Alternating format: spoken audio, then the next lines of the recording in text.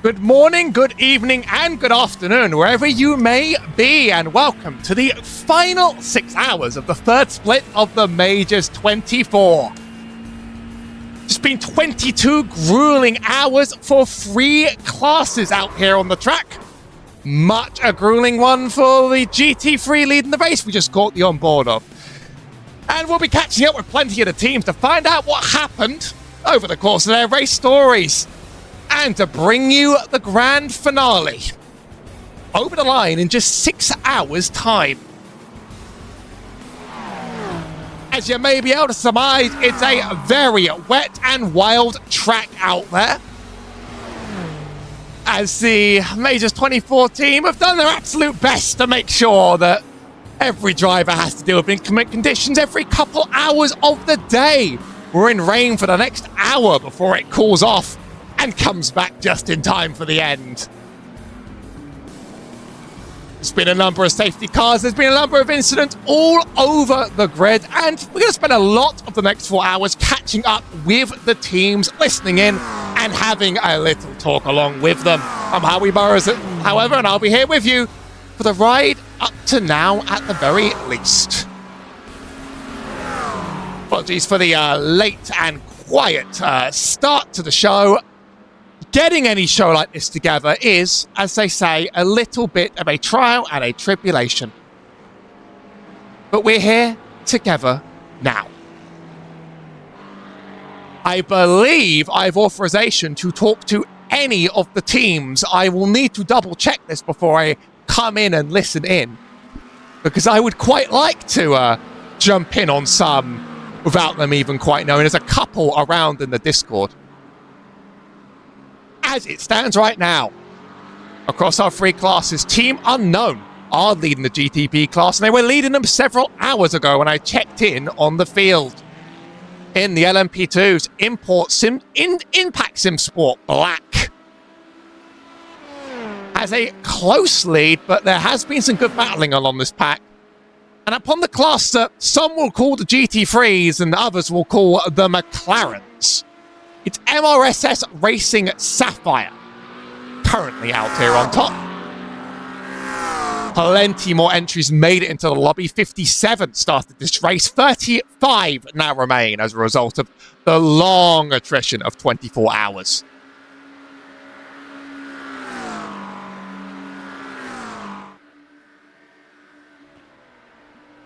And I'm sure the details of these stories will be shared in very, very, very due time.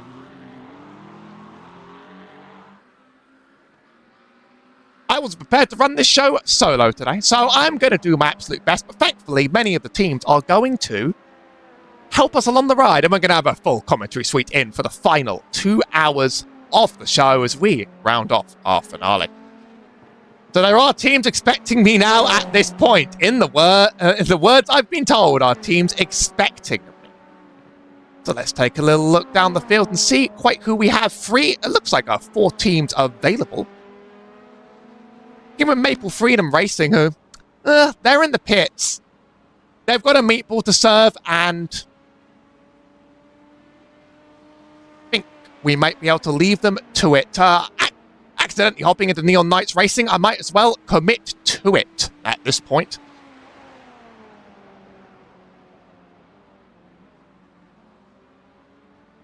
Stop. Thank you. Oh, that's good.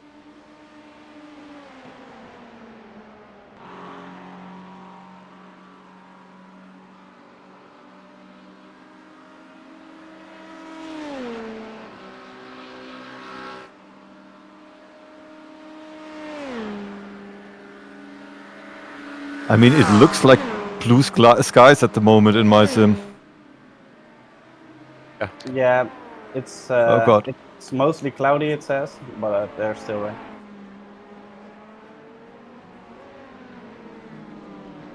That was slow, but I couldn't see anything. Better be slow then, sorry.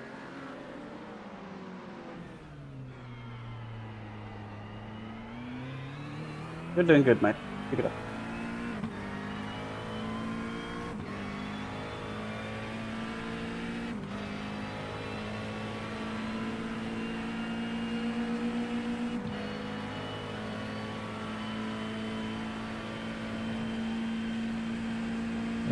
corner somewhere. Found it.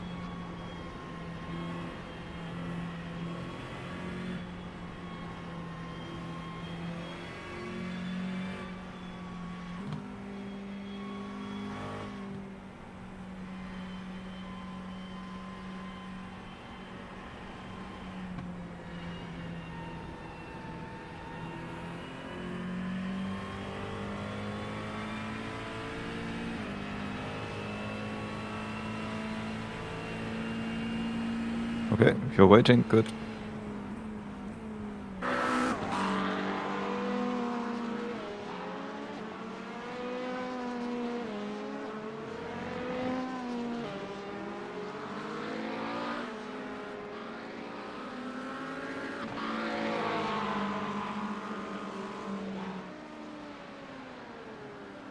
Oh, where's the corner? There it is.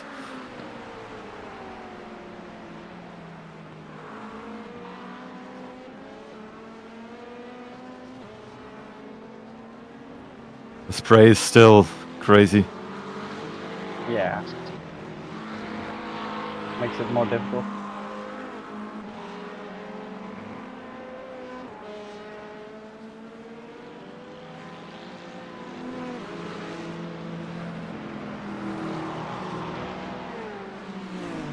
Oh, you beautiful person.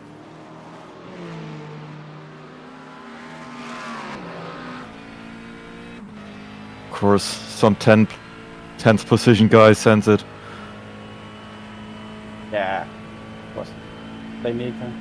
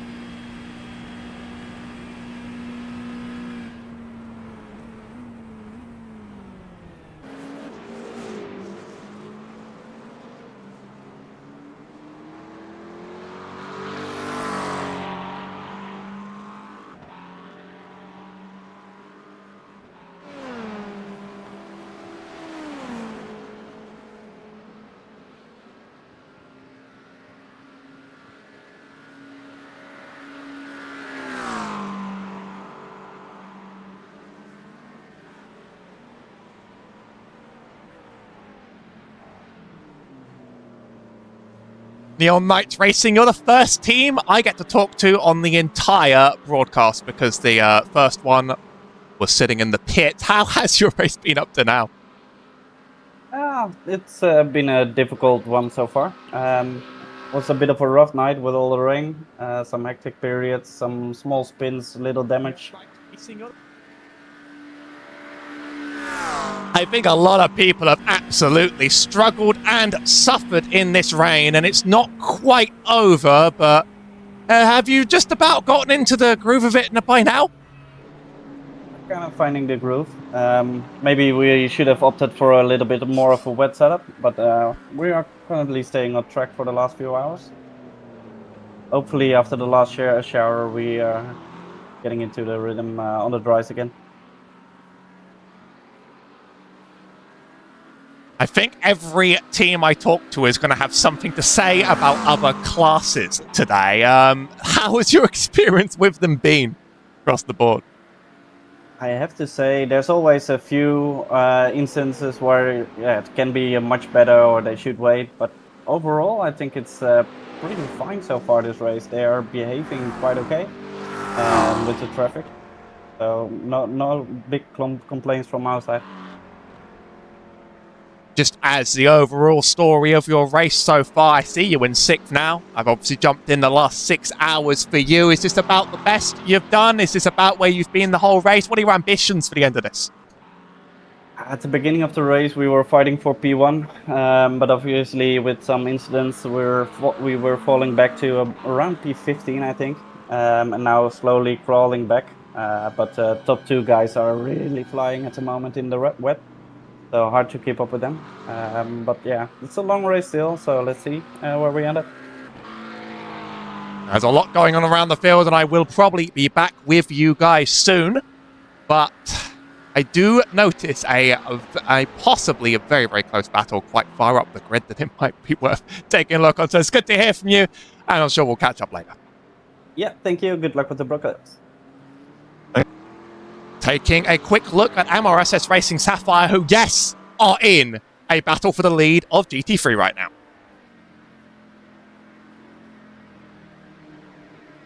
Hello. I notice you're in a battle for the lead, so I'll leave you to this for a moment. Yeah. Thanks. We will just listen in sometimes anyway.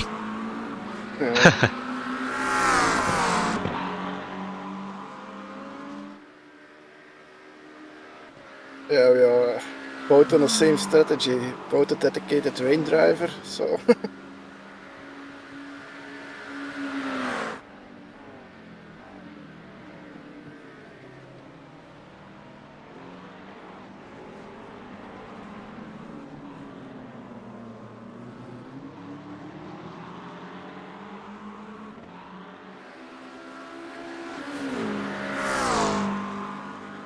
Wel een P2. Ja, ik zie het.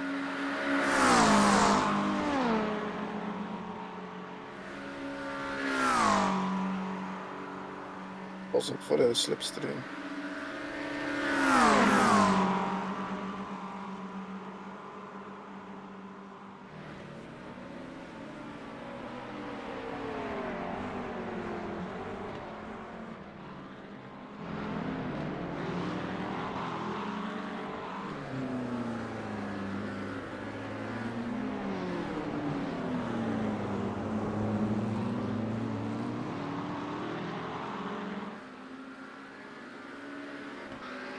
Eerlijk, ik heb echt geen idee hoe lang ik hem achter me kan houden. Ja, maakt niet uit, jullie zijn de 2 snelste rijders op het pak, dus... Je bent sowieso P3 aan het securen. Ja, oké, dat is waar.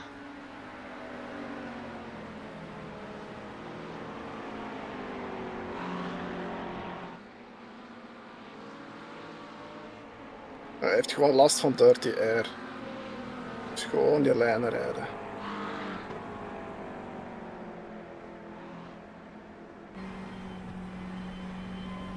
Dus like, zie je, die Porsche curves moet die afstand laten.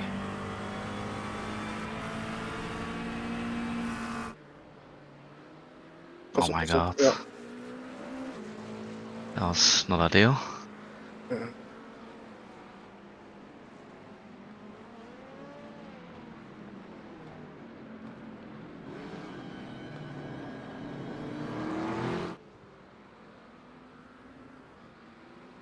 Pakt hij daar nou echt veel meer curb dan ik?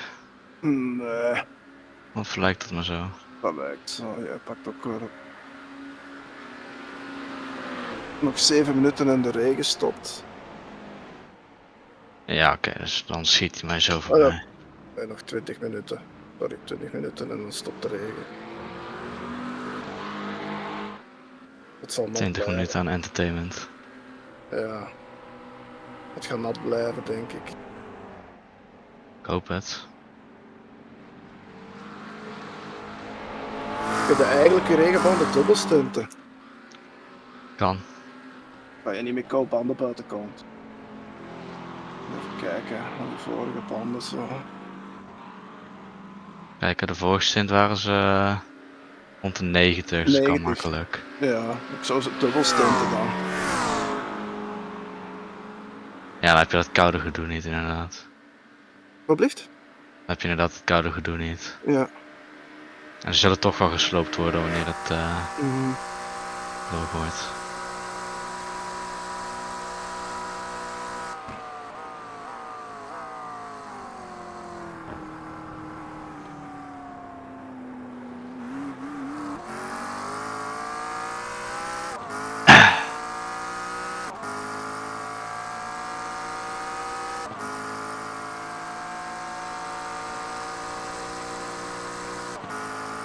Zit juist buiten de draft, juist binnen de draft, plus.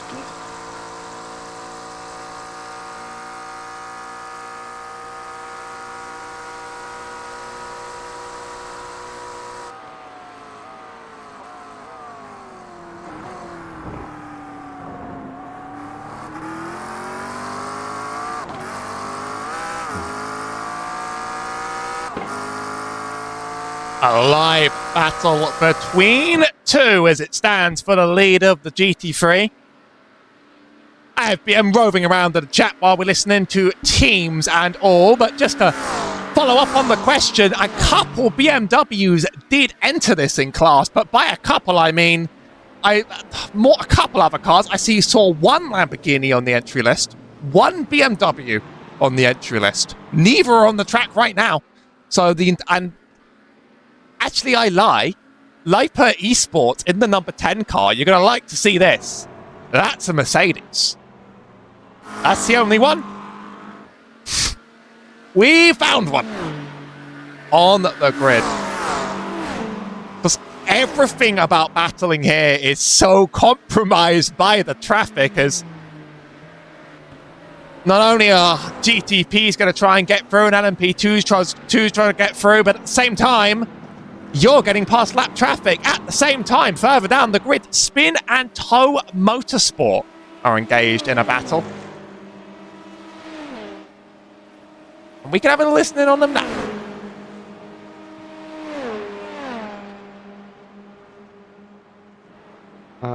És na, mindegy, szó jó lesz ez. Szabolcs is följött, csak... Ja nem a Szabolcs itt van. Üdülei. Igen.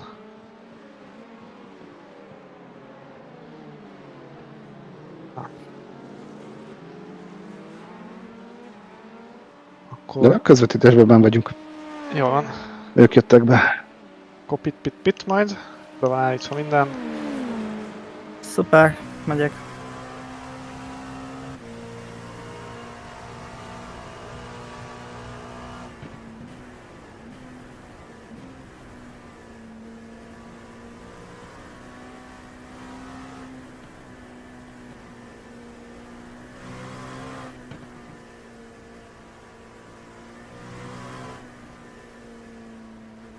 Már csak egy 90 kör lesz hátra.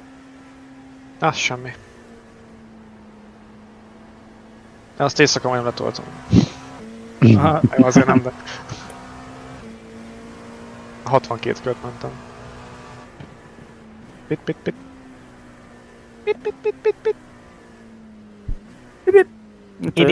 In.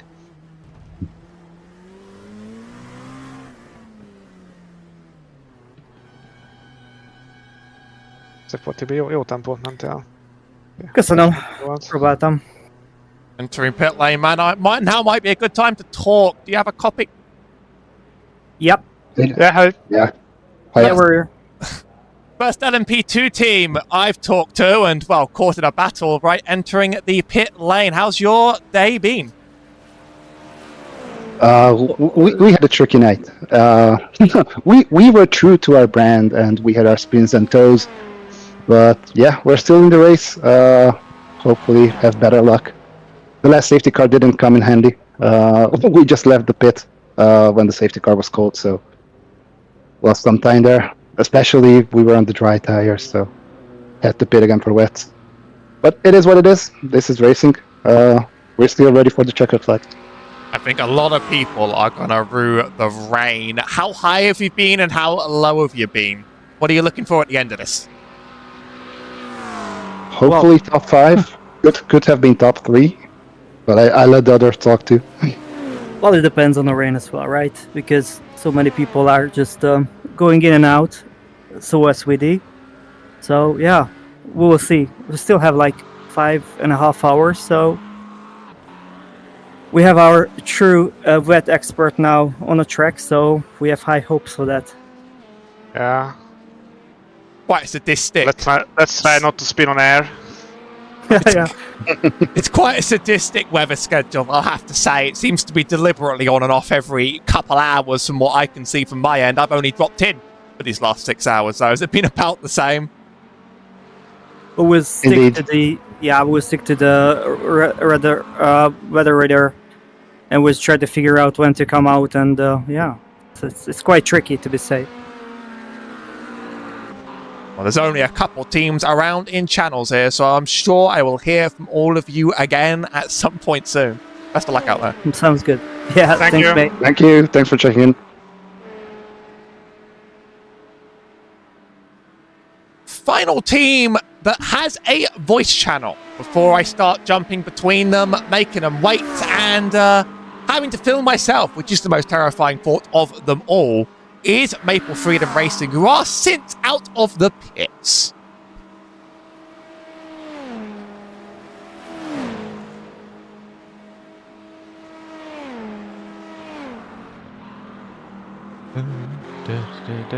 It's just crazy how I've been driving all the wet stints. I still don't know what a slick tire feels like in this race.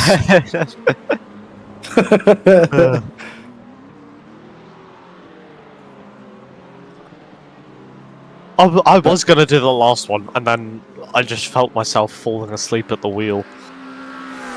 And my leg was killing. My leg was like, I had blood dripping from my leg. I don't know how, but it was. I had to clean up my fucking pedal box. You might want to get that checked. It's all good now. It's all good. Yeah, I've been stuck driving all the wet stints. I don't know what a slick tire feels like, and that one moment I get just a little, just too confident. I make my first big mistake of the race. Oh, how's Will Try been it. doing, by the way? Say Because what? I've only seen him. Like, how's Will been doing in terms of driving? I've only Will's seen been, him yeah, do this. no, Will's been good. That's good. Okay, Will, you're on a slight no rain patch, but we'll hit dark green rain. You're at 9.5 laps coming across the line. Oh. We've got a nice little cushion to P10, but our job to get P8 was just made a little bit harder, so... In new MMA news, John Jones has officially retired from the UFC. Tom Aspinall. John Bones Jones. Tom Aspinall, UFC heavyweight champion of the world, undisputed. Love that for him. I can't believe Jones didn't fight him for fucking 2 years and goes, no, I'm retiring. Bit mad.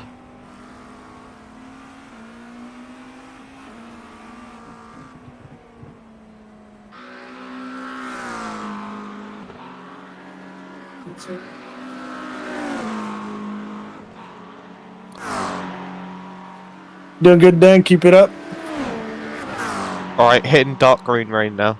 Light green rain patch on start finish. Okay, copy.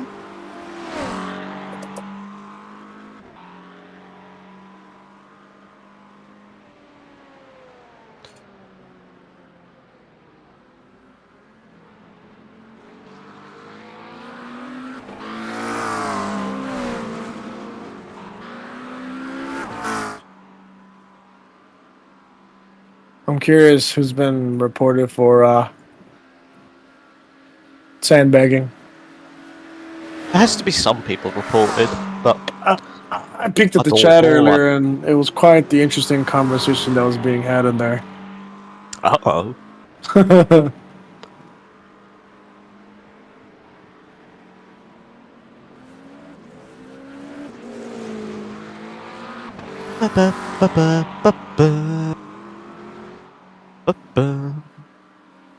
It's a good toilet read, you know. Yeah. Accusations being tossed around everywhere. I can only believe.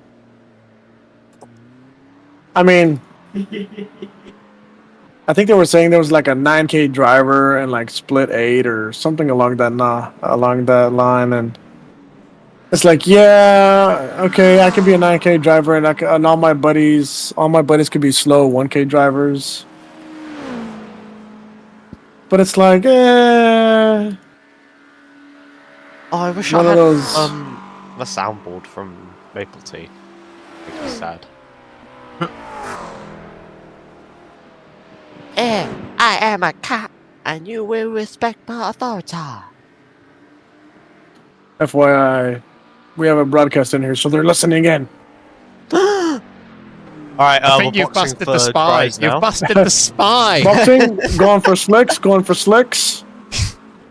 The cover's been blown. Slicks is the strat. You're the only GTG representative out of the 4 on this slot. And when I first jumped in to start this broadcast half an hour ago, you guys had a meatball. So first thing you're going to have to do is tell me what happened. Irising things happened. Yeah. From what I hear, just a bit of overconfidence going into both curves in the wet and Yeah. it's been I carried a little too much speed going into the Mulsanne corner, and a teammate told me that carrying a little too much speed, I broke where I normally break, or maybe a tad bit later, but the extra speed didn't help, and I rebounded off the tire wall. I didn't lose any parts, I just literally just rebounded and caught 6 minutes of damage. I mean, I could easily blame iRacing for that one. I think that was iRacing's fault. We can all agree. The car just did that, and you know. Yeah, it drove itself into a wall. Yeah. One time, I wrecked the car very hard in our Sebring 12 twice, and then used the royal we to explain to a teammate what happened. We crashed the car. Oh, Not man. me. You put me in this position. With the team, Well, now 12 laps down, but there's still a lot of racing to go with 5 hours. How's it been quite before that, though? That fateful day. We've been saying the same thing since like hour 2, hour 3, Oh, we still got a long way to go. Anything can still happen, and yeah, here we are. We said that since lap 1, but Yeah, you because we of had your skill issue. That was not a skill issue, I believe. By the way, that team, the team from that guy that ran into you in lap 1, they got disqualified. Oh, shoot. Why? For driving the wrong way, is what Tappy said. I was driving in the moment, and Tappy had informed me of that. They apparently drove the wrong way at some point, and it wasn't Majors that disqualified them. It was iRacing that disqualified them. Yeah, so there's nothing Majors can do. That can sometimes happen if you miss your pit box badly, and then you reverse a good enough distance. If you reverse through multiple pit boxes, you're actually going backwards and you're DQ'd out. I guess especially in this slippery condition, that could definitely happen. Yeah, I've been wanting to go back and look, but I just never really cared to. But that's Tappy said that's what happened. Oh well. I only have the last half hour. What do you mean? What? I only have the last half hour of anything, so unfortunately I do not have replays that go quite that deep. Oh, yeah, I know. I hate that the iRacing replay bugs like that. It's so annoying. I mean, there is probably a clip that they've sent out somewhere, or on their streams or whatever. Yeah, maybe. Just I got on this broadcast half an hour ago. My job is my job started like half an hour ago, so that's what's going on there. Yes. We are. Alright. How are people setting for 52s? How's that happening? Are they just flying around the track or what?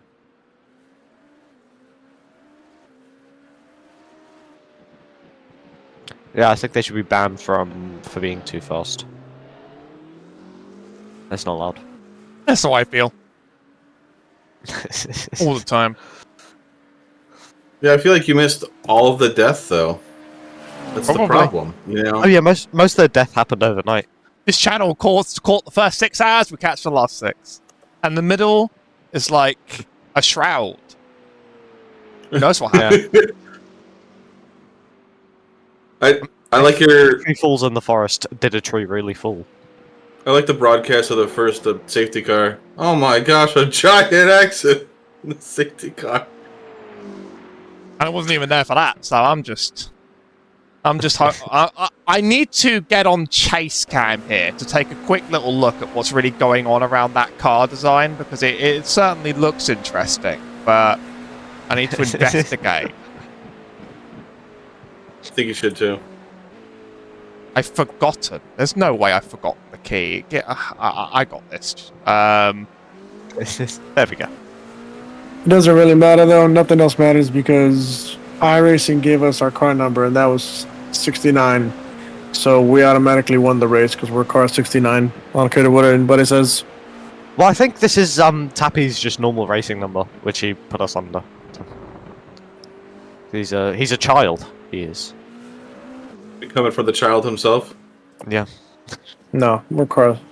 No, I refuse to believe that. The iRacing gods have blessed us with car 69. The 0 puts a dent in your theory, I'm afraid. Well, it means that if somebody else picks 69, then we don't get 70. Here we go. Take a look at what's going on this car. You'll never get this all over the driver window. That's an evil taco on the back. Hey, you better watch it. And honestly, I was tempted into thinking more was going on. It's actually quite minimalist. Obviously got all 3 countries represented there. Yeah. Yep. Just a couple meme pictures. Or make me notice. Yeah. Just a And few. then don't forget my face on the driver fender. So when people are driving out of the cockpit cam, on the left side fender, you can see my face right there on the inside. Oh, don't make me look again. I'm not making you a damn thing, but you better go look again. Yeah. Yes, sir. Where is this? Right behind the left front headlight. Oh. Right on the fender, on the inner Oh, wall. hello. That right there. That is Andy Sharp. That's Ladies me. and gentlemen.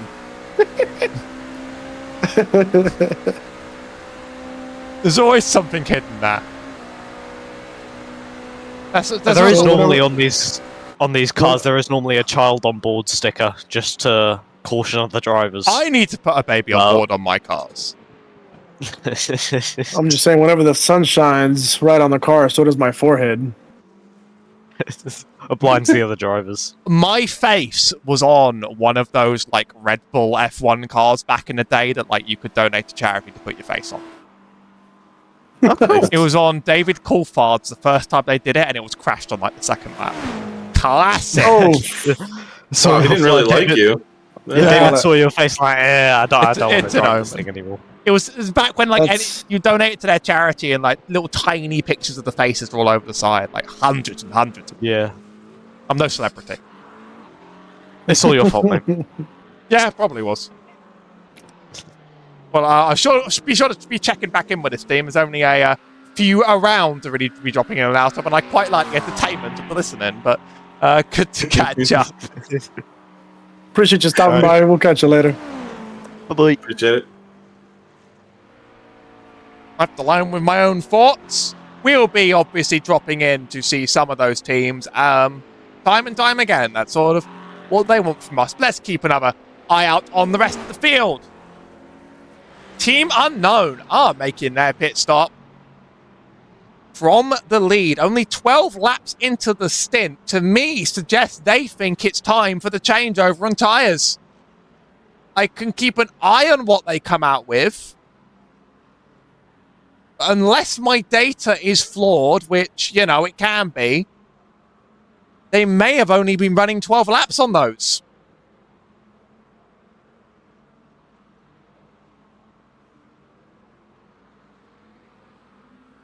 And probably my data's horrible on this. Maybe we've only been around for 12 laps. But one team is showing us 253. I have to work what SDK Racing team did to run 253 laps. I'm going to assume that was a data error. Obviously, you join halfway through a session, it only really knows about what's happened up to now.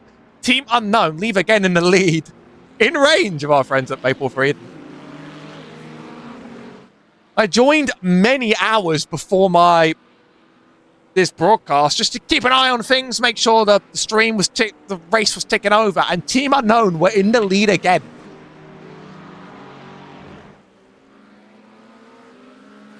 There is tyre change over here though. Behind them, Vesta Sport Purple are on the dry tyres, according to my screen. Keep an eye on last laps between the two. But I think dries are a lot slower right now. Vesta's last lap was a 5:10. Team Unknown did a 4:02. So this could update in time. We'll keep an eye as they cross the line. Let's have a quick run through for all the teams on the grid, really. Orbit dropped there. Venus and the Porsche 963 make up the third position of the GTP's. IPM Gold are in P4. Team Loose X Spurwing have just left the pits after a stop of their own on the wet tyres right now, led by William Hope. Lumen Motorsport, run by Sean, not run by, but driven by Sean Moriarty. P7. RD Simsport, piloted by Guy R. Edwards in 7th. Delta V just behind them. There is a lap difference between these two teams. Led by David Cazerti in 8th. And Maple Freedom with William Day in 9th. With a couple more GTPs. 20 laps down is CRF Motorsports with Ben Ford at the wheel. And another 20 laps down. So 58 in total is PR4 for Fastlane Academy, hanging in there. Now a look at the LMP2s. Impact Sim Sport Black currently leading after our last few pit stops, although it looks like we are roughly in the middle of a pit stop cycle. Nearly on pace. In 2 with Blue Chew Americas in 3rd. Wannabe SRT are in 5th. I like the B's on the back. DDK Racing Team G are running in 5th position. We've seen Spin and Toe already in the orange. They're in 6th now. Well clear of their rivals. Team Radline just a few cars back. Thomas N. Sim Racing is currently being piloted by Wojtek Dvorak in 8th, with Inter Sigmapol competition in 9th, Lumen Motorsport Flux in 10th, and Logistical Nightmare Racing in 11th. For the GT3 class, MRRS Racing Sapphire hold up our first position. Kronos Gold by NWS Racing in P2 with Variant Sim Sports in 3rd. STKE Racing Team, run by Daniel Tully, sit in 4th with Grow Racing Team in 5th. And Neon Knights, who we spoke to a little bit earlier, in 6th. IFR Esports running 7th with a little bit of damage to the front of that McLaren. In the 1 car is Delta V, running in 8th. DPR Racing are in 9th. HTS Yellow. There is someone in that car, but this is one of the cars that iRacing seems to think has been out for 249 laps. It's Todd Hayne behind the wheel. Zenith Motorsports is in 11th. Adrenaline Motorsports Bravo in 12th. And Leipert Esports in our Mercedes running in 13th. There's no board to that thing.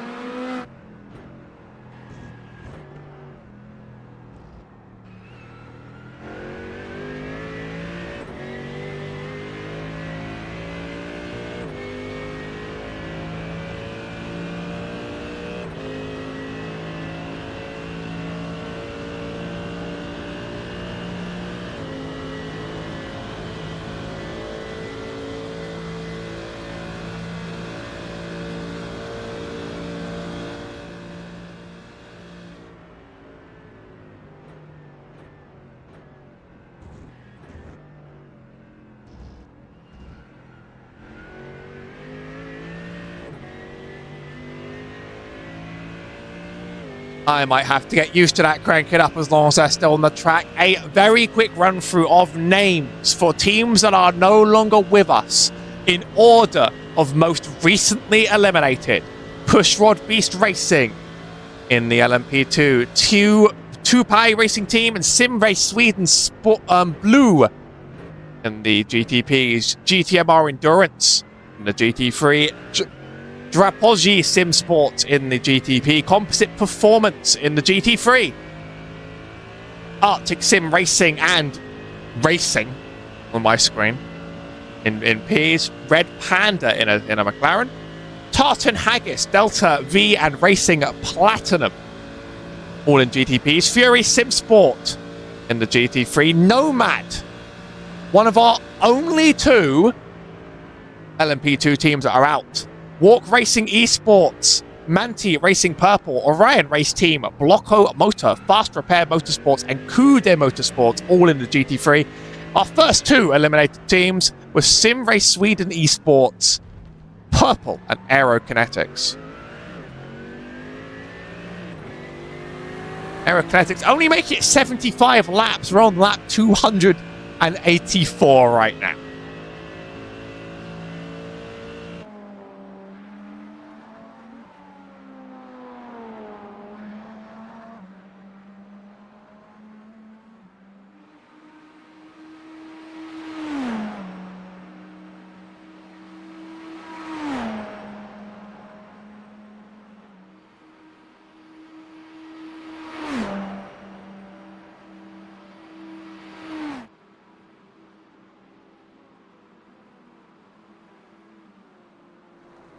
I had some beautiful graphics created, and I will be, I'll be killed if they're not used. So even though we're an hour into this side of the broadcast, let's just talk a little bit through the nature of this race, of course. Should have done that a lot earlier, but that's what we call being in a rush and wanting to be in a place very quick. GTPs obviously run the field. You may know them as Le Mans Hypercars. It's a similar spec. Some of the time in a stream is going to be spent going through the difference because it's interesting and it fills some great time. But what you need to know for now is that they are the top class of endurance racing across the world with hybrid engines available. LMP2s are a single make category. In real life, Rakers dominate the field, but in iRacing, they're led by the Dallara P217, which is a fine beast in itself. Not technically single make in the real world, but always dominated by a single make. Nonetheless, cheaper to buy a feeder series to the GTPs, but to be honest, these little pocket rockets are fun enough in their own. I can see you running them till the end of the day, so it's interesting to be the middle class in a big field. Finally, the GT3s in the back, usually the most diverse field in the race. Not today. Teams found out the balance of performance very quick, and they decided it was the McLaren 720S GT3 Evo, obviously based upon production cars. They look most like what you'll be running every day on the track. Big speed differences between the 3 of them, especially on this iconic circuit, the Circuit de la Sarthe. Ferrari walked away with a real Le Mans 24 around here, and they're in the lead of potentially taking home another here. With Majors 8 miles with the terrifying Mulsanne straight. 2 chicanes breaking that up, but plenty of sweeping turns throughout the permanent half of the circuit as well. Modern cars are not the fastest to ever go around, and by a long shot, the current top class is slower than what came before. But it's still pretty fast for a track like this, and absolutely packed to the gills with downforce. Drivers right now getting in 355s on a drying track. They will be getting faster over the course of this race, of course. With 5 hours to go, we're going to get a little plentiful dry track.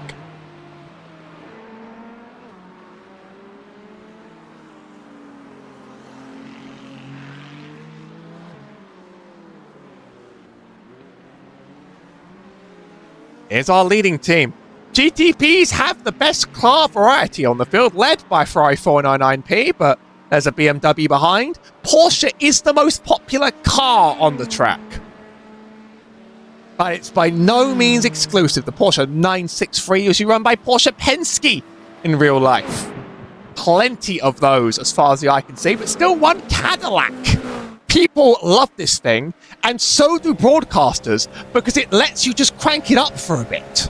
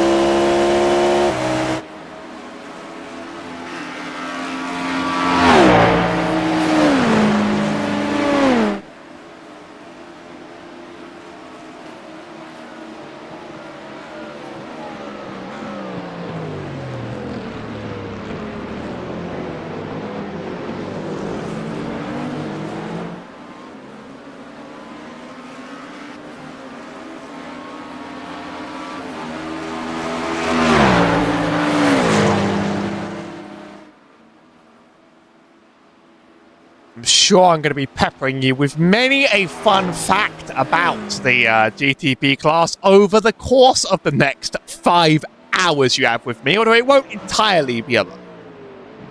But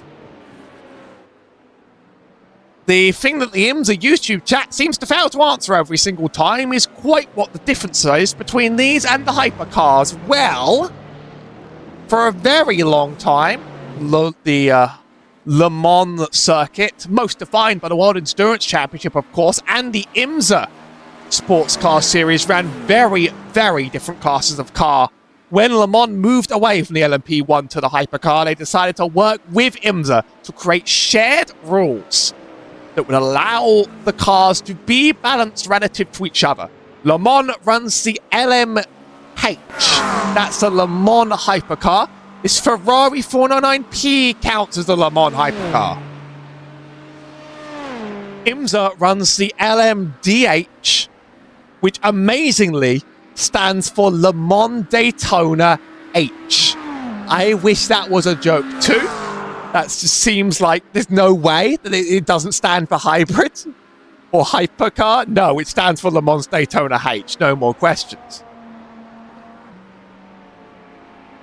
While slightly different in many ways, the LMDH, especially different in the way it uses hybrid, the cars are legal and balanced against each other, so they can enter into the same series next to each other.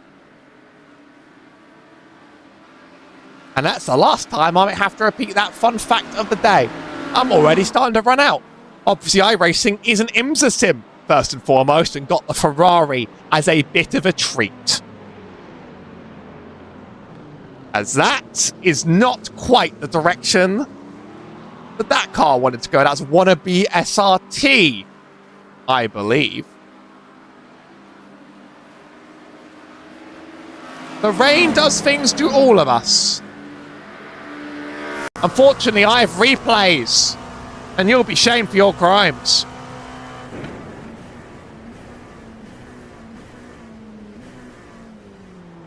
Car ahead made a mistake as well, but I think driving on the paint did that to him.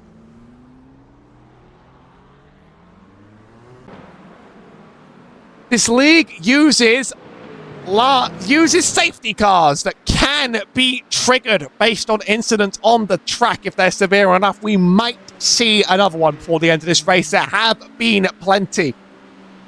But my warning to you is when we get one, you're going to be here for a very, very long time. 2-minute lead by Team Unknown in the 404 Ferrari 499P. The only one on the field, if I'm not wrong, the only one that entered this split.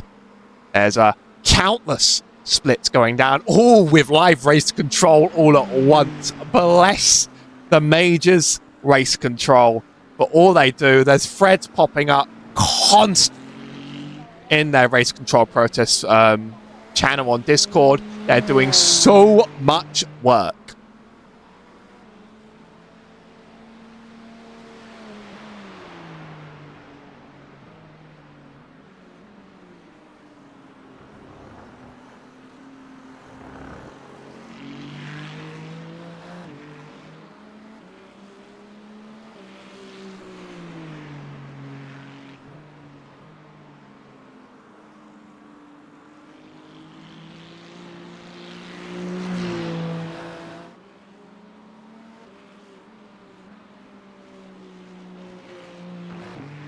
And let me tell you, some of this makes good reading. And I won't share it out on the stream, but sometimes you see something in this channel and you think, like, that's kind of funny.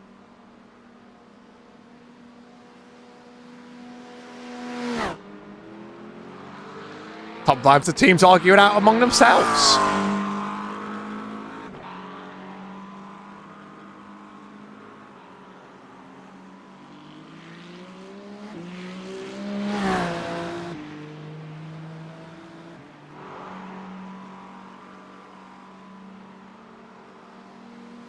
We have the same 4 teams as ever, but we may do some more tuning in.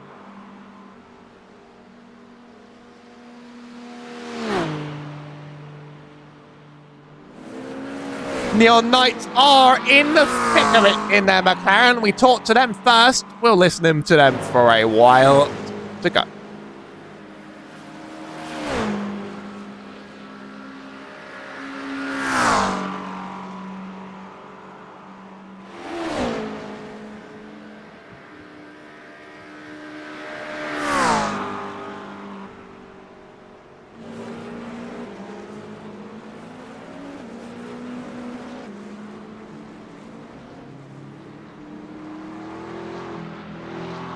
Oh, this is horrible.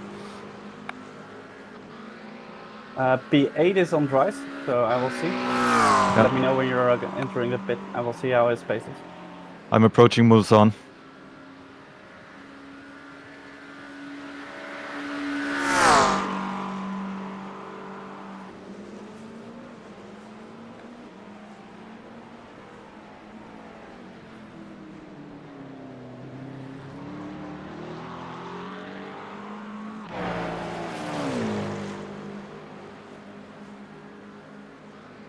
He's crawling at the moment.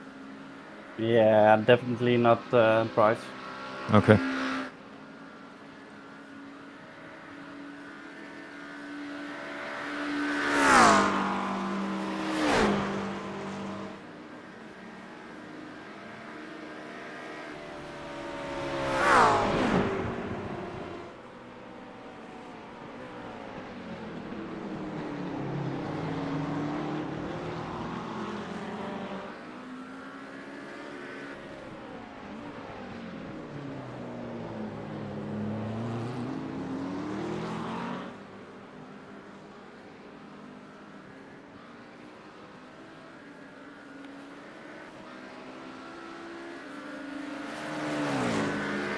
Alright, entering Porsche curves.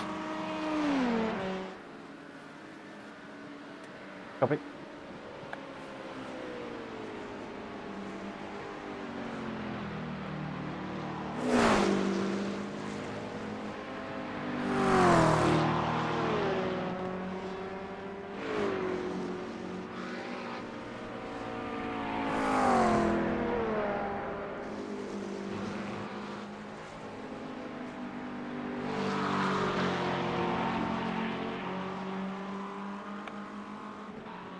One liter remaining. Boxing now. Box.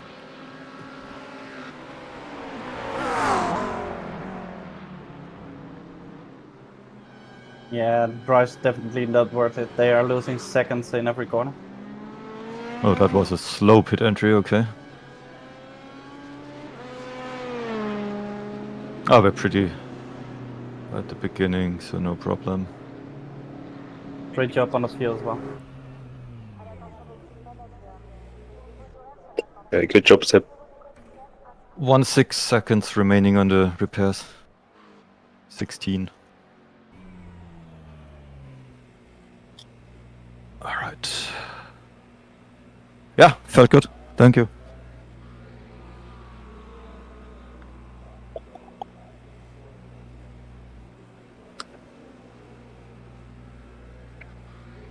I think I only had 2 minor mistakes.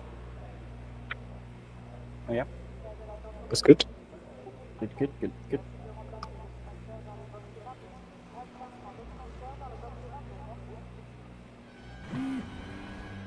Only 1 second of optional repairs left.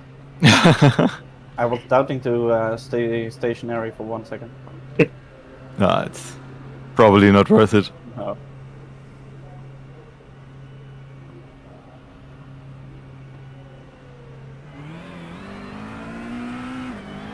All right. Feel into it. I'm going to... Do you even want fuel when you come in? For tries? Yeah. Yeah, probably like 55 liters, a tire stop worth of fuel. Since we're stationary anyways, we might as well take the fuel. Yeah, exactly.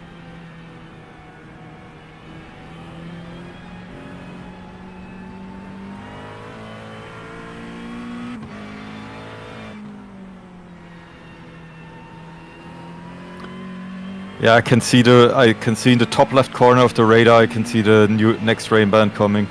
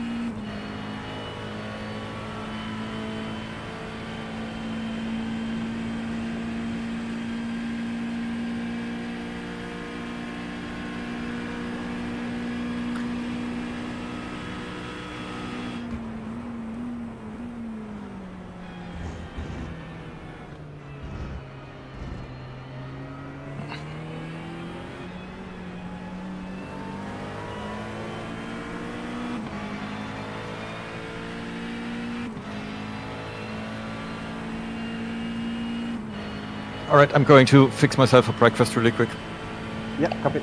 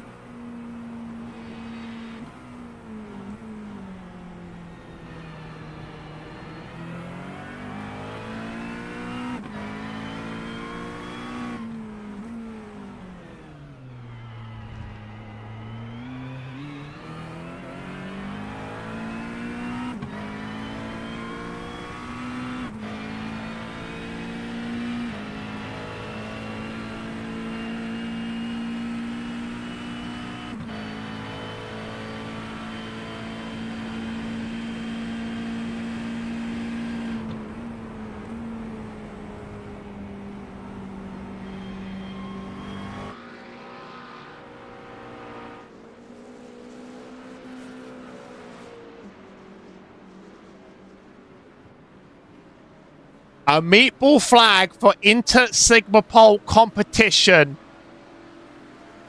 And a Toda pit. And look at the state of that car. It's not good. And we're going to find out quite what happened.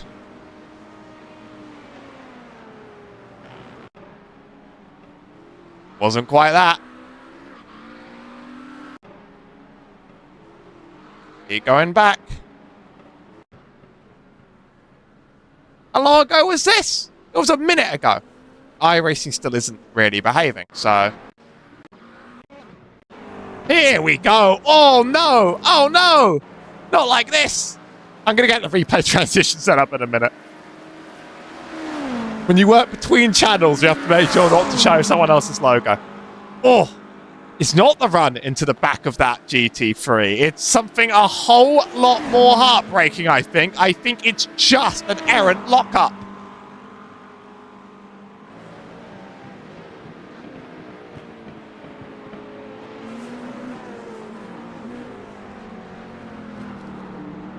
Yeah, must have caught some marbles or something. That's a meatball flag by itself, and...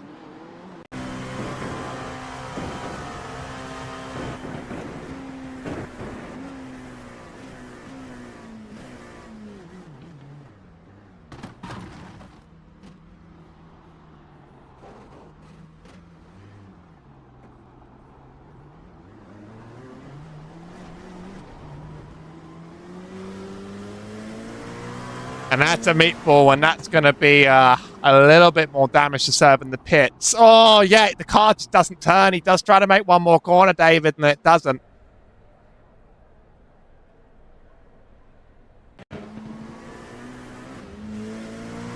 Is Spin and Toe... Oh, is Spin and Toe Motorsports? Did he crash? Oh, no! He did, and Andreas Krishma does get the car moving again. And we're going to talk to William Day about what he did in the GTP.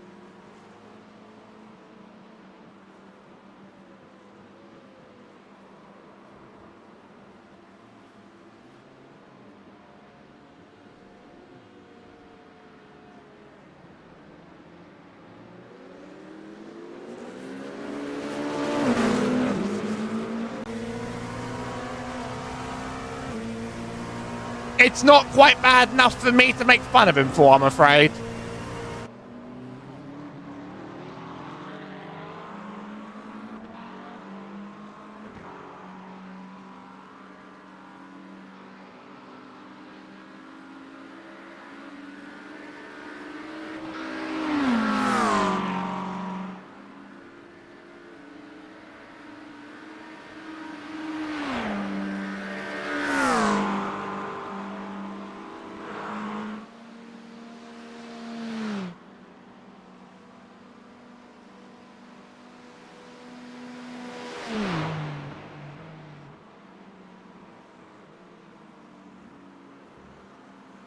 My replay transition already having a bad day? I think it's not that. I think it's just the settings.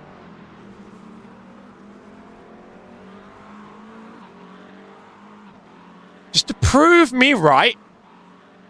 I want to prove myself right, but we have a battle here for the lead of LMP. As you may have noticed, this track has dried a lot over the course of the last hour.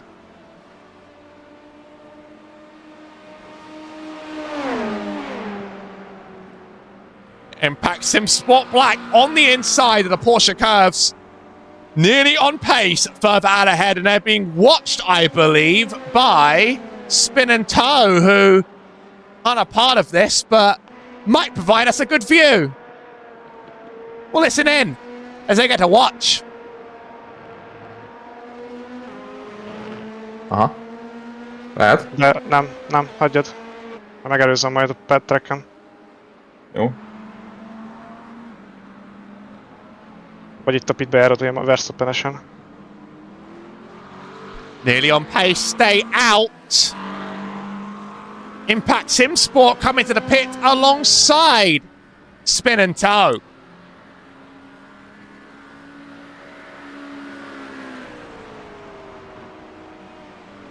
This P2 will likely be inherited by Blue Chew Americas, but let's find out. This is the next car in class. Igen. Kihasználom a limiternek a mindenféle 10 km/h-eit.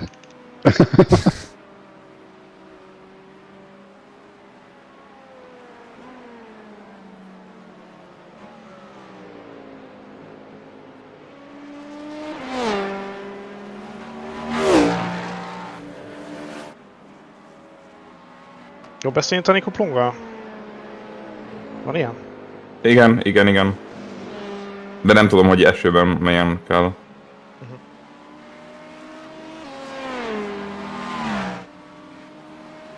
Impact Sim Sports have a driver in the car now. That will leave them leaving the pits. Don't worry about the battle off pit road with spin and toe. That's covered by the blue flags. Easy. Although it won't be good to get caught behind them on the exit. Blue to America's now in the stops. Wannabe are not going to be in range to capitalize. They're a lap down on Blue Chew. But Impact Sim Sports have come out on the wet tyres and already having a bad time of it. Already.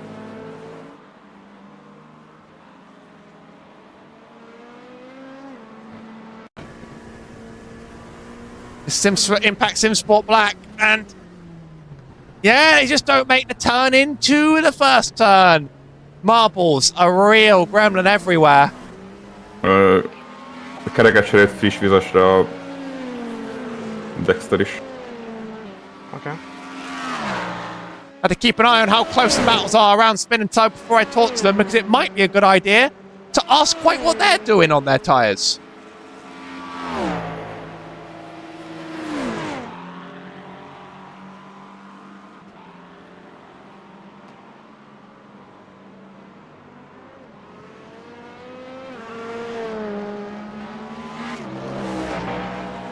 Just want to briefly ask, how are you feeling on tyres? Everybody's got a different idea in your class about this. We are still running on a wet. Looking forward to the next batch of rain. We'll see. We'll see. Hopefully the track doesn't dry fully. I've seen some struggle on dries. I've seen some struggle on wets, and you got front row seats to a battle for the class lead, and they've disagreed on their tyres as well. So I don't know what's right, but it's going to make all the difference. What matters is we got a lot back. Very much so. Best of luck. I just wanted to listen in while you got to witness that battle.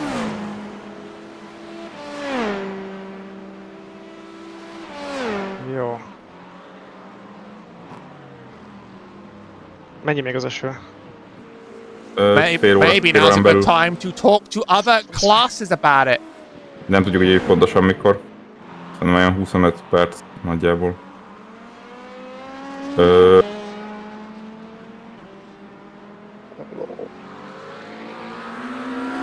I'm mostly interested in what tyres people are playing around with, because a lot of the prototypes are very, very divided on what they're running. What's your strategy right now in these conditions? We're now double stinting our wet tires of the previous stint, and yeah, we hope to keep them cool.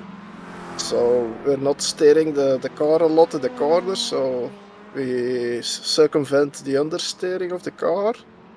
And then, yeah, we hope that at the end of this stint, the next wet patch is starting. So, and then we wait till the drying, and then it's all slicks. Can you see the data of the other teams and what they're currently running? We see the top 5. If it's correct, top 5 is running wet. I just wanted to make sure that if I didn't say something that was going to be like a tremendous spoiler, because I don't know what you guys are allowed to see, and that would be cheating. You guys can see the tyres. So a lot of the GT3s have made up their minds on this. A lot of the prototypes are a lot more divided. I think the LMP2s are being decided by this, and the GTPs may. I think the prototypes, they run the wet tyres a lot hotter than GT3s. So yeah, between two wet stints, it's maybe not opportune to keep your wets on. Well, I think this is why they gave us weather quite like this for this race, and that is to make you guys make some choices. Leading class right now, you think you could hold on for a win? Hope so. We hope so. We hope so. So it depends on what the pace is in the dry weather of the P2. because we have still a driver that's not doing his limit, so he needs to get in the car at the right time. So it depends. Best of luck. As I wish to Thank everyone. you.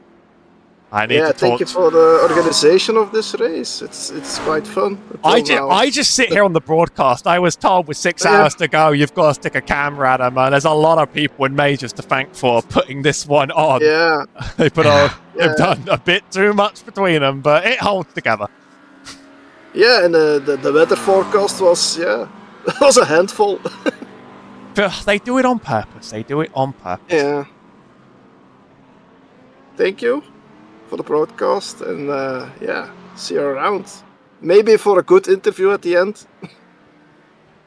Maybe we will get to talk to some winners at the back of it. Let's keep the fingers crossed. Hope to see it. See ya. Neon Knights, are you aware of the tyre strategies around you? Yes. So this is where I reveal to the audience. This is the first GT3 team that has disagreed on tyres. It's the first one on the dries. What's the game plan right now? Where do you think you're going? Oh, we're not on the tries. Okay, is my overlay horribly wrong? It could be. I've been given the data from iRacing that it is wets 1 to 5 and dries on the 6. Maybe it's lying to me. We are definitely on the wets, and P7 just switched to the tries, I believe. Let me check this. I can pause. I can move the camera. We're myth busting here. You can't manipulate me. Oh, those tyres have grooves in them. Hate to say it, they do. Yeah. Yeah. Yeah, and that's a slick tyre. We would know. That's a slick tyre on another car. Okay, so we just got lied to by, iRacing. It happens, Like, I thought there was going to be something really interesting happening, and then you're actually as wet as the rest. Yeah. We think it's still not there yet. It's getting close, but it's still not there yet. If I busted open the idea that you guys didn't know you were tired, it would have been very, very, very funny. It would have been brilliant. I mean, the prototypes have a lot more divergence among them, whereas it seems like the GT3 seem pretty happy running these wets in these conditions right now. They're a lot more temperature sensitive than you are. Yeah.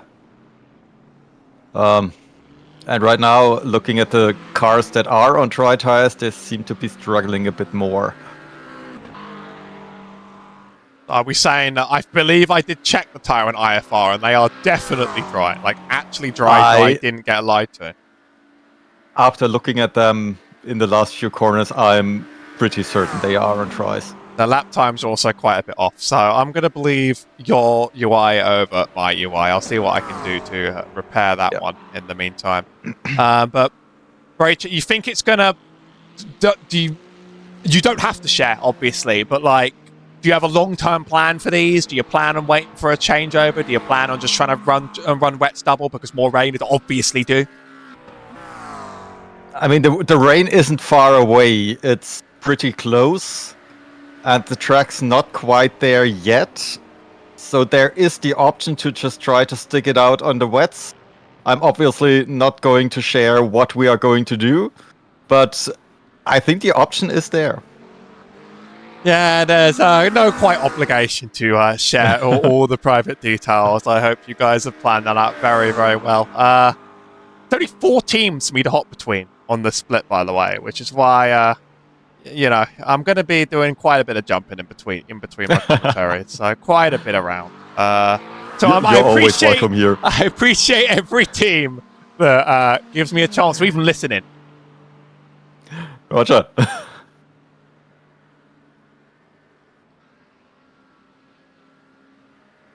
Vesta Sport Purple, would you look at that car? Do you want to believe that's not how that car should be run? Could it have been a similar error? Here's the car. Oh, it's the curb.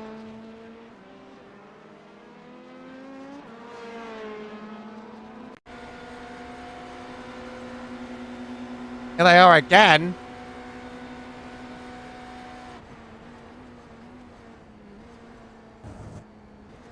Oh, the car just slips and slides and it doesn't go anywhere. And those are wet tires on that thing. They're going to have some hard decisions. This field's going to have some hard decisions to make. Yet the overlay has said they're dry. So you know what? Until that's fixed, we're going to get rid of that. That's a wet tire. Over up front, Impact Sim Sport Black. Chasing down nearly on pace. I'll give my overlay a little bit of a kick in the rear. A little bit of a reboot. And anyway, I've been told there's commercials to see. So, I'll leave you with them. And we'll be back very, very soon. Hey, you know that guy who just before the green flag keys up his mic and asks, "Anybody got a setup?" Well, this is him. This is Adam, and hey, Adam needs some help. On the other hand, this guy over here, this is Steve. Steve is a solid racer and he knows his way around the garage. Steve's problem is time. With a job and a family, he can't find enough time to build competitive setups and to race as often as he likes. But as luck would have it, Steve knows a secret. He lets the Majors Garage crew chiefs do the setup work, so he can focus on the racing. At majorsgarage.com, Steve can get setups for over 60 cars on the iRacing service. So no matter what series he wants to jump into, he is covered. Somebody, anybody, really should tell Adam. See you at the garage.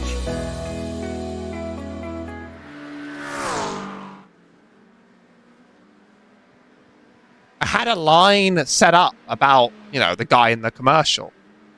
And his name and his quest for a setup. And I was going to say thanks to him. And then I forgot his name. So look out for that one next break. I'm going to deliver that one. It's not even like a joke. It's just like a... You need the setups. I think a good setup would help you around this track. Majors Garage is obviously brought to you. Majors 24 is brought to you by Majors Garage and Maconi Entertainment. Majors Garage is brought to you by the Majors 24. Look, I already don't have enough sleep going on right now. I'll be real with you. I'm holding on the best I can. Best of Sport Purple. They're gonna drop like a rock throughout this stop. And we'll find out. We'll play a game of find the tire. I want to trust the tire overlay, or else I'm gonna have to start asking teams what they're doing. And they won't share everything. Maybe I'll have to ask the teams to go scouting for tire type for me. Is our leading car team unknown?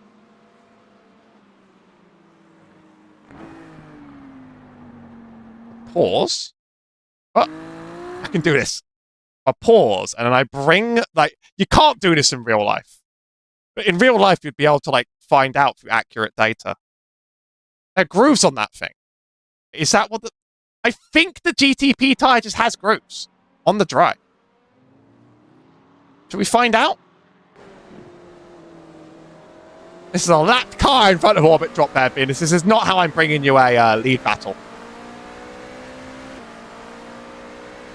These are apparently wet. Let's find out. No. Esther, those are wets, okay? Those are not. Those are very wet. See those grooves? No, that's a slick.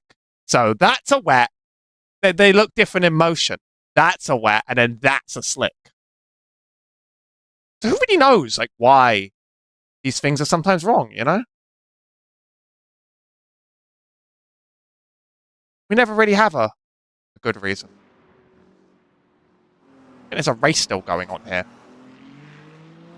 I am a professional. Professional. I'm so professional. Can't even say it.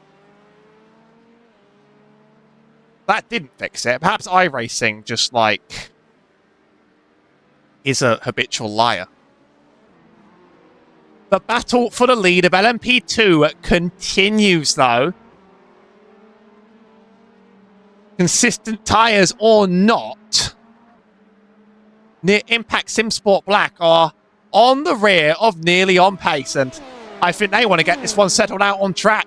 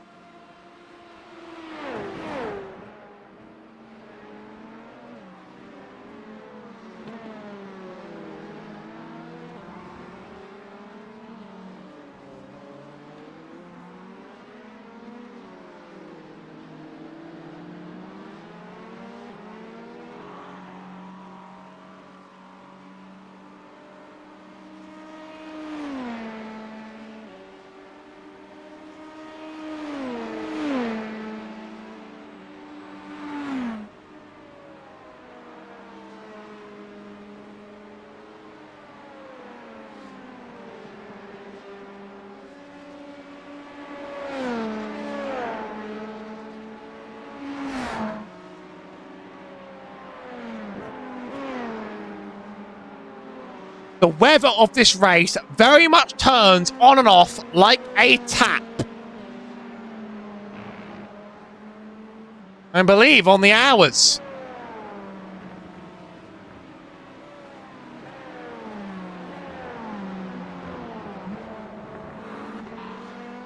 So as soon as it becomes a dry changeover, those rain clouds come storming in.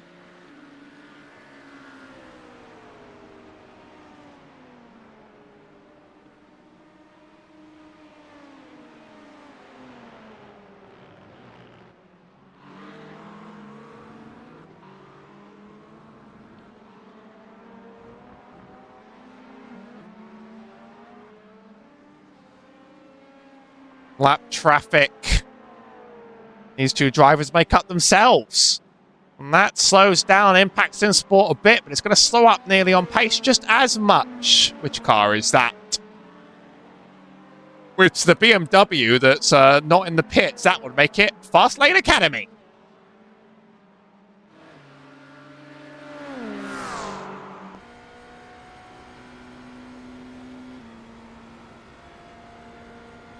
Will Race Labs provide me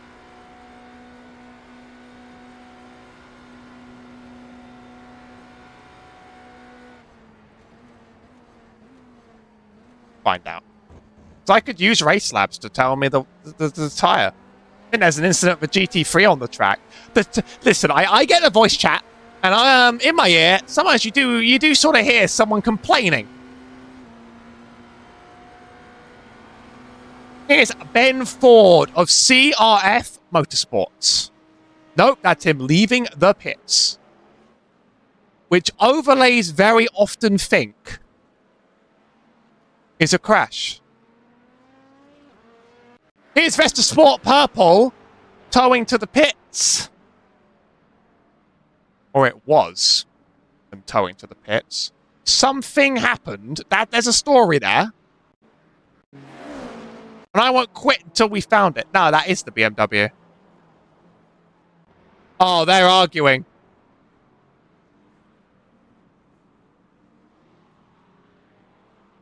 Vesta's car has had its meatball cleared. They probably don't want to run quite yet. Here is Zenith Motorsports, Estrid Anderson. Here it is. Took me a little bit of time.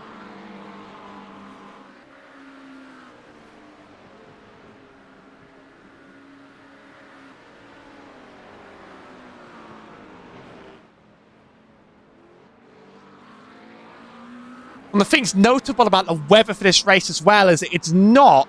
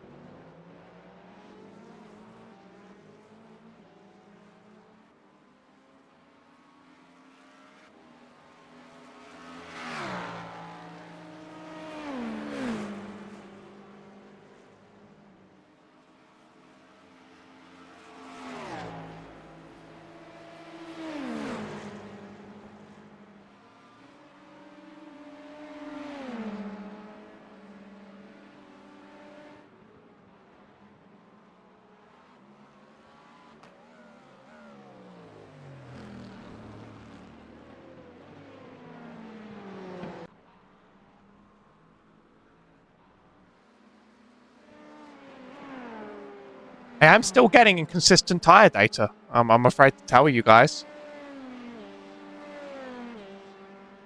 I'm afraid to say.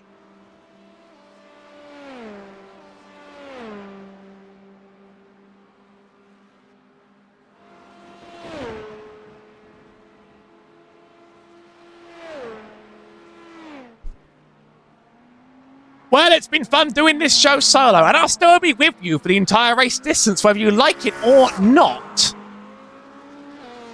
But I believe I do have a partner in crime now.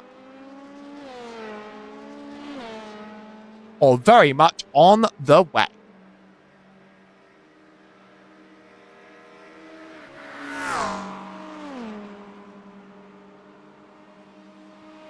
Welcoming David Krayutz into the booth. Or that's almost certainly not how you say it. He'll be on his way very, very, very shortly to make this a slightly louder affair.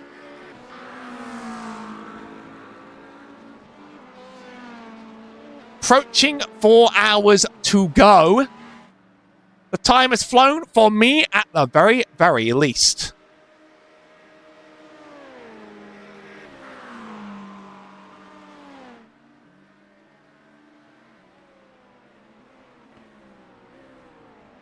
As a reminder, Team Unknown dominating the front of GTP since we joined, now a lap ahead of Orbit Drop Bear Venus.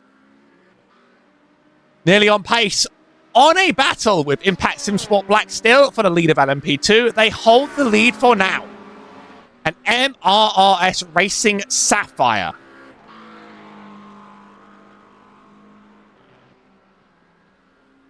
lead the GT3s, or shall I call them the McLarens?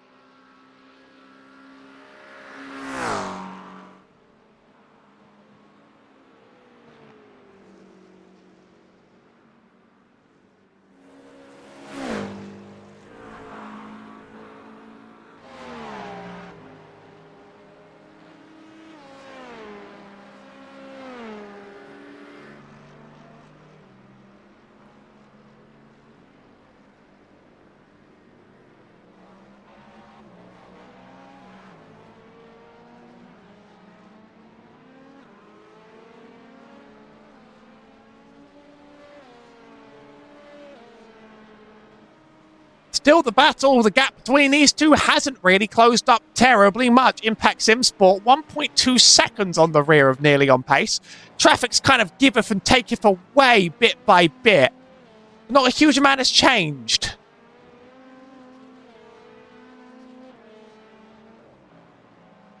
David will be able to give me better tyre information than what I'm able to surmise, but I think I can see the grooves underneath that tyre. This is how I realize I don't have to move the camera for it anymore, because then that's a wet and that's a slick. How do you tell the difference? Who knows? It's a very, very, very, very, very big and busy field out here, so iRacing could easily be feeding out some slightly unusual data.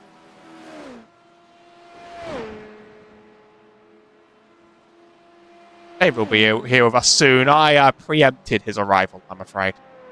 I jumped the gun, one could say.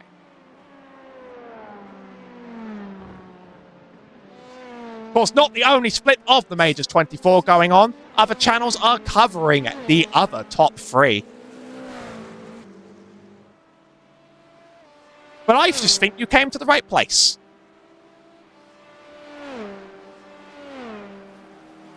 Interesting, the lines drivers are trying to find Impact Sim Sport here. Along with that car behind Orbit Drop Bear Venus, they're running to keep those tyres cold. They're running in the rain all the way off to the right-hand side of the track.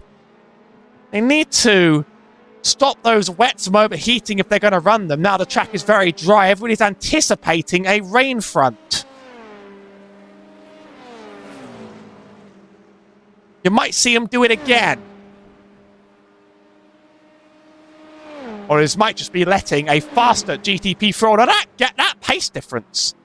It exists, but it's not cataclysmic down some of these straights.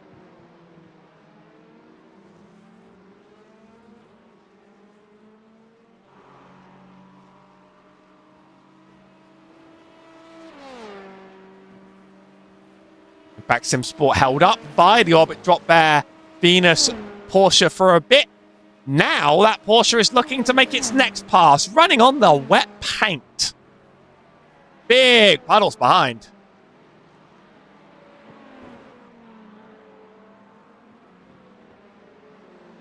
And I see raindrops in the back portion of this track. Just a bit of a rain front. Your eyes did not deceive you one bit.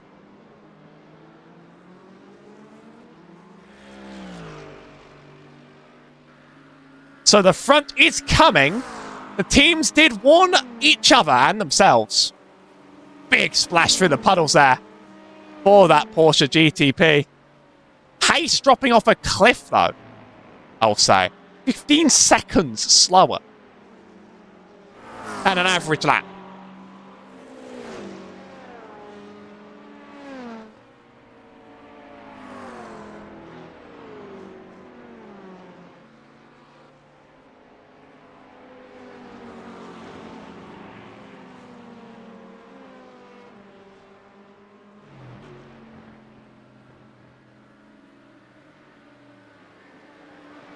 And now, even at the start of that track, there are those drops forming. Now, I may have jumped the gun just a little bit by 10 minutes, but now I finally am being joined in the booth by David.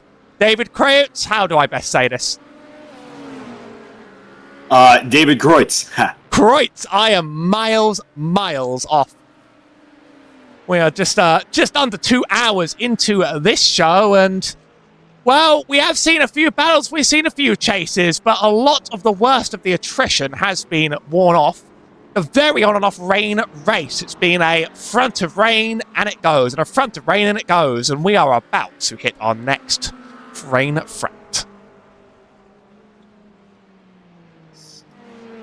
And looking at these drivers now on the racing circuit, the conditions don't look all too horrible, but as you mentioned here, you're seeing a little bit of the spotty showers across the circuit. Nothing too consistent at this point, but I've got my eyes peeled right now on the battle for 11th overall. Really not much of a battle now, although it's only split by about 3 seconds here. So that'll be the nearly on pace car in 10th in the 899.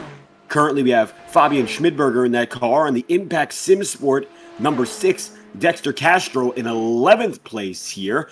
A little bit of spotty showers that they just passed by, and now they've got them back almost on straight once again. But the earlier sector looks to still be involved in the wet right now. It's not that way all throughout the entire circuit for the time being. It just depends on where you're looking, as once again they end up in the spottier section once more. We did just go from bright blue skies, and you've dropped in exactly on the moment that the weather is back, and most drivers stuck out with the wet. You, in iRacing, might actually have better visibility of this than I do. I seem to be getting some slightly incorrect data for some cars through on my overlay. Well, some of them, it says they run dries, and they're running wets out on the track. A lot of teams and a lot of cars stuck with the wets, and they sort of just had a bit of a slow, tepid, difficult run, and now they're sort of in their element again. A lot of them tried to double and triple stint this.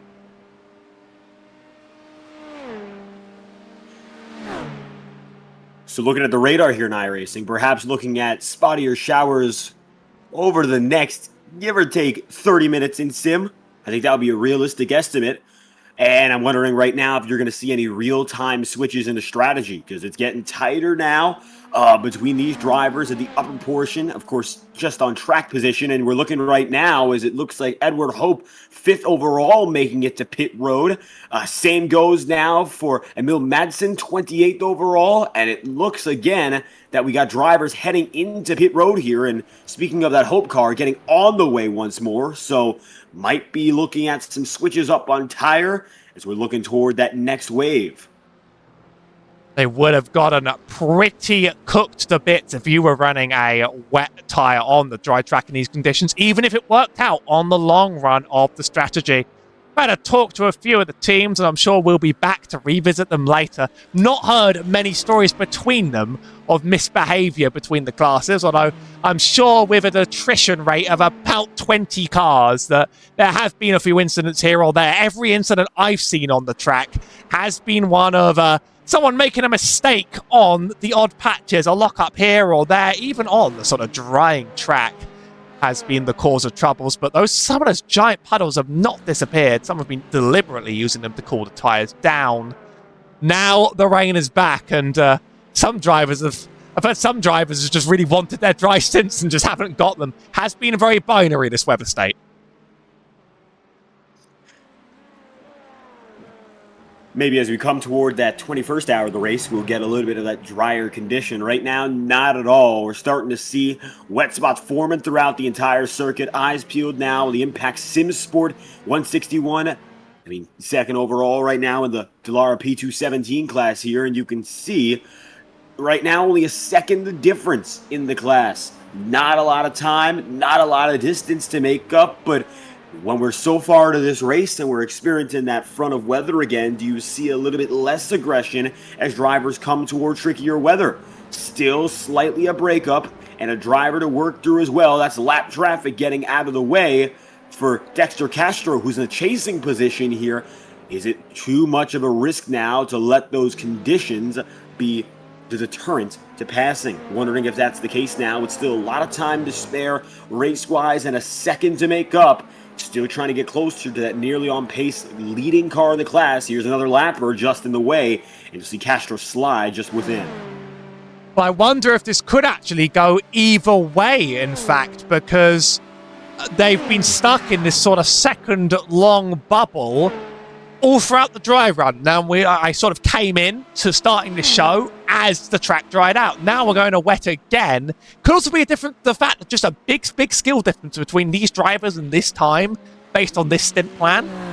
In the wet, one of them could just now run away from the other or absolutely chase down and hunt the other. Lap times are pretty close on the board right now, but all the gaps seem to get grown and shrunk, of course, by the quantity of traffic, as there's another GTP right between them. It's about to thread the needle again.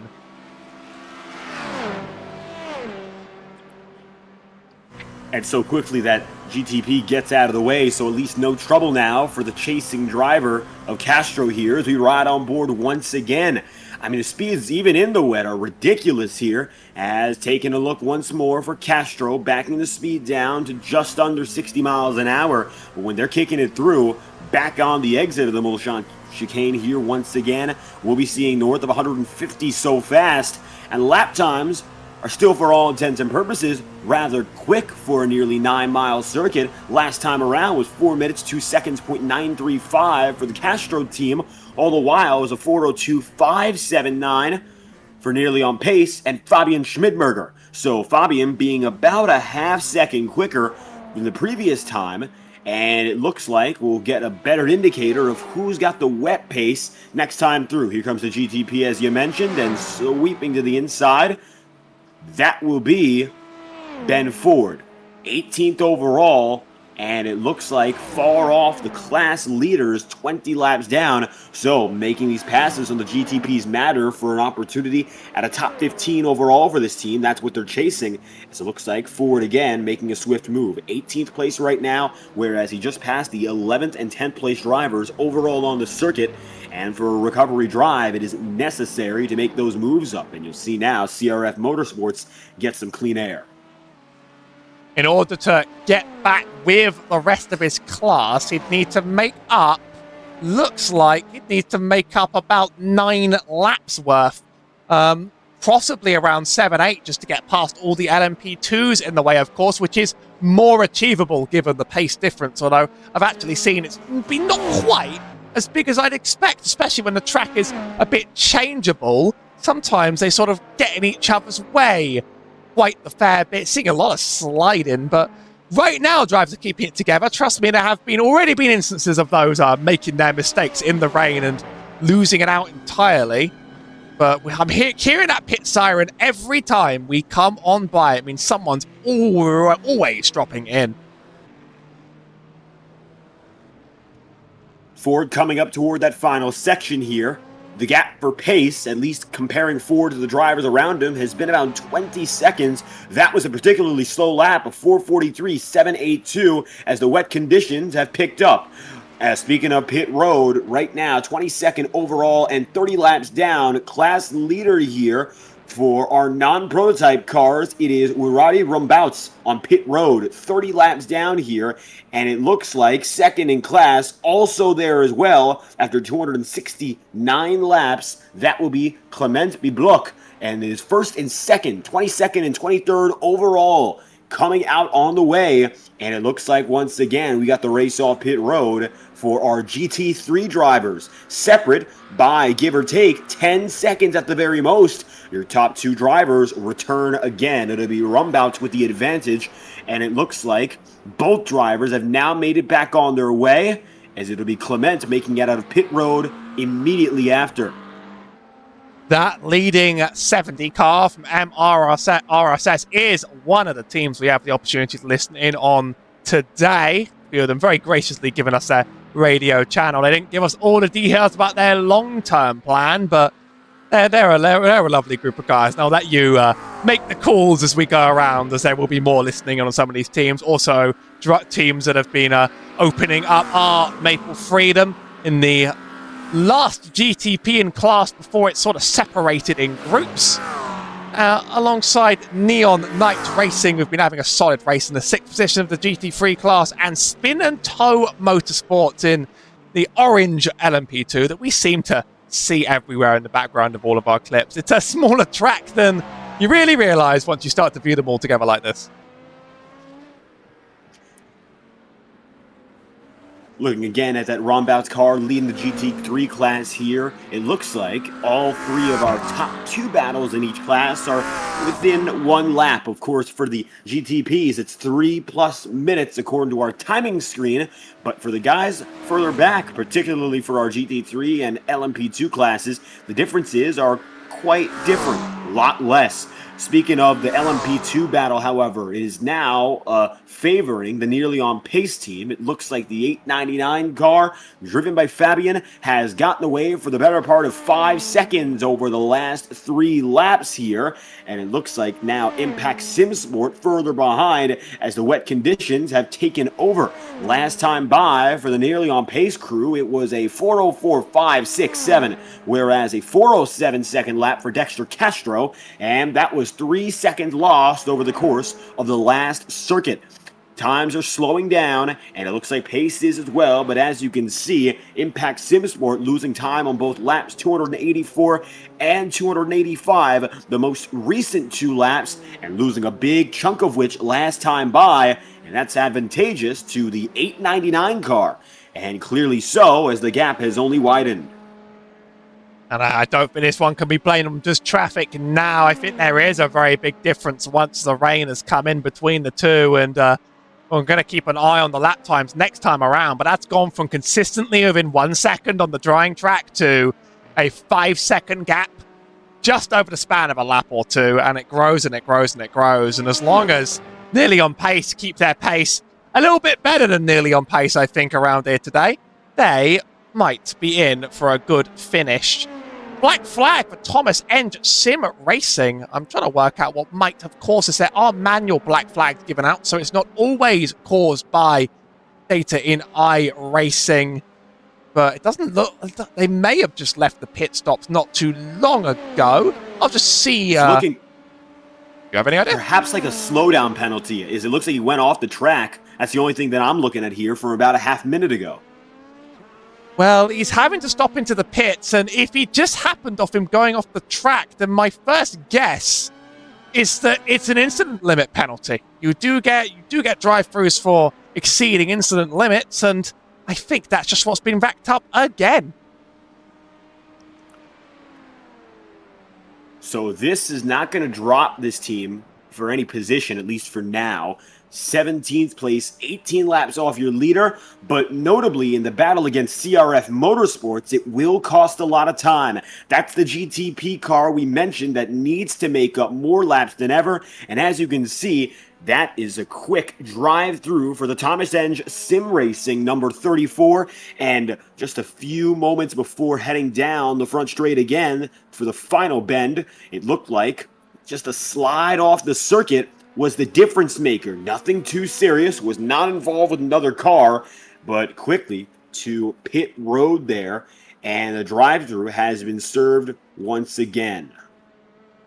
Very, very diligent race control, of course, monitoring every single split of the Majors 24 and monitoring a lot of submitted protests. I've not seen any significant ones come through since we started this show 2 hours ago, but we'll make sure to keep an eye out for any significant wrecks, events, or controversies. They can stack up and they can make quite the engrossing reading to the point we almost forget our responsibilities here. For now, though, looks like that was an automated penalty that has been served. They're out again. It's a 2-minute gap to Team Radline up ahead as Thomas Enge Sim Racing there. They're missing the chicane. That's the runoff for them.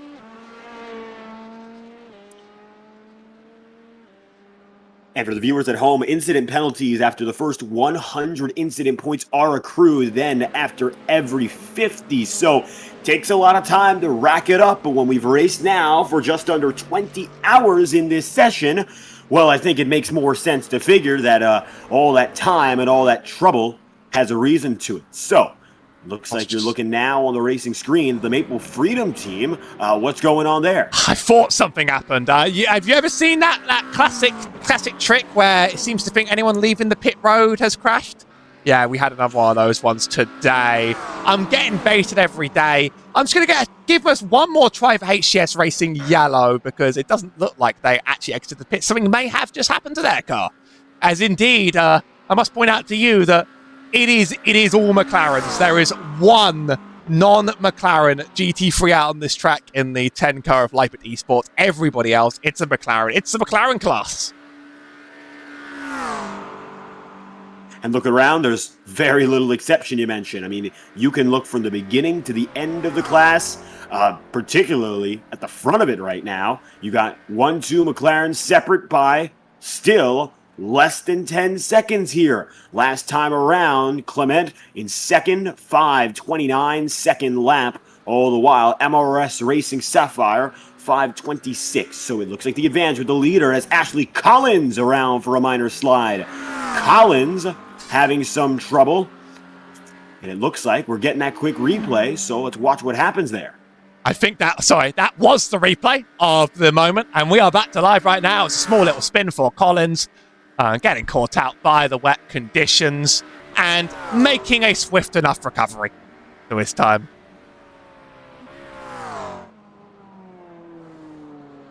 At the very least, it didn't become much of a bigger issue there, so Collins quick to continue. 36 laps down, 31st overall for HTS Racing Yellow, and for now, the condition of that position is untouched. 2 laps up on the next driver in Zenith Motorsports. And speaking of, that driver got by, but still some time to make up. And those 2 laps will take a long while to make without another incident. See some damage on the front of that Zenith car, and I see a lot of water pooling up on the back of that Mulsanne chicane. Let's see if we can catch a car just behind to get another view of that. Here's Adrenaline Motorsports on exit. It seemed like the whole track was just a complete mirror. Right on the exit here, that's where it's pulled up. I can see something horrible happening there at one point. I really, really can. Hasn't quite yet, but this rain is certainly getting more and more intense. On camera right now, a spot without rain active, but it's more of the track that's wet than not, and the patches are going to travel all across the track. Of course, such a large track, they can be raining in one half and not in the other. Since the start of the race, Team Unknown in this 404 Ferrari 499P have been dominating from the off. Now in the background of the shots, we were just on, still running strong through. They've not put a foot wrong since we've started watching. And for Team Unknown, 2 seconds quicker last time around than Luke Burtonshaw and the Orbit Drop Bear Venus team. And it looks like there's a possibility that they'll take their main rivals back 1 lap down. Still, these two are the class of the field, running far and away ahead of anyone else. But for Team Unknown, it looks like just a little bit quicker. However, again, Orbit Drop and the crew were able to get back on the lead lap. So, 3-minute 57-second lap for the 305 most recent, and a 3-minute 52-second gap between the race lead and themselves. Pole sitters, and of course, that's a second place team, and qualifying 11th as an organization. That's your race leaders and Team Unknown, but so far, the advantage is clear as day up in front. Leading class battles look to have simmered down, at least for the time being. Spin and Toe Motorsport on the same lap as just behind them, Team Radline. No battle has come of it for LMP2, and the GT3 cars mostly settled in as we're looking at multi-class running down the Mulsanne Straight, and perhaps that's the most unnerving part of it all. Rasmus Peterson, 6th overall, just getting by multiple lower class cars, including Luis Marino in a GT3 McLaren here, 26th overall. And it is so tricky to watch these drivers going in different classes, knowing the different paces. And it looks like Alexander Oppenheim coming up now on your second place GT3 team, coming through the chicane. And luckily, we've had few incidents so far of this nature, although I'm sure it's antsy for everyone involved, and even more so with the wet. I think a lot of the worst incidents must have gotten front-loaded. That would have led to quite a few of the DNFs at this point. But of course, to finish first in a Le Mans, you have to finish, and that's one of the horrible things about a race that lasts 24 hours, is that something can happen and just the very, very end of it and derail you. Already seen a few meatballs drivers losing laps and laps and laps. Just checking back on the event log, seeing if there's something particularly standout that's happened recently. I don't quite think so. Everyone's kept it clean since we last showed a car go around at the very least. We do have cars dropping into the pit stops here and there. DPR Racing, if I can find them. Christopher Ireland driving this car, making his stop now. We have crossed the 20-hour mark of this race overall. As you can see right now on your screen, once again, pit road occupied, not by all too many, but for the 632 team. So far, all about continuing on the up and up ladder. 35 laps down, so Delta Racing closest competitor, but that crew has gotten by in the number 1 car, and watching to see what the call is on pit road this time around. So, next closest competitor further behind would be the HTS Racing crew, but that's still more than a lap and a half of distance. So I don't think for Christopher Ireland and company in this car that their immediate worry is a pass 4 position, just getting themselves set up for the next run. And you can see down on the main straight where pit road is that there's very little weather concern. But again, on the other half of that circuit, as we're watching now again, it is still rather wet. And every driver's got a trail behind them as they go at top speed. So, David, I've been double-taking on this Delta V racing car for a bit, trying to work out whether what I think happened, and I'm not sure quite when it did, but that car is definitely missing its entire rear clip below the wing. See if we can catch another shot of this when the car goes by, but they've taken a shot. I heard of some controversy between GT3s that I wasn't quite able to capture the clip of at the time. Now I'm going to have to go on a wild goose chase for this one. I'm going to have to find out what quite happened to them in order to take that much damage. They've just chosen to run with it for now. It's an optional repair so they can get it done in the next pit stop, or maybe even not. Quite frankly, if it's not costing them enough. They did last stop 4 laps ago, and I don't think anything quite happened in the last 4. at the very least, the car is still together, but the pace is off relative to Bryce Faulkner, who's now coming up to the outside of that Delta V team. 9-second deficit in pace that time by 4-minute 40.566 for Brookser in the Delta V car. All the while, Faulkner put down a 4:31 on the most recent racing cycle. So, when you're looking at the advantage that all that aerodynamic package brings, that's a few seconds at top speed. In the more technical sector, of course, with the wet, you don't have to concern yourself all too much with those top speeds, but as it clears up once again, that disadvantage will become a lot more abundant as the race goes on. I couldn't quite find the clip. I certainly couldn't. I think we're seeing quite a lot of drivers cycle through the pit lane now. DDK Racing Team G, one of them that made it out. Looks like they have also put on some wet tires for their troubles. I'm trying to make sure that any may have crashed clip I click on isn't now like pit racing exit bait. I'm going to give one a shot. This is from DPR Racing. What are the odds that I've just taken a bait that I shouldn't have hit? No, this is something that happened to DPR Racing, I can tell you that.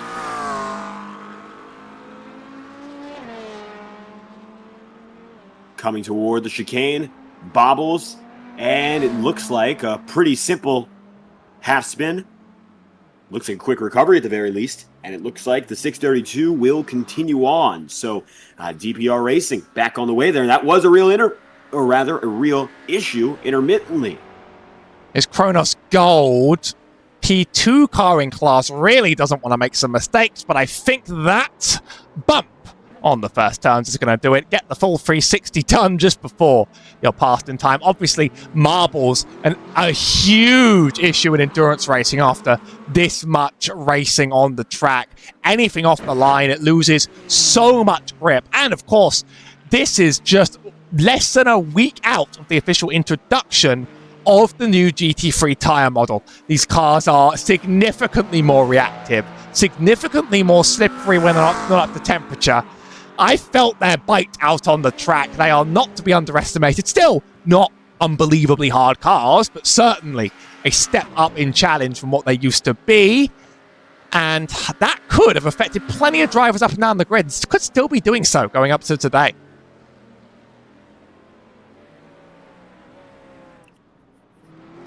It looks like the high-speed end of the circuit perhaps clearing up a little bit, looking at sunnier skies now once again. And even though we are still within the patches of wet, maybe drivers getting more comfortable again to drop quicker laps. I'm looking at the Maple Freedom car, driven by Alexander Oppenheim, just put a 4-minute .449 lap down as the last driver in the leading block of GTP cars here. And it looks like, again, we're starting to see the pace increase and lap times fall for any driver up and in front. It was a 3-minute 57-second lap for your leader for Team Unknown, and it looks like right about now your first and second place drivers are with each other again. Luke Burtonshaw battling to keep his team on the lead lap. All the while, Team Unknown and Danila Shaprenin are on the verge of keeping the field for a full lap down and beyond, and these two are rather tight once again. There's nobody separating them. This is the battle for the overall race lead, but it's more a battle to maintain on the lead lap here. Nevertheless, GT3 drivers also getting at it, as you can see on your screen, the 369 STK Racing Group, and then fourth place, that is the battle fourth in class with Variant Esports. This is 23rd and 24th overall on the racing circuit. 32 laps down, and they are within less than 5 seconds of each other for this spot. And that spin that was caught on the replay was a spin for position. Variant Sim Sports getting passed for third by SDK E-Racing Team. And that is, one car spins and the other one just makes it past on the track. So if a battle starts boiling over soon, keep an eye on this one. I think it will become between the two. If Variant are any faster, keep an eye on the next few laps to find out. They were able to get ahead in the first place, but that is an example of how a spin can really cost you. People do think when they're running on their own, oh, it's only a spin. What does it matter? But you spin a few times, and now you've actually lost enough time that it matters, and you're getting past on the track, and that's it for you. 12-second advantage on the previous lap for STK Racing, and that is the difference between one mistake and no mistake here. You can see some front left scuffing now on the 24th place driver in Variant Sim Sports, and it looks like now some of those other classes coming around. There's an LMP2 so quick to make by. And that is the issue, of course, of those small incidents, because when they accumulate over time, you will end up feeling the collateral for the rest of the race. We are 20 hours in, but that also means that whatever issues you have right now, you'll be dealing with them for, most often, the remaining 4 hours, and very rarely do cars get better over time as damage accrues. Looking aboard now, one of the very few non-McLarens, that is the number 10 team right now on the circuit, and you can see them here. That's going to be Leipert Esports, so GT3 class. Once again, we don't have all McLarens. We have just a few exceptions among the running, and here's one of the few of which, Leipert Esports, 42nd overall and 122 laps down, mired between those, caught up in attrition. The only one that's still running on the track. I tried to do a survey of the GT3s on the track, and you're right, there were a couple. A Lamborghini Huracan from Fast Repair Motorsport entered the race, as did a BMW M4 from Red Panda Racing. But the only survivor left is Leipert Racing's Mercedes AMG GT3 2020. A lot of drivers worked out the BOP for this event going in, and the McLaren does seem like a modestly fast car in general in the current GT3 lineup, but they certainly found that it dominates the straights on this track well enough. Now, currently those team troubles perhaps separate from manufacturer here, but those McLarens have gotten away so well. As you look again to the STK driver on stream, that of course being Fabio Canioli, for the time being still ahead of Variant Sim Sports. As currently speaking, the gap has very little shifted between the two. It was a 4-minute 28-second lap that time by for your third place STK crew, and your 4:29.192 for fourth place. And that, of course, being Variant Sim Sport here. Leaders of the class have gotten a little bit more distant. We mentioned it earlier issue for Kronos Gold, and so now the gaps continue to spread as Wyardi Rombouts making up 10 seconds on that most recent lap for MRRS Racing Sapphire. So that's a huge advantage. Mind you, just 20 minutes ago, this battle for the class lead was within half a second, and it looks like that's no longer the case. The Nearly On Pace crew has only built up their lead more and more. Impact SimSport having a more challenging time getting back up there, but we'll see if that remains the same the whole time around. When the circuit gets tighter, it's only within 4 seconds, but as they come through the Mulsanne straight, you'll see how wide open that gap really is for the GT3s. For LMP2s, it looks like 3 seconds, give or take, between the top two guys. GT3 is a little bit wider now, and of course, it looks like Team Unknown has now put the field again 1 lap down, according to timing and scoring. That's currently second place in Orbit Drop, Bear Venus as a team, and second place driver currently Luke Burtonshaw have fallen behind again on Team Unknown, who hold the field in their domain. On the topic of our class leaders, MRRS, I've had the pleasure of talking to them a few times, but it might be worth another update. We are expected to be doing a little bit of listening in throughout the show, and it might give you the chance to finally ask some questions to that crew. They've got plenty that are totally accommodating to us, so I'll quickly see you down in that channel if you could make it TS3 MRS Sapphire, as they currently lead the GT3 class. Hij vond het cheaten dat we dat konden zien. Oei, er is iemand binnengekomen. En terug weg. Nee, net erover hebt. Of twee erbij. Ja, toen was jullie aan het fighten met die gast, met die 4K of 5K. Toen begonnen we... Kom er ook eentje binnen zetten. begonnen we Nederlands te babbelen. Ik kwam ze mee luisteren. Ja. Oh, dat was close. Hey, mooi met scherm. Ja, weer flashbang. Trouwens, je zit in de groene zone. Zeg het maar. Ja, laat ik al door eigenlijk. Jordi wordt voor 2 dagen niet wakker. Die troot van regen weer, joh. Die kan echt een hele week nacht. Die gaat helemaal van buiten rijden, constant. Elke keer die slaapt, gaat hij helemaal rijden. Wordt hij wakker helemaal nat? Van de regen? Dan is het RPM en dan gaat hij helemaal rijden in plaats van Daytona. Ja. De eerste bocht, maar die gast toch naar rechts? Wordt toch sneller naar rechts? Ik heb eigenlijk geen goesting deze week voor RPM. Het is woensdag in Daytona. Ik wil geen Brent Hedges rijden, denk ik. Ik wil ze allebei niet rijden. Ik heb een drukke week voor het werk. Dus echt, ik wil nog recupereren van dit. Ik zat even door, zo weet ik. Ik wil Virginia niet rijden. Grafbaan. En Brent Hedges niet. Ik denk dat die 2 op mijn droprace worden. Die shot geen 100% attendance. Nope. Dat valt me toch wel vies tegen. Lullig, hè? En dan met de Lambo. Maar nou wordt het in één keer de Lambo. Ik hoorde net dat ik zo trots was dat ik door McLaren ging rijden. Oh, dat heeft hij ook gehoord. Godverdomme. En toen dacht ik echt dat je er niet was. Ik was er gewoon. Hij is altijd wanneer hij weg is, hij is er gewoon. Nee. Ik kan er nooit over roddelen, shit, sorry. Ik zal vast wel dingen gemist hebben, dat ik ergens lag te knikkenbollen, maar...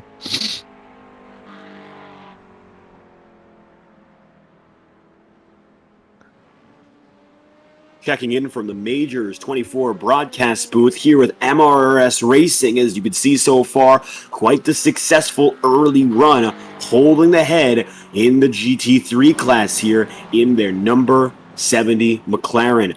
Guys, welcome back to the broadcast booth as we are now past the 20th hour here from the virtual Circuit de la Sarthe.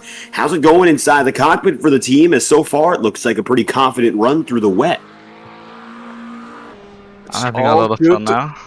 It's all due our wet wizard Viardi, and it's I think the P2 had an issue at Porsche curve, so yeah, it's looking good for us right now. Now let's see how long it's gonna be wet. So far, that advantage expanding up at the front of the field here. Wet conditions back and forth. How has this team adapted to the rain, of course, as you see it right now again? If you see the driver that's doing the wet, we're adapting with one driver. He's specialized in wet racing, so let's do his magic and then we fill in the gaps. So when he's tired, we go in the car. And when he's rested, because it's in the time slot it's all wet, between some sunny moments, but it's mostly wet. So he has a lot of laps in. I think he's now touching almost 170 laps. So, but it's our joker, Viardi. So yeah. We keep him fresh and then hope he will do this wet stint and then we can swap the drivers. I think he's the quickest on track in the wet, so yeah, it's oh, it's definitely not me. it's somebody. So with one more stint expected here for our driver in the cockpit. Any final expectations besides that one driver swap here? Will it be 2 more stints the distance, or is there anything more to add? I think I'm going in, I think, for the turnover, and then the other driver will do a full sunny stint. That it will be for us. So, yeah. Let's hope that the other team is pace in the sunny is not extremely that high. So we can keep this lead and maybe expand it.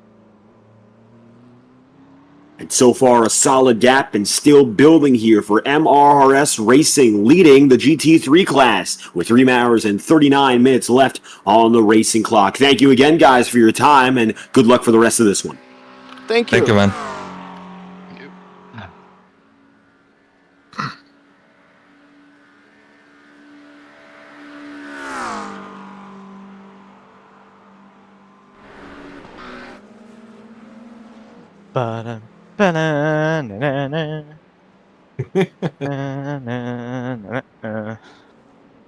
It reminds me of the movie Rush, what you're doing right now, where he starts humming at the edge. What's he doing? He's humming.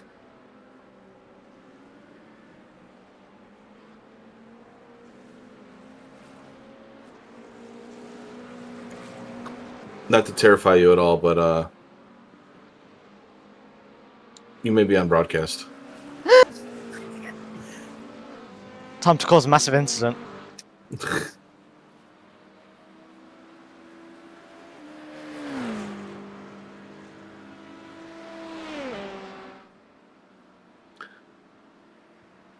Is it just green rain now from now on, or what? Yeah, we still got. It's like a dark green coming through. Oh goddamn, it's wet. With a little patch of yellow, light blue, kind of all around. All right. Basically, what I'm saying is it's going to be exactly the same for the next 30 minutes. Cool.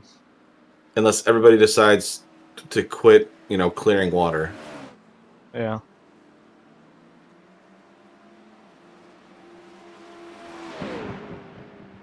I mean, I wouldn't mind that because that means that everybody's in the pits. But that's fair.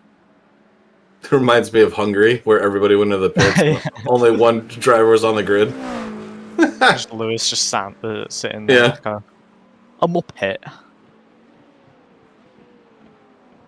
Oh, I'm catching these guys. Come on, man. Ooh.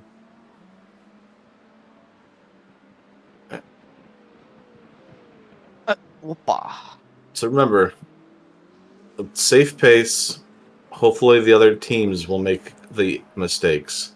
Yeah, I just got grabbed by the white line sensor, which I'm using as braking point. You're doing great. You're doing great, sweetie. Well, I'm not in a wall, so I'm pretty fucking happy.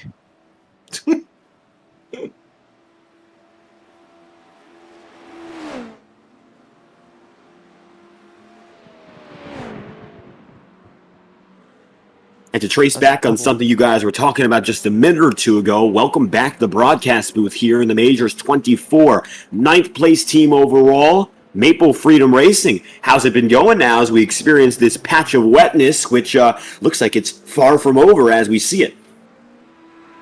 Oh, it's been fantastic, because I'm not driving right now, so it's even better. No, it's been good. We're just trying to survive at this point, honestly. I mean, that's all we can do at this point. I mean, you're 5 laps down from 8th place. We got a clear patch that's coming out, so when that dry racing line comes in, that's where a lot of death's going to happen.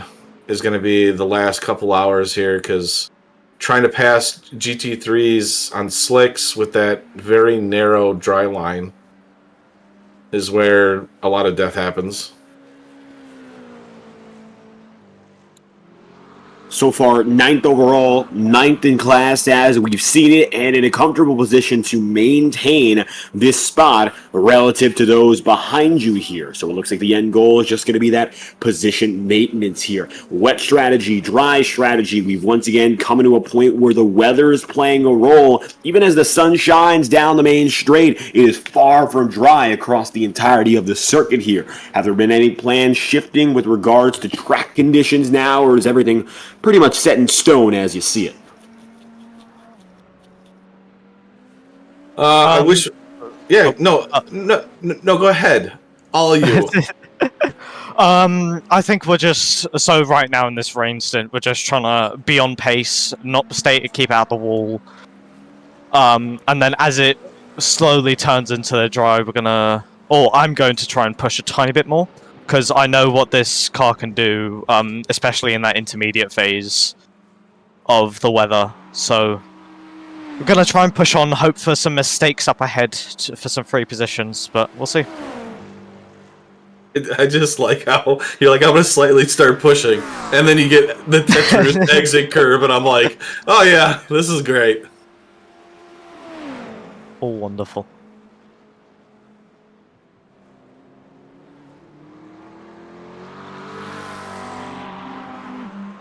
Still with a few hours of racing to go here, but of course when you think about how long this race has been, it's really just a drop in the bucket from this point onward. So with that said, drivers as well, we looking at any swaps to anticipate from this point? Oh yeah, I'll be going in. Alexander here will be doing one more after this, and then I'll come in. So I'll probably be driving in the newly formed dry line coming in, which is always fun.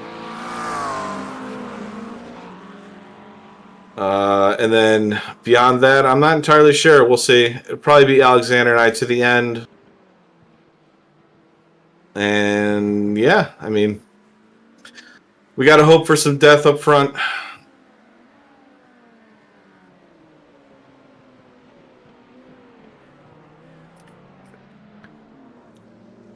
All about attrition in these final stages here as we keep a good eye on this Porsche crew. Maple Freedom Racing, thank you for the time here as we've been listening in. Before we step out of the way, anything else you guys would like to add?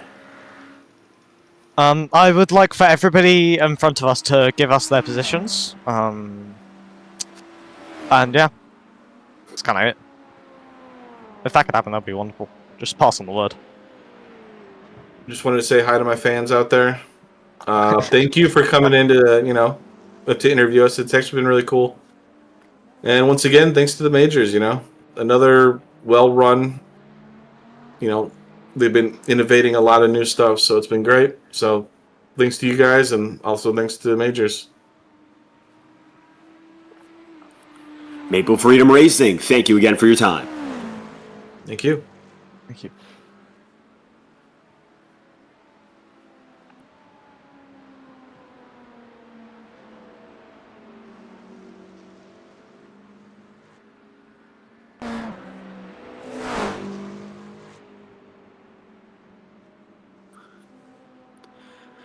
And so just a few quick journeys around the paddock here, and you can see all those differing perspectives. Everyone's running their own race at this point, whether you're involved in a hotly contested battle for position or you find yourselves laps ahead of the drivers around you here. Everyone's got a specialized strategy pertinent to how their team is doing, and to this point, if you're looking at a driver, the GTB class, they're racing 100% differently to someone who's in the LMP2 class, or of course with the GT3s here. So now everyone's just running for themselves for the most part. And then you got to wonder, how do you finish this off? We are more than halfway. We are really coming toward the home stretch of this race. We have passed the 20th hour, which means that we have less than 15% of this race remaining when you look at it hour for hour. Oh, we got an incident. That's the Fast Lane Academy crew. As we look back, they are 34th overall with trouble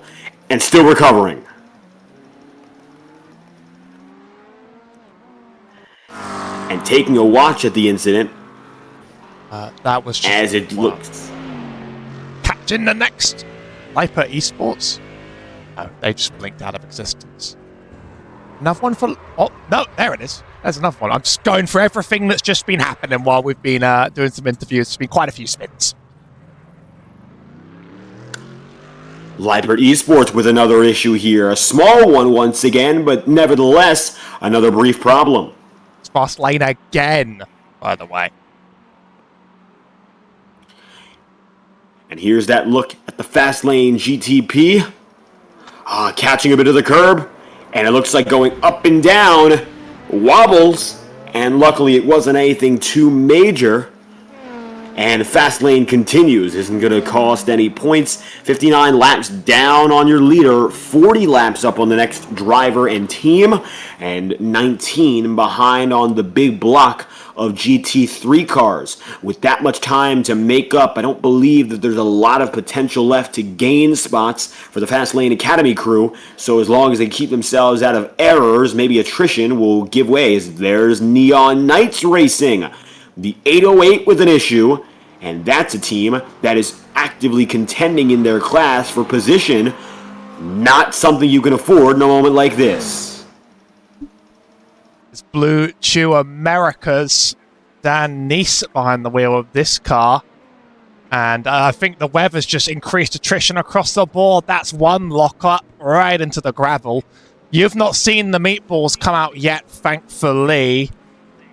Filippo Uber for Vesta Sport Purple. I hate to play name and shame. Thankfully, it's not shame for him because that was someone leaving the pit lane. But I can tell you that Delta V did go off the track to make a mistake. Hopefully. They're on screen. Sometimes you wonder whether it's just actually netcode that just causes the graphics to look weird. And that's a looping around. Delta V Racing. Back to life. As you saw it there, a little bit of trouble and a few drivers now going for errant spins or locking it up. DPR Racing back in sight once again. Christopher Island going to be here behind the cockpit. So, time to spare.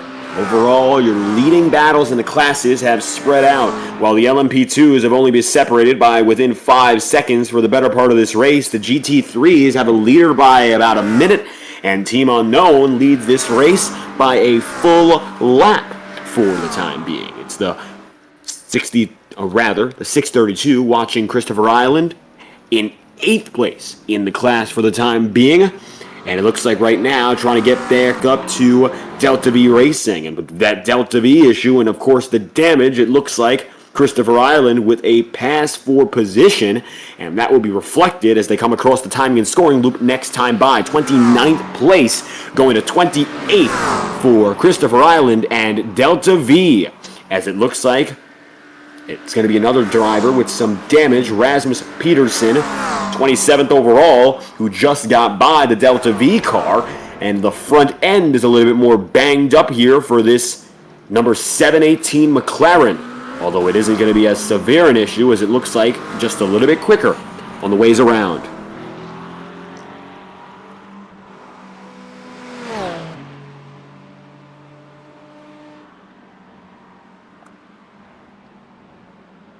Team Unknown out and ahead with little complication to this point. Qualifying proving to be an upset, of course, making it up now 10 positions for the team, starting at 11th and getting it up to P1 here. I mean, the qualifying order not necessarily indicative of who is where. If you look at the top 5 in this event, 21st overall to start is Team Loose in the 52, who are now 3 laps down in P5. Then you would have 4th place overall, who qualified 17th in Vesta Sport Purple, IPM Gold, 19th to 3rd, and of course Team Unknown, who started in 11th here, and you're looking at them on your screen. Your top 5 qualifiers have been spread far and wide, but notably for the teams that qualified 2nd, 3rd, and 4th, they're running 56th, 36th and 37th respectively. So just because a team and a driver set off, of course, find themselves starting out well, doesn't automatically mean that it's going to be a successful night of racing. And so far, the leading GTP drivers have proved just this. A little bit darker portion of the circuit, even though the sun slowly but surely rises. And we're looking at Vesta Sport Purple here, one of the biggest moving teams. And of course, qualifying 17th to get 5th, up 12 places now for Vesta Sport as the battle progresses. And now it looks like it's going to be for 4th place, Edward Hope and Team Loose. Got to watch their backs now, as so quickly Filippo Uber is looking to make a pass. To the inside go 2 GTP drivers on the Mercedes. And this is 4th position on the track, but I think Vesta Sport have been pulling them in. A bit of a light flash for a car that's in the same class, but he's not making up the pace quite yet outside of the slipstream. It was 3 tenths, now it's 5 tenths. It's kind of rare to see a car pull up on another, but I think a very, very big skill difference has been exposed in this rain, and we'll be keeping an eye on the gap between them here, as this could be our first big GTP battle of the show. Within 0.2 of a second, and the slipstream is everything. Watch now as you're going to see Vesta Sport Purple up to the higher side. Shouldn't be a disadvantage in the chicane. It's a rather quick pass. Letting go is Dan Luce. And it looks like now Filippo Uber with all the means to send it through the chicane and make it for position. That is for 4th place, and it looks so quickly that as soon as the battle began, it ended, or at least we're waiting for the next chapter. As 4th place has been settled, P5 is going to be taken by Dan Luce and the Luce team, as all over again they swap positions, and it was a quick up and down battle, with the straightaway being where it took place. Of course, your earlier viewers of the stream would have seen that Vesta Sport Purple car make quite the critical mistake and take some damage for it. But they're now back, running at their pace. News just came in. Orbit dropped their Venus, have just been dropped a black flag, and they're on the track, so I don't quite know what it was for. Let's take a look.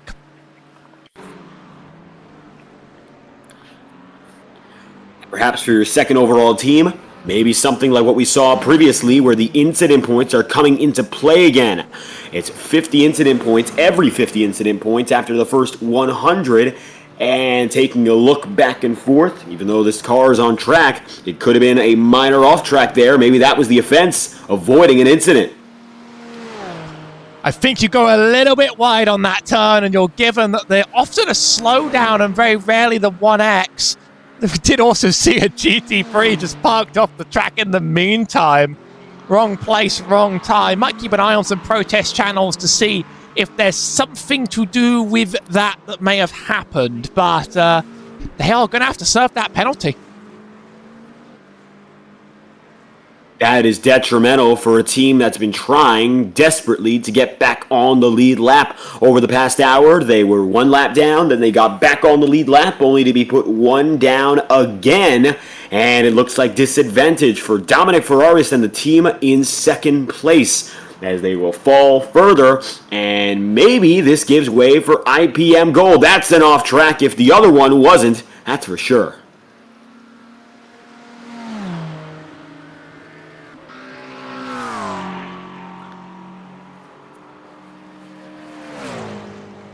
Watching to see if the third place crew now, with Alessandro Barbagallo at the helm, has any time to make up the distance here. Barbagallo on the way, and it looks like going to be a invalidated lap last time by for IPM Gold, so hard to compare timing directly. All the while, Orbit dropped Bear Venus second place on the same lap now as your third place contenders. So we might see the bottom of the podium more contentious than the top for the time being, as still no guarantee as to whether or not Dominic will come in this time by, although it looks like with that penalty aside, pretty soon we will see the 305 team back off the racetrack. I now have access to the channels that will let me work out quite what's happening, although if something was manually applied, although we're doing protests for like almost 20 splits at once, so lots going on. Keeping an eye on CRF Motorsports and their attempt to climb their way up through the field to make it into that overall top 10. Unfortunately, they're 2 laps down on the next LMP2, so still a lot of time to go. Once they are past that first LMP2, they all start coming quite a bit quicker. Just left the pit lane themselves, and with 3 hours to go, it's going to be a very tall order to make it back up there, but attrition ahead could cause a disaster. Heading to pit road, second place team, Orbit Drop Bear Venus, making it in, and you can hear those pit road horns going off once more here. So, dropping in from P2, we'll see how long this costs them. Still got several minutes up on IPM Gold, so that immediate pass for position is not going to be the biggest complication, and instead it just comes down to driving through quick, making no errors from here, and getting back on the way. Drive through a penalty, very similar to those we've seen previous, and I'm thinking that was based on the incident limit that drivers have been hitting repeatedly. And now Dominic on the way, however that's going to cost some 25 plus seconds in both directions. Leader, Team Unknown with the edge, and of course for third place IPM Gold, it's their sign to keep on digging because every second will matter now as they're back on the same lap as the second place crew.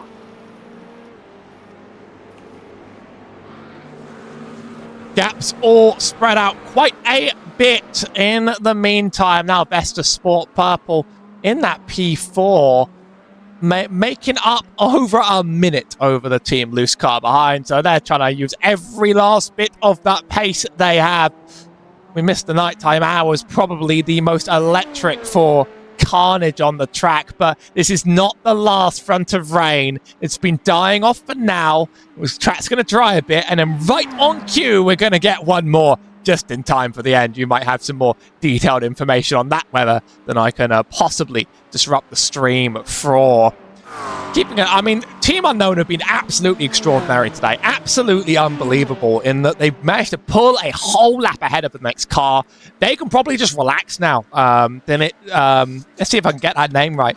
Danila Sherapinen. No, that's not how you say that, but that's how I'm going to go. It's probably Danila for sure, but that second name, I always struggle. But, like, they probably can just naturally run off their main pace and still just be dominant over everybody else. A mistake would be the only thing to kill this from them, and it has been quite the run in that Ferrari. Of course, the oddball of the GTP field.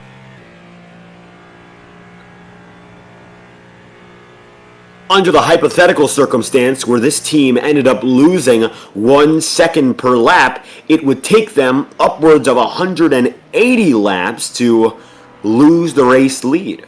That's the difference between being a lap up on the field and actively contending for position. It's an immeasurable advantage, really, to be in the spot they're in right now, and so far, just that consistency and not having any major blunders has been remarkable. Now, for the time being, when we talk about the weather, it looks like this front of rain is eventually clearing out. We're looking toward clear skies in sim time is 12:58. By the conclusion of the next hour, we should be looking at a sunnier sky with less concern for the wet. It's going to take a while for everything to fully dry off, but the dry line will come back in play as we're looking again at the 899 crew leading the LMPs. That, of course, will be nearly on pace. And Fabian Schmidberger, the gap between top two in LMP2 is still within 5 seconds, but the battle hasn't completely gone one way or the other, although Fabian has held the advantage over the past hour, even with the pressure looming.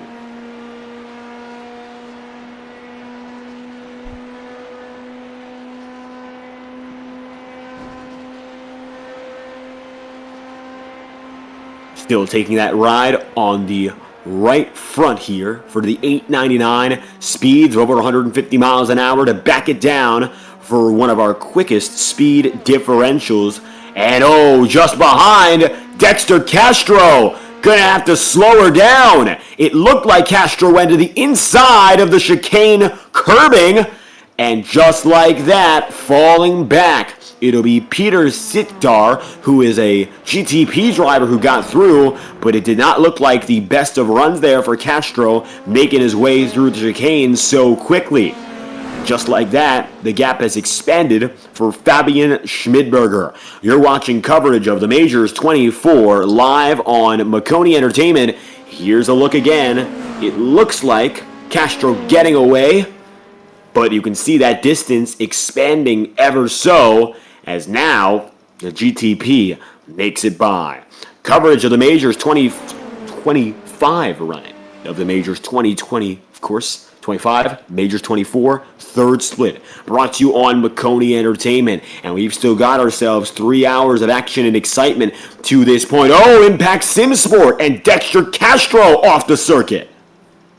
I feel like every time you're trying to queue up something's happening in front of your very eyes. That is an absolute dearth of time lost. And this next lap, when it comes through, I'll get the numbers and I'll have them ready. It's going to be a brutal assessment. This could still be an on-track battle for the lead if there's consistency, but not with back-to-back errors on a track that is starting to dry at this point. It happens to all of us. It happened to me a million times more every time I'm on the track, but that is one of the battles that kind of might diffuse itself. There's still plenty of hours to go. I literally see like 50 laps and I don't even realize that's 3 hours worth. But Impact Sim Sport Black, it's been a rough lap. You wouldn't want to be a fly on the wall.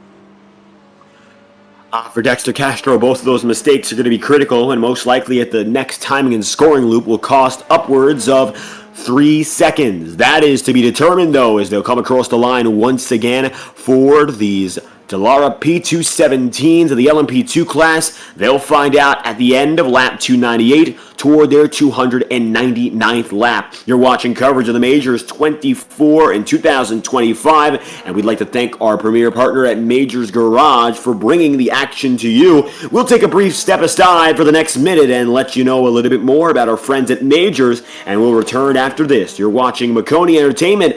Keep the dial right here and grab your popcorn. The final 3 hours are rapidly approaching.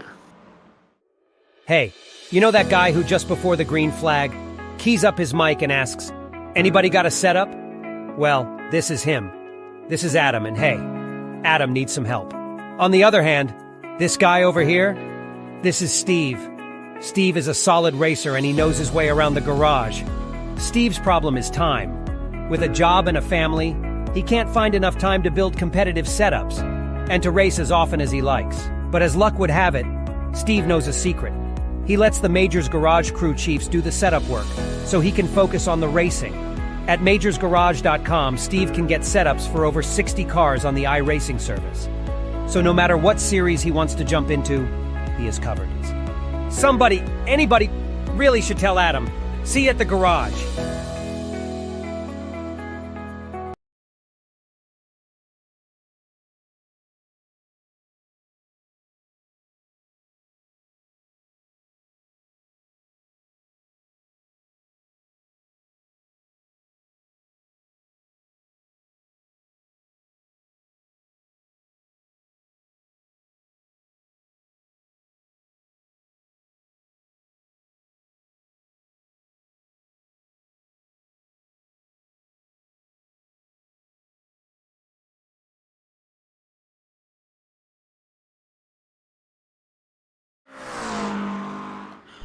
With faltering for our P217 class, of course, it was second place, Dexter Castro, we focused on before our commercial break. Welcome back to coverage of the 2025 Majors 24.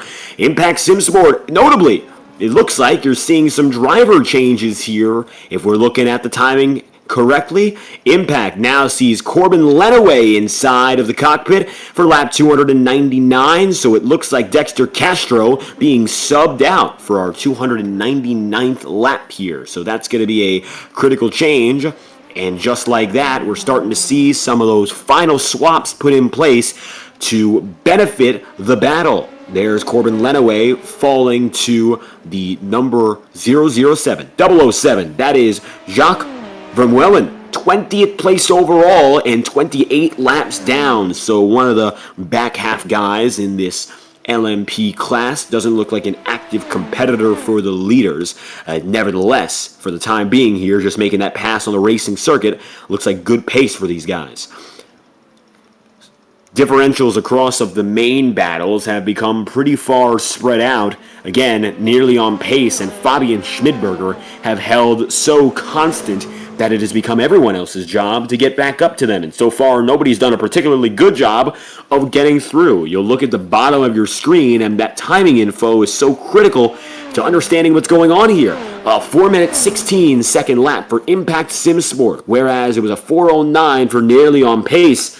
And the difference is very clear. So, advantage Nearly on Pace by 7 seconds that time around. And you can see now some pressure for Impact as one of the GTP cars comes up.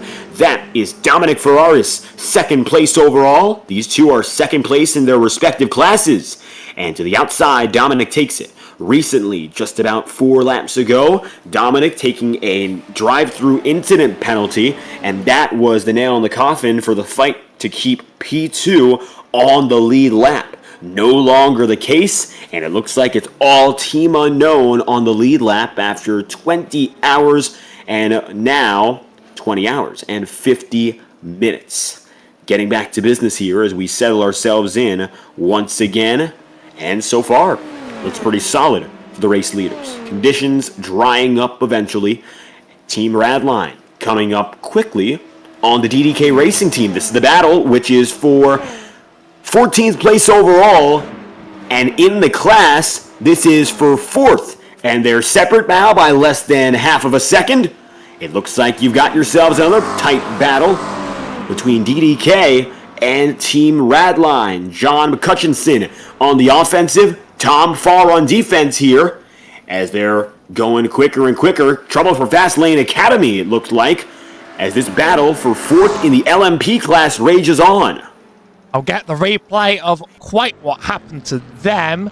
Looks to me as if it's a couple minutes between the actual drivers that are on the same lap. I'm trying to work out, because I'm seeing that car right behind. That's not Spin and Toe, that is a car on a different lap that is making it look like they're battling like nobody else. And that means you have to try and work out what quite happened to that meatball car from Fastlane Academy. That is certainly not how you quite like it looking. Let me go through this unbelievably growing list. It will come up eventually. But we certainly missed that in the meantime. There's a lot going on the track, and that is going to be a sizable repair yet again. I'll report back when I have the replay of that one. And so it looks like the LMP guys still going to be going at it here. Of course, for Radline, they find themselves now 16th overall, DDK 14th, just to confirm the reporting here. Spin and Toe Motorsport finds itself in the middle, but is far out of the battle and is not concerning itself with what is going on amid the 4th place fight. Top 2 drivers still split apart here, and it looks like Nearly on Pace holds forward. However, the gap, we'll see if it starts diminishing here. Corbin Lenaway, the final shot perhaps to really reel him in for the LMPs. Team Unknown still out there with nobody else really to compare that team to. They are out on their own and leading firmly. The battles inside the GTP class have simmered down almost to a full extent. Second place might become a battle here, even though still Dominic Ferraris and the Orbit Drop Bear Venus team are far ahead of the next closest driver in IPM Gold, and currently the lap times will be indicative of that. It was a 3:54 for Orbit Drop and a 4-minute flat for IPM Gold, 6 seconds lost for the 3rd place team. It doesn't look like they're making too much up. As we're watching again with Fastlane Academy to figure out when exactly those big troubles came into their own. That car is destroyed now, as it looks like Fastlane. It's on the exit here. Well, let's find out now. Oh, locked up and nowhere else to go. Tried to slow that car as much as could go, and it did not make it stop in time. And that is a car that's had a lot of issues. They've made it, though, so far. They don't want to give up now. They can't give up now. I'm sure of it. But they've got a long repair to make up in the meantime. as we return to the rest of the grid. Now, hopefully that's not the death blow for the team, but I can't imagine it's going to become any easier from this point. We'll figure out what exactly comes of it, because for now, an incident like that is likely to cost, well, it looks like you can see the front end is back on, but it's already cost upwards of 5 minutes, and I can't imagine they'll be back on the racetrack particularly quickly here. That is Fast Lane Academy, and currently for Fast Lane, they find themselves 60 laps down. Might be best to take some of those damage repairs and return after that point, because this team is now 45 laps up on the next team and 16 behind on the number 48, which is an LMP2 team of Inter Sigma Pole competition. However, that car is off the racetrack, and so it looks like if Fast Lane gets back out there, they should be clear to take 33rd on the racetrack. Fast Lane are now down about 40 laps on the next GTP, so I don't think there's anything really to gain in terms of position in their class, unless even if there's retirements, I think they might be too many laps down to make the position back. We're estimated around 40 more laps, 50 more laps of the race. However, the pride of finishing a 24-hour race, no matter what, beats all. I've been there plenty of times for those endurance races. Even when it's not going well, you want it done, especially once you've come this far. So we will probably be seeing that car out one more time, and I'll be cheering for them just to cross the finish line indeed. Impact SimSport Black, 8 seconds off the rear of Nearly On Pace. They have simply not caught up with their current driver, as this track has stopped in rain and it's going to start drying off over time. Kronos Gold is a minute back on MRR as a Sapphire, as discussed a few times. Orbit Drop Bear Venus a whole lap behind the leading Ferraris. Each leader in class is pretty much locked in at this point. And now Impact SimSport could be the ones to challenge, but they're going to need to go a whole lot faster. For right now, everyone, it's a consistency game. Coming toward the stripe, 4:08, 8:41 for Corbin Lenaway. And the Nearly On Pace drivers, it looks like their lap time is not officially clocked. So it's hard to compare once again. The differential between these two teams has been back and forth, but the advantage has firmly been with Nearly On Pace for the majority of this last hour and a half. 9-second gap between the top two, and I would be inclined to believe that Nearly On Pace once again got the better of Impact SimSport. That's just what we're looking at right now based on the estimates here, and there's nothing that indicates that Impact has made up anything to this point. You know, you talk about your experience in finishing a 24-hour race. I have yet to take to the circuit for a full 24 hours at the Circuit de la Sarthe, but if I'm looking at my own personal experience, and this might not be the same crowd that even recognizes the reference, I competed twice in the 24 hours of Mooncar, which is an oval 24-hour race. And it really doesn't matter what type of circuit it is and what car combination it is. 24 hours inside the cockpit, especially since these drivers are often spending at least 2, 3, 4 hours in, depends on team size. They're often spending multiple and very much a long period of time, a sustained period of time in their running. Every individual driver should have the pride in competing and completing a race, and I think that would go the same, especially, and even more so, for the full team operation here. Tom Farr is ahead right now, briefly, of the Maple Freedom Racing team. And it looks like just some lap traffic competing against one another. The LMP sandwiched in between two GTP drivers. That is Tom Farr, 14th place overall. And it looks like still going to contest these positions with little trouble with the leaders navigating by. But catching up on a couple incidents, of course, one from that red Porsche, but here may be one more here from Thomas Enshim Racing. And I'm afraid to say I was speaking from endurance racing, but the longest race I successfully finished was a 10-hour. Daytona 24 did not even get off the ground, quite frankly. Thomas Enshim Racing with a little bit of a spin, and William Hope from Team Loose Expoing, and one more before I stop the humiliation carousel for just a little bit more. Not going to have a 100% spin catch rate, which means it's even more unfair and cruel when we end up catching yours, to be honest. I mean, I just say that there's got to be content. And where there's a wet Circuit de la Surf, there's content. And even though it's drying up just a little bit more, I would think that these drivers navigating the change might give way to the same conflict that we saw when the wets came back into play here. So far, it looks like drivers, some of which, as you see there, the Team Loose replay, an incident for the GTP car. Some of these guys having more trouble navigating on the way back. We were speaking previously with multiple teams, of course, MRS and the Maple Freedom guys. The dry line is precise. It's not the same as we see in the wet racing, where maybe a driver can be a little more coarse with their style of racing. It's imprecise, but if you have the better technique in the wet, you'll be able to get away with it. When it comes down to the dry, there is really one way to go about it, as Delta V Racing skirts off the circuit.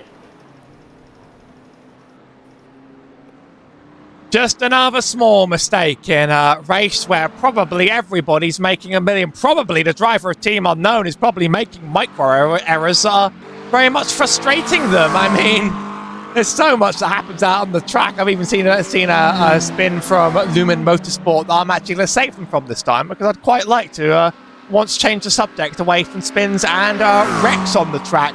Now, David, you've spoken to a GTP, you've spoken to a GT3, but the one class we haven't heard much from, even though they have provided quite a lot of the action, are the LMP2s. I've caught up with Spin and Tow Motorsports once or twice already as the only LMP2 available for comment, but we're going to listen in with them and maybe ask them a couple more questions along the way. Yep. There you go.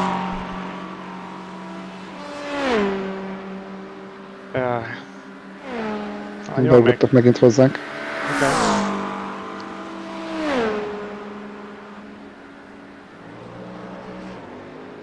Dick rátrakjam már a gumit a következő cseréhez? Felejtsük el. Dryra? Aha. Volt Svájcban, a Svájcban kevés. Nem tudom, mi volt? Mi voltam, bocs? Elindult valami. Hát nem tudom. Még ezt korai eldönteni. Majd meg eldöntjük. Nem alakul ki a dryline. De egyértelműen hamarabb szárad, mint éjjel. Ja. Várjál, mikor kell leülni? 12-25-öt mondtam? Aha.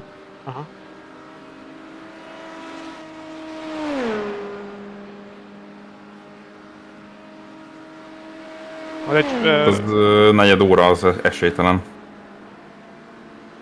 Az biztos, hogy esélytelen. De azután viszont valamikor meg lesz, csak... Ez inkább az a kérdés, hogy ez a stint. Vagy nem ez a stint. Ja. Vagy egy splash. Olyan jól működött a múltkor is a splash-endes. Bele vagyok kokcolva ezekben mindig. Még a 7. stint, még egy pár kört menjél. Nem mondd, hogy nem élvezed. De élvezem amúgy.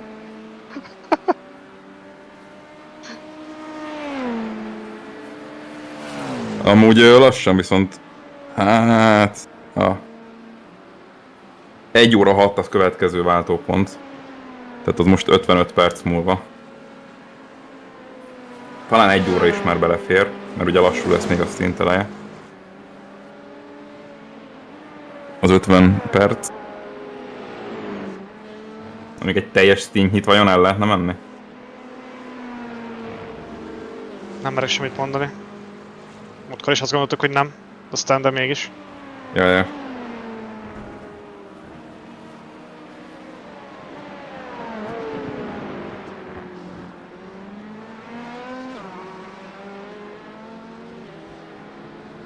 P1-2-nél amúgy volt pilótacsere, de maradnak le így is. 34-re van P1, 43-ra P2. Most in egy safety car. Ja. Safety car, safety car, safety car. És 1.40-re vagy a jöttől. Hány safety car volt addig? Kettő. Ó, mind a kettőt én nyertem meg. Aha. Önző állat. Hát te vagy a safety car szakértő. Nem hagysz nekünk semmit, bazd meg.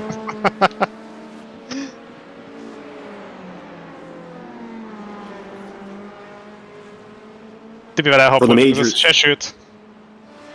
Sorry. From the Majors 24 broadcast booth, welcome back in here, guys. Spin and Toe Motorsport getting to business.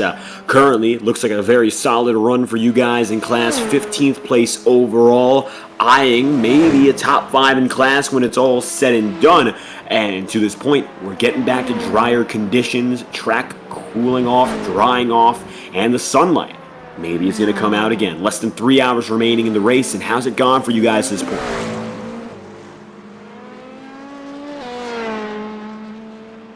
Anyone? Tamás? Yeah, so far so good. Spins, toes, hopefully no more. We have our expert swimmer in the cockpit, and he's catching some great ground. We hope to stay ahead of B1 and crossing our fingers for a safety car. It would be a good time now. And of course, wet strategy coming into play over the last few hours here. And these long haul hours in the night have been plagued on and off by wet conditions. We're looking for the remainder of this race perhaps to get it cleared out. Radar is indicating that we should get at least some time without rain from this point onward. And as we swap back to the dry line of racing and we go from the wet circuit back to the precise nature of that dry style of racing, I gotta wonder, how do you guys see it? Is it a bigger challenge now to go back to the dry from the wet, or was it a trickier deal going to the wet racetrack from what it was? It usually was the drying track, which is the bigger challenge, because you make a small mistake, you put it on the wall. I'm the first one to admit it. I did it. So it's always more challenging in the drying, and especially now with only a couple hours remaining of the race, it's hard to find the best strategy between finding the cutover point and managing the stints remaining. And stints, we're still looking at a few, multiple, that's for certainty here, but are you expecting to see multiple full stints, or will drivers be divided up by half stints from this point? Or is there any idea as to that? That all depends how quickly the fog clears up and the track dries up. So we have our plan. As soon as the track goes dry, we just don't know yet when it comes. Waiting for clearer conditions, and it's pretty evident now that's the difference maker as we are under the 3-hour mark remaining. Once again, Spin and Toe Motorsport eyeing further position in this LMP2 class. Thank you guys for your time. Anything else you'd like to leave us with? Thank you for organizing the race.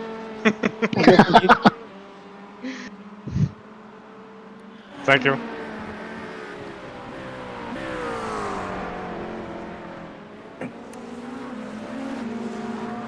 And that one GT3 that was...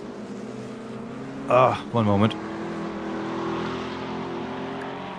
And then obviously the LMDH in the first safety car that just plowed into everyone. Oh, we got visitors again. Hello. Hello there. Hello. So warm. And now got a word again from our friends at Neon Knights Racing. Welcome back. It's been a long while coming, but it looks like now 26th overall. You drivers are still going at it, looking for the next positions ahead, and it looks like opportunity is available so long as, of course, things go smooth from here. Yeah, it's the last few hours coming up. Only a little bit under 3 hours ago. The track is slowly drying up now. Let's see if there's a safety car at the end. Maybe it helps a little bit. But yeah, fighting for top 5 at the moment.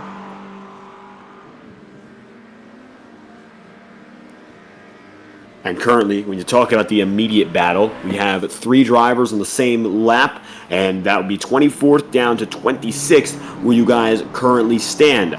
Looking at the next stint, or perhaps the rest of this one, what is the immediate goal on this team's mind, and what is it going to take to achieve it? Yeah, right now we're extending the stint on the wet tires to just survive this this stage, and from there on, once we go to dries, it's full push to the end.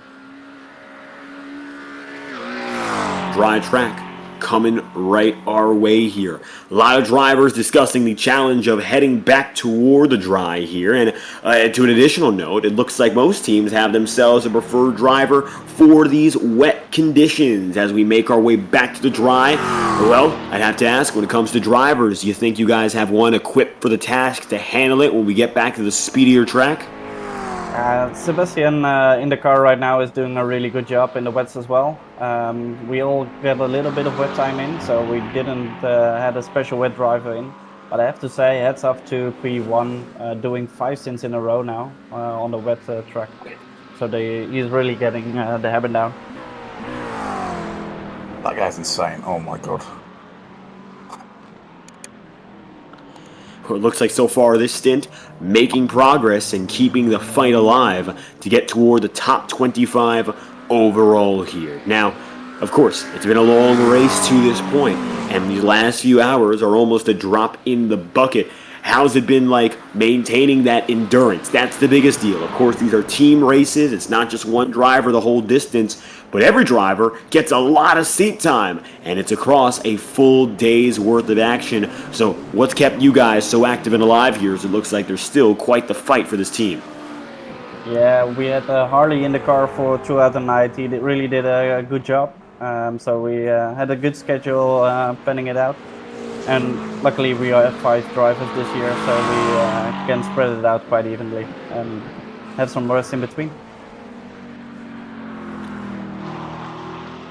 Dividing up time well and getting ready for what's next to come. It's a word from Neon Night Racing and the 808 McLaren here fighting to get through for another position. Thank you guys for your time here. We're going to take a little bit of time here and get back to listening. If you'd like to leave us with any final message, well, we'd love to hear it now. Yeah, let the organization know we need another safety car. So, safety car now. Thank you. Once again, Neon Knights Racing, thank you for your time.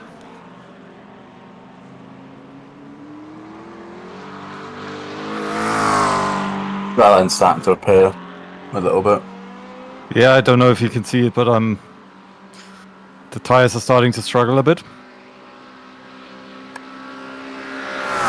Yeah, keep cooling your tires on the side, especially on the straights. Then they keep below 110-ish, and it's good. Still really catching Nuno, obviously he's still on dries. Yeah, the one on dries is really struggling still.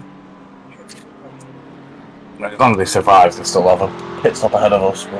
But, fucking hell. There's a chance that we go a handful of laps. We'll have 3 full stints to finish, where they'll have to pit again anyway. Oh, I need some more water. I've got a cup of tea. Somewhere. Harley, how many laps do I need to do?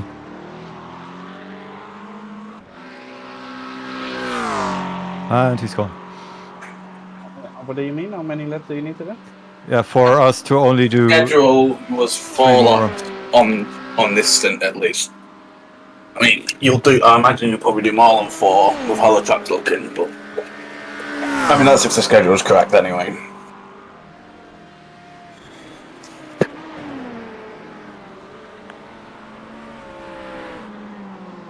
It's been changed that much and adjusted that much, I'm surprised it even knows what day it is.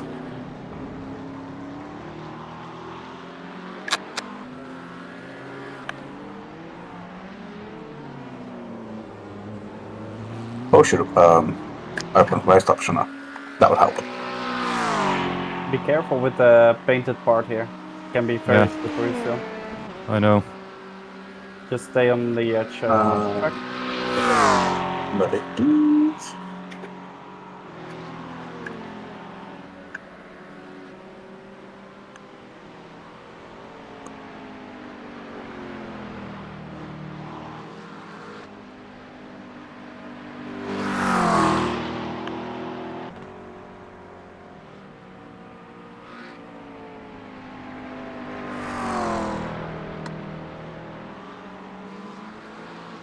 Yeah, we're still catching in as well. Also, race up saying 327 laps.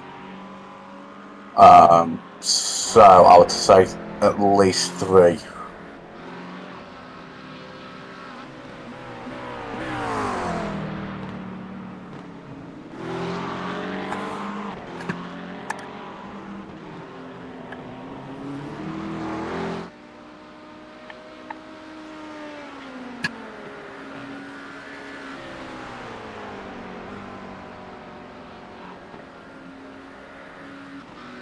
Yeah, we were 7 seconds faster last lap.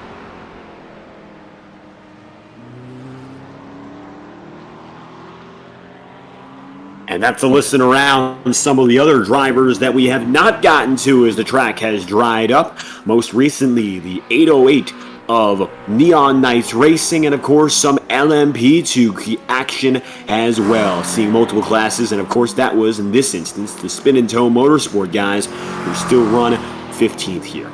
It looks like overall still going to be led by Team Unknown with a full lap ahead of the remainder of the field. Second place, Orbit Drop Bear Venus, IPM Gold overall in third, and even still not a lot of a difference between those groups.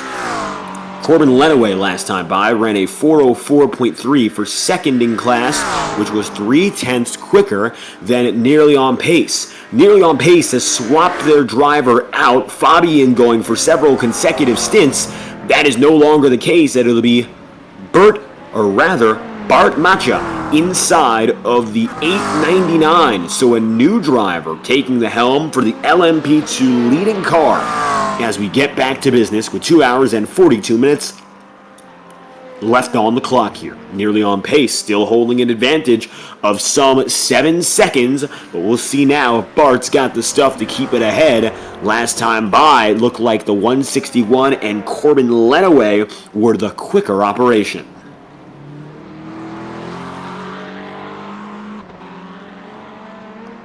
Up here, I'm just trying to work out what quite to focus on around here. This is now a drying track, now a very calm track. There have been some incidents, but I don't quite want to make this a permanent action replay. We'll take one, and that's only because you're the latest one, DDK Racing Team G, led by Tom Farr.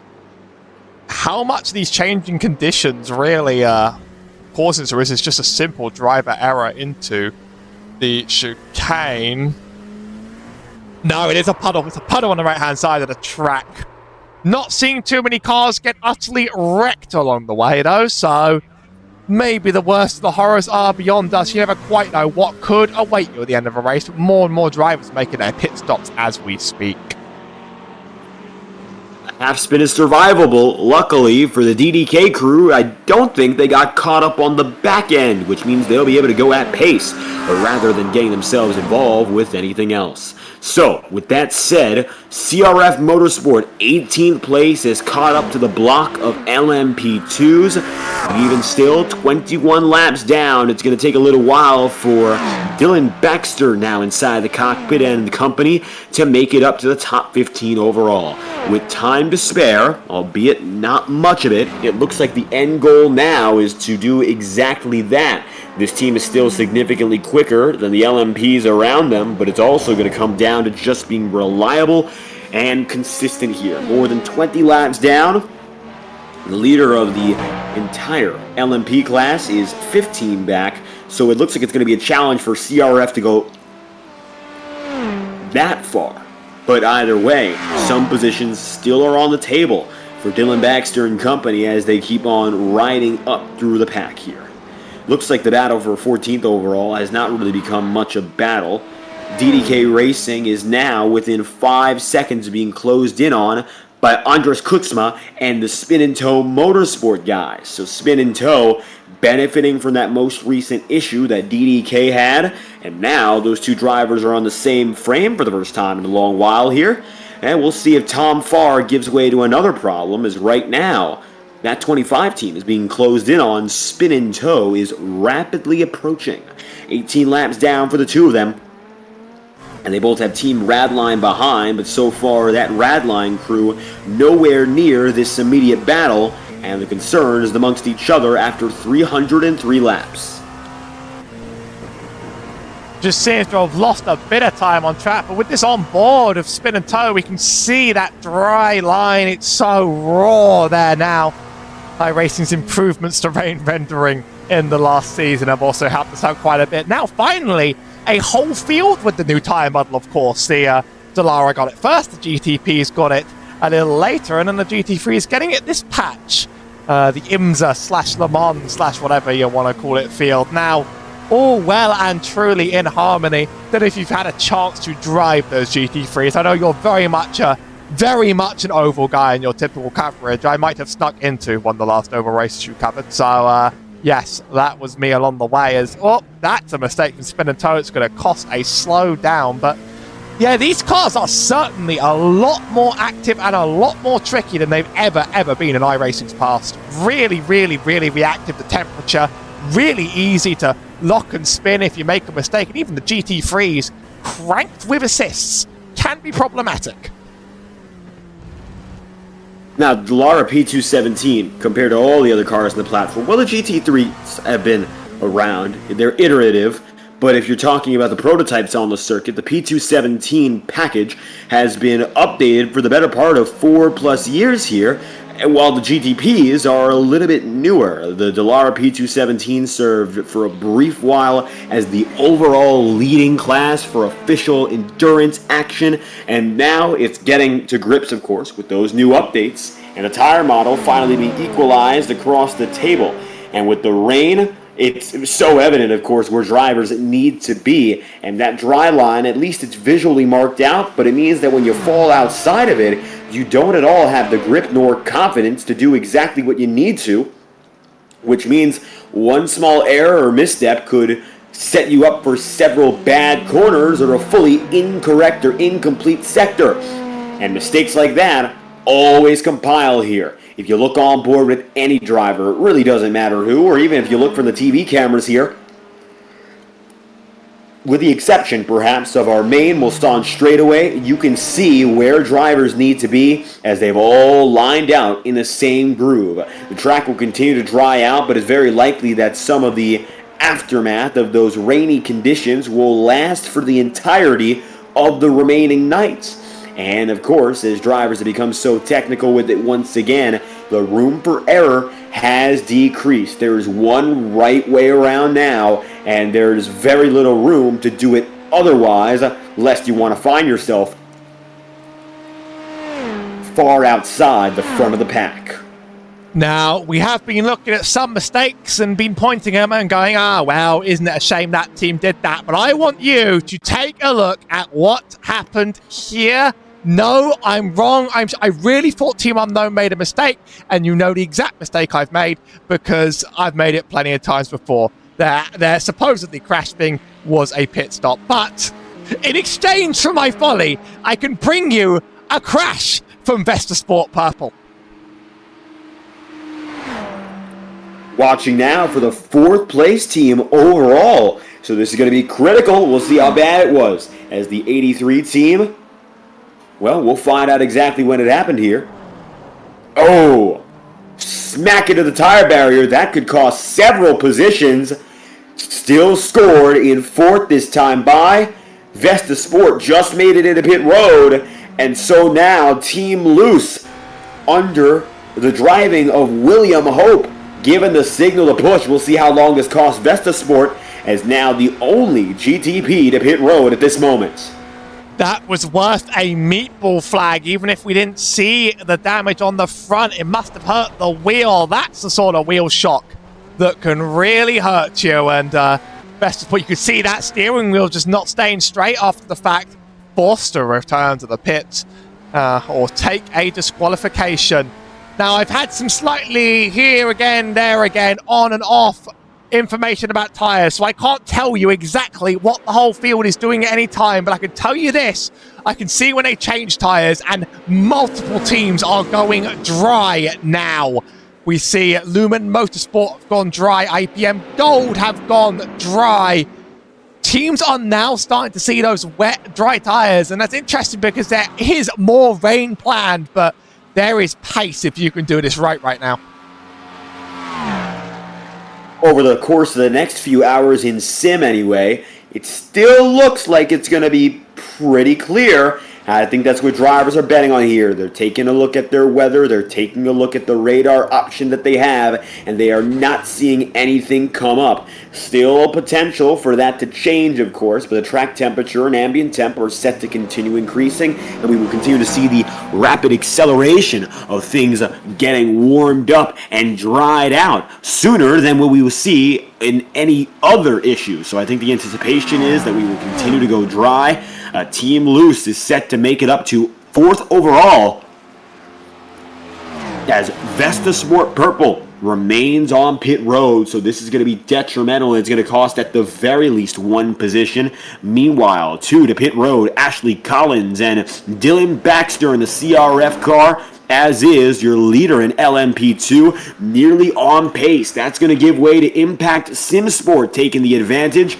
And so, with Impact out on the racing circuit and setting some pretty solid laps, they're going to bring Bart Matcha in after a 4:08. That was 10 seconds slower than Corbin Lenaway. Now, Corbin holds the advantage in that 10th overall position, and the LMP lead again is with the 161 crew as it stands. Team Loose is set to officially take the placement. We're waiting to see when that happens as the leaders are coming toward lap 324. The rest of the field still in the shadows for the time being. As you can see, Impact and nearly on pace, the drivers to watch now in the closest class-leading battle. So now it's a game of timing on the stints, and we're going to compare lap times between these two LMP2s. Obviously, it's going to be slightly misleading for now as nearly on pace's entire pit lane stop is going to be considered in there, but about 50 seconds to make up. The last pit stop for nearly on pace took 31 seconds in the box. Probably adds up to about 50 when you consider, no, it was 1 minute and 4 seconds in and out pit road. So as it stands, when Impact SimSport stops, they'll come out about 10 seconds behind themselves unless they pull off some unbelievable pit road shenanigans. Maybe do the NASCAR right sides only, see what happens to them. But until then, nearly on pace, set out for aggregate lead soon. I think Impact may change to dries as well, because we'll have to see just how different the lap times are. The Sector 2 is going to be a really good tell here. Sector 1 bogged down by that pit lane. Sector 2, both teams have now are driving in fair conditions. Here's nearly on pace. So eagerly anticipating that next pit stop for the 161 crew. It looks like it will still again be their disadvantage here as you watch aboard for your leading drivers in LMP2 competition. Now, looking at some tight multi-class battling off of the frame. Right now, it looks like the top 2 drivers, Impact and nearly on pace, are doing just fine. Now there's been a driver swap for Le Pere Esports, previously having Ashley Collins. It's now Thomas Rattlemere, and that is going to be a swap up for the 38th place team. Nothing too significant at the head of the field, but to note, the Mercedes, the lone non-McLaren that we've been keeping our eyes on here, has made a driver swap, and it might just be for the rest of the race. That is to be determined. Ashley Collins back outside of the cockpit. And so that change being made just a few laps ago. Team Unknown still leads by a full lap after a pit stop, as Dominic Ferraris and Orbit Drop Bear Venus still faltering behind. IPM Gold has not yet gotten up for second place. The podium for the overall has been just about the same all through. And we're waiting for that head-to-head comparison to come in for the LMP drivers, who will battle against each other in due time. Whether or not Impact can get back up to nearly on pace on the racetrack still remains to be seen. Over the last 2 hours, the advantage has clearly been with Nearly on Pace in the 899. 1.6 seconds faster is Nearly on Pace in the second sector. It's not quite the gap I was expecting. I'm just trying to see, even though the pass is inevitable, I'm just sort of waiting to see how big is this differential between the tyres. Now, iRacing does lie to me sometimes about the tyres, and one thing that doesn't lie is my eyes. So if I do the old trick I did earlier in the stream, I can tell you that's a slick tyre. And we're now over there. That is a wet tyre. Then we'll see what it gets changed to. Getting changed to a slick for Impact Sim Sport Black. They're going to drop off the jack. They're almost certainly going to lose that lead to Nearly on Pace, as the gap was just not quite enough for it. Not sure what that data is showing. Someone bring me to live. Yes, they crossed the line. It's 2 seconds on my screen. It's shrunk down a whole lot. There's our new leader. It's Nearly on Pace taking their lead once again. That was pretty much the expectation based on the pit stint data, and it was all advantageous for Nearly on Pace, as Impact is now back on the way, several corners behind. Corbin Lenaway stays inside the cockpit, so it looks like very little change in that regard. Impact is going to see their 10th place driver overall fall to 11th. Nearly on Pace is going to get back up there with Bart and company as the top two remains. Now, 12th place overall is third place in class, and that's Brody Gardner now. Blue Chew America is taking it into that spot, 15 laps down and 2 laps up on the next best thing in Wannabe SRT. The podium for LMP2 has been largely stagnant tonight, and we're still eyeing whether or not there will be a fight for 14th, 15th, and 16th. These three drivers are on the same lap, but when you got nearly 9 miles to cover each and every time by, that doesn't mean all too much, as they're all in 3 completely different places. The GT3 class still led by MRS Racing. Kronos Gold just went in. Flo Bussin getting inside the cockpit, and it looks like now going to be a full, of course, pit stop, and we'll be seeing another driver take it on to the dry tires now, as Bussin and Kronos Gold are off the jacks and are set to come back onto the racetrack. Filippo Uber and Vesta Sport Purple are now on the way. 5th place overall after that incident which dropped them behind Team Loose, and so it's going to be Filippo Uber coming through, and it looks like that might have been a drive-through penalty there. We're taking a closer look, and it looks like no, that was another pit stop here. So Filippo now back out 5 laps down in 5th place, and that's going to be a move inside the GTP class, although it was not for position. Delta V Racing coming up at RD Sim Sport now in the pits. That's the position. Lots of passing happening on the track. Vesta Sport Purple's last stop at 7 minutes, though, has basically set them all the way back again. They're a fast team that also seem to find their way into pit road. Now, your job for me, as if I'm the one assigning you jobs, David, but your job for me is to find the weather forecast and let me know what it looks like on the way, because I don't quite get data out, and I have the feeling like it might come back one last time to haunt us. Right now, track temperature 36 degrees Celsius, very lightly wet, says iRacing.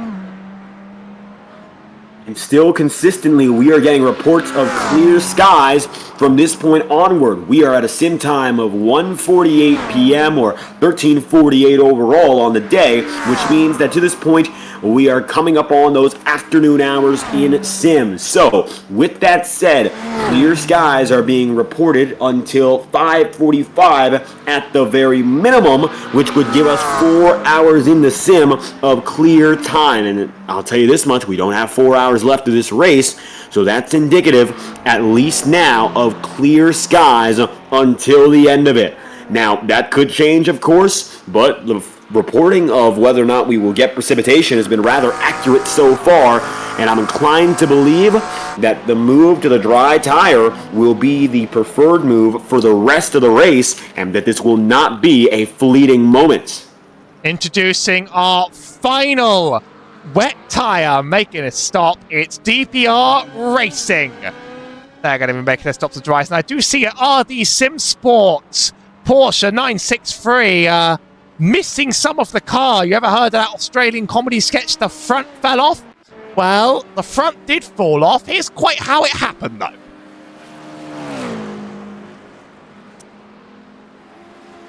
Not the first time we've seen it today, but it's always a heartbreaker for a team when it happens.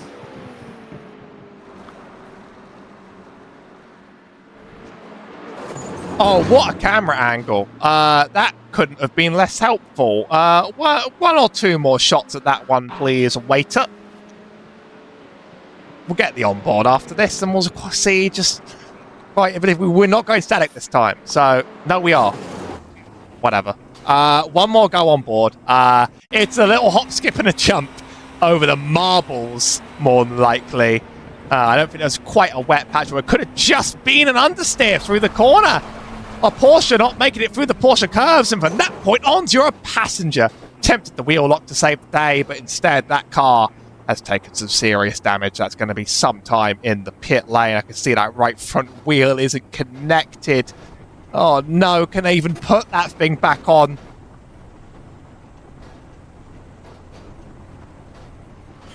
Damage that critical so late in this race.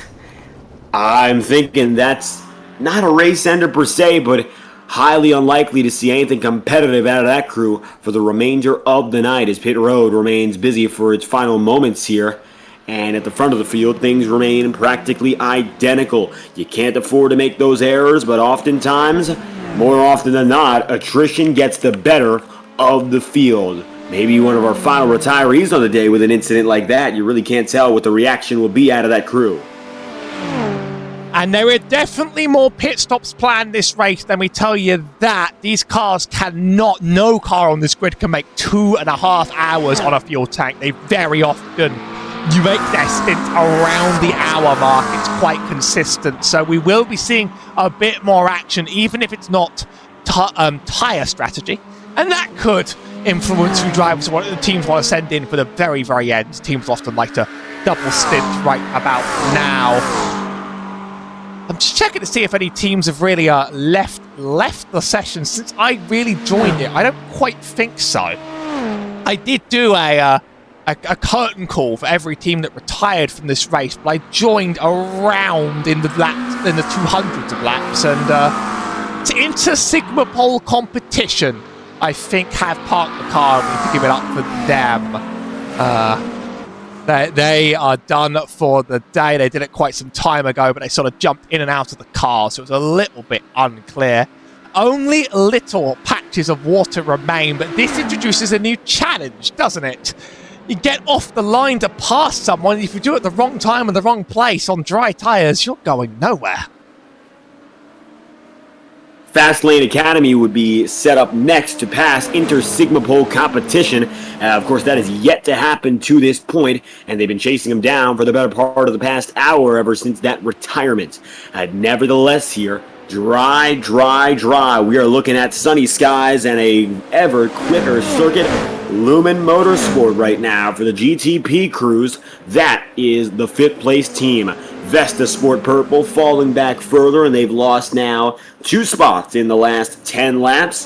Detrimental, as they've also lost 2 laps with that. So Lumen is bumped back up into the top 5, and currently it appears that that position is being held rather solidly by Rasmus Peterson, last running a 3:58 as compared to an 11-minute lap for Filippo Uber. So a long time on pit road with that most recent stop. 11 minutes sounds like damage to me. Vesta Sport Purple, they did on their last stop take 7 minutes and 48 seconds for a big meatball repair. So they've been set back all that time yet again. IFR Esports, the next team to draw our eye towards, because I'm afraid it's another wreck. Oh! You need to go back a little bit further than that. That's a violent one, the most violent one we've seen all of today's show. Already some damage done to that car. Coming up on another GT3. And I'm not going to say I think this only ends in tears. It really does. It's the wet patch. It's the puddle. It's exactly what I said. Kept out of the other cars. Oh, and a nasty hit, and there's no stopping the tire barriers tonight. They have been the biggest enemy of the entire field. Now, look at it one more time. IFR Esports, no stopping. And when the brakes lock up, perhaps a wet patch caught there, because out of control so rapidly, it looked like a little bit of interference with the circuit. A giant wet puddle comes out of the rear of the car when this happens. So this is absolutely catching a wet puddle. Here's the onboard. They're on the wet patch there. And I mean, just check the rear of this car.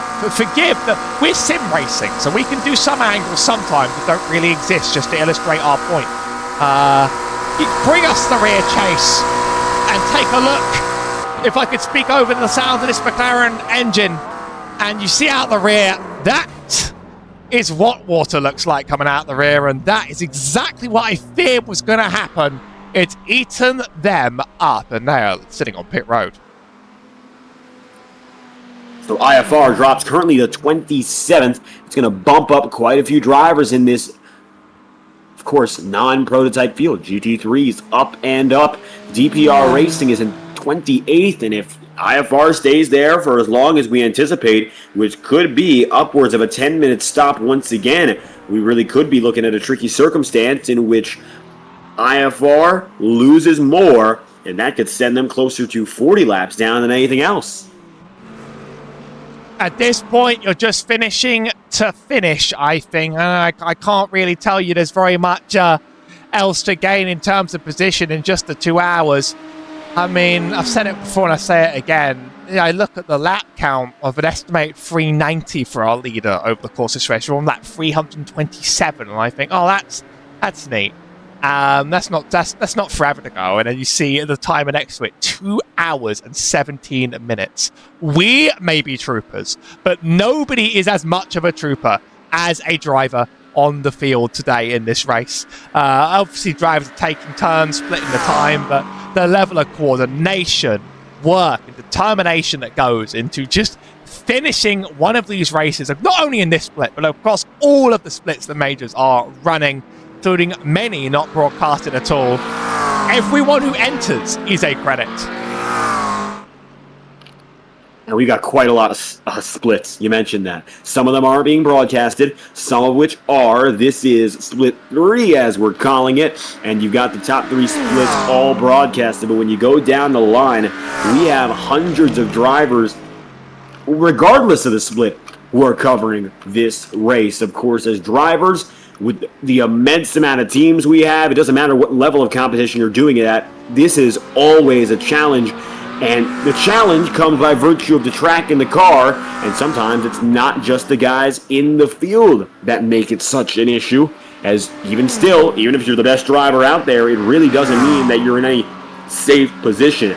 Every lap is a journey, every lap has its own obstacles, and even if you find yourself comfortable one time around, it doesn't mean it's going to stay that way. I think everyone on the field understands that pretty well here. Staring at that RD Sim Sport car, that is a sad fate.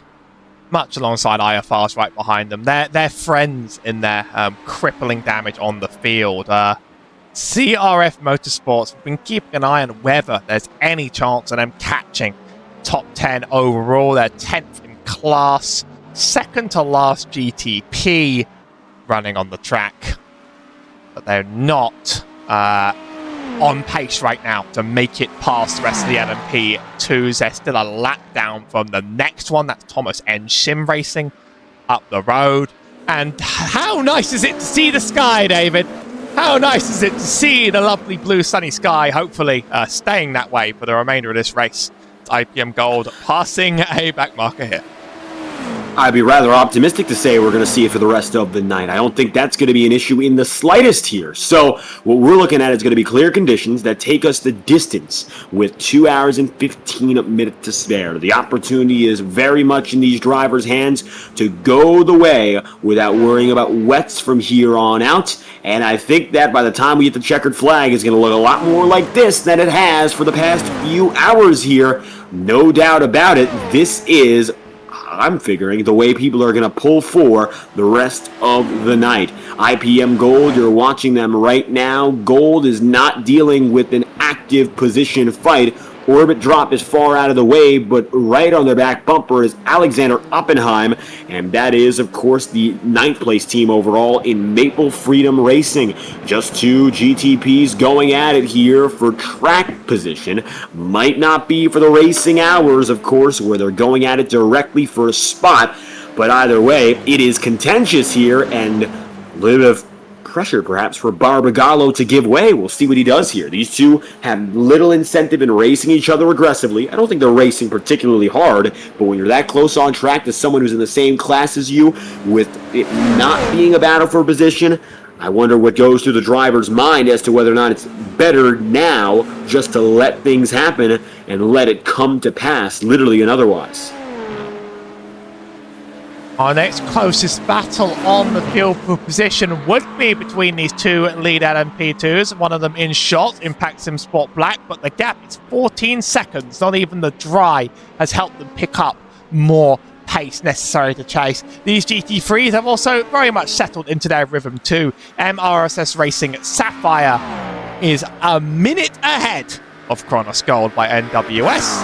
And now it's dry. If you avoid the couple bad patches, you are now putting down the pure fastest laps. You're not trying to run around anything whatsoever. If there's no more rain coming, this is where the push laps begin, and we'll possibly see fastest laps of the race start coming in soon. We've obviously not seen any one of them come down in the mixed conditions.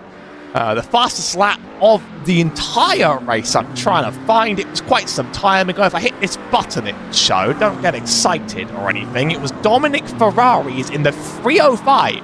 Robert dropped their Venus to set a 3 minute 27.281.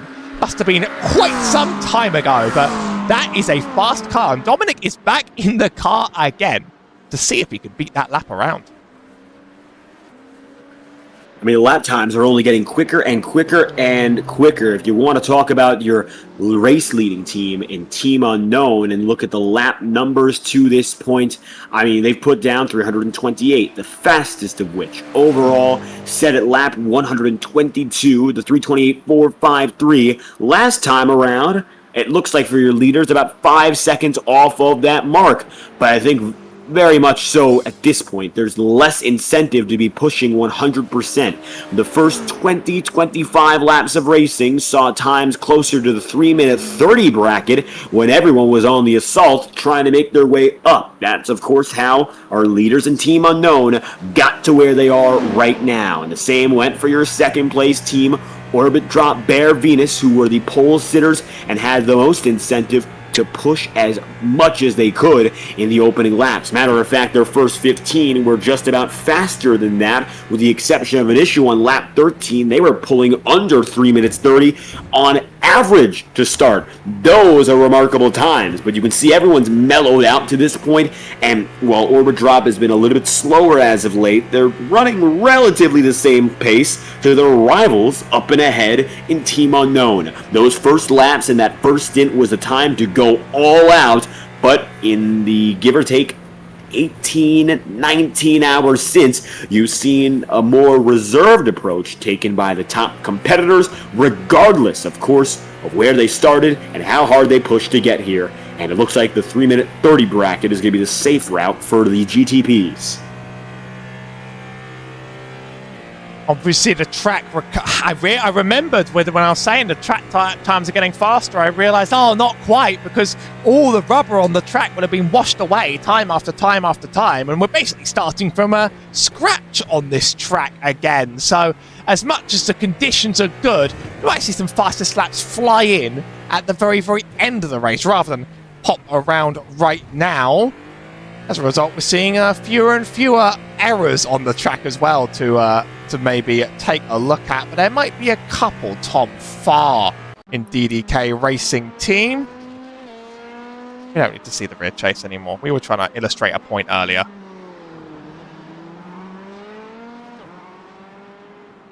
They did just make a driver swap after this. Oh, slamming to the inside, and that is... I don't see any instance of a wet puddle. Perhaps the onboard will give us a better look. And I was due to say that patience makes the difference now, but again, perhaps a driver error, and... maybe hardware or technical, or just something like, you know, I need to park this car right now, because they tow it immediately afterwards, and then they've done their driver swap. Their car isn't damaged, so... Yeah, I'm betting, especially with the wheel turn, that probably a hardware error has forced them to tow back to the pits. They will be returning to this race, but that's a frustration in this moment. Is William Hope in Team Loose X Spurwing, as drivers are going to start making mistakes when they attack the curbs a bit too much, and he just hit a bit of a puddle on the remaining runoff on that turn. It's not all cleared yet. Now drivers start to feel like they can aggressively tackle the track. That's going to be a recurring issue. Sylvian Clisson. It's got to be Clisson of Delta V Racing as well, making another small one. I bet this is going to be similar now. It's going to be a bit of a No, that car just loses itself on the grippy track. Now, I think that first incident we saw was more likely than not a hardware failure. The only lucky part is that the incident wasn't a hard right turn. Sometimes these steering wheels have the tendency to go to their absolutes, which means that a driver might nose into the wall. We didn't see that, as here's Neon Knights Racing with a very familiar issue. It almost looked like the same portion of the track where Team Loose had their problem out of the final corner. It looks like very similarly, they regrouped it, and we are having incidents galore now as we're really full on to the dry portion of the circuit. One more to come, and it's from our class leader, nearly on pace. Making a mistake into the Mulsanne chicane. How are we getting so many of these so rapidly? I need to check from the chopper quite what happened there. I don't think there was contact. I think that camera angle just makes it look a bit... Maybe Bart got spooked, though. But no, the car just went around. There's marbles on the outside line that have been building up. And they turned the surface into ice, running side by side with a GTP into the corner. And you're on the bad side of the track. That has slowed down our leading LMP2 significantly. Impact Sim Sport Black now within 7 seconds. One more, and we'll be back to live pictures. Here's Logistical Nightmare Racing and Niall Bullion. And it's these chicanes that are catching people every single time. There's a puddle on the exit curb. People still haven't spotted it yet. And it's claiming more and more cars.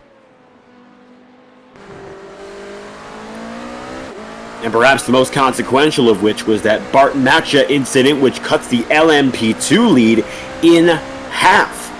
That might play dividends in Impact SimSport and their plan to get back in front.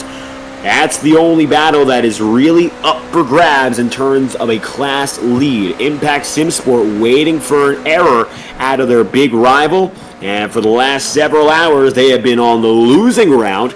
But it looks like, again, they've got an opportunity for that to be no longer the case. We'll see whether or not it ends up being to their benefit. But for now, anyway, Corbin Lenaway getting a saving grace, albeit briefly, as the nearly on pace team has a falter.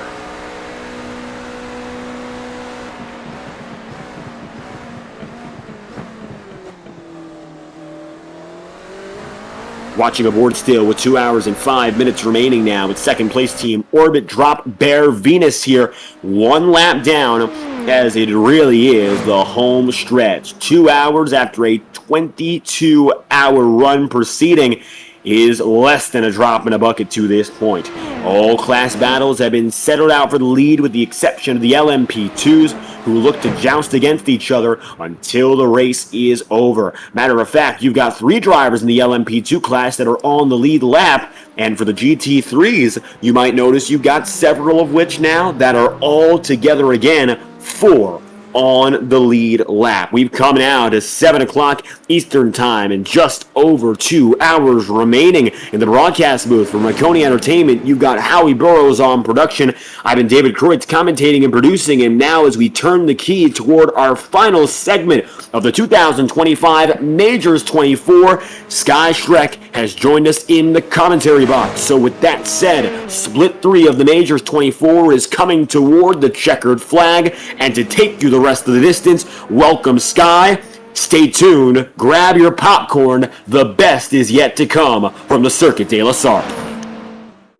Hey, you know that guy who just before the green flag keys up his mic and asks, "Anybody got a setup?" Well, this is him. This is Adam, and hey, Adam needs some help. On the other hand, this guy over here, this is Steve. Steve is a solid racer and he knows his way around the garage. Steve's problem is time. With a job and a family, he can't find enough time to build competitive setups and to race as often as he likes. But as luck would have it, Steve knows a secret. He lets the Majors Garage crew chiefs do the setup work so he can focus on the racing. At majorsgarage.com, Steve can get setups for over 60 cars on the iRacing service. So no matter what series he wants to jump into, he is covered. Somebody, anybody, really should tell Adam. See you at the garage.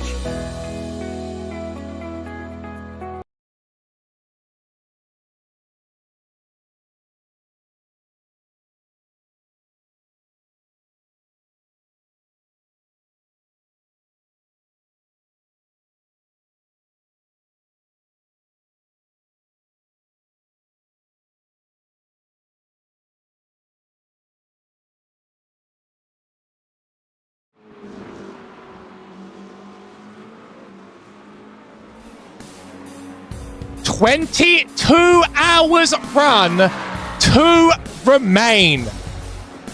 It's been a tough race for many on a very wet and dry Circuit de la Sarthe, but all that matters is often the very end. Welcome to the final 2 hours of Maconi Entertainment coverage of the Majors 24. I've been Howie Burrows along for the ride the whole time, but along with me is Sky Shrek for our final 2 hours of racing, and we've seen a lot. You've still got a lot yet to see. We've seen some great racing here so far over the past 22 hours, and coming down to the end here, it's going to be even more intense. We've got battles for the lead working all over the racetrack as drivers try to fight their way up into a better position here. Try and win the race. You're looking at a couple of these cars as they make their way around right now. Still 34 teams still out on the racetrack here trying to get some speed.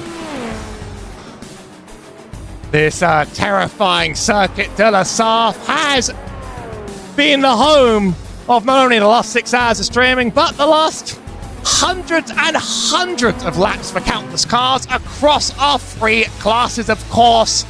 And we're keeping an eye right now on a battle in the LMP2 class, which has had some of the closest racing we've seen across the whole field. It's been a very wet, dry race, Sky. But you're here for the final dry run. We don't have any more rain on the radar unless it comes up out of nowhere, and that means that it's very much pedal to the metal. There's been incidents, there's been spins, and there's still a few puddles to catch around. But between here and now, it's a straight-up sprint to the line. Yeah, you've got that lead car, Kevin Daniels, in the DDK Racing Team entry right now, currently running in 6th in that LMP2 class. And then right behind them is that Team Radline car, Paul Crabb, behind the wheel of that one as he goes side by side down the Mulsanne straight. Gonna try to get the move done here around the outside. We'll see if he can make it stick or if he'll have to maybe bail into this chicane. He's gonna get the spot. It's gonna be Daniels who bails, and that is Team Radline promoted to 6th in LMP2.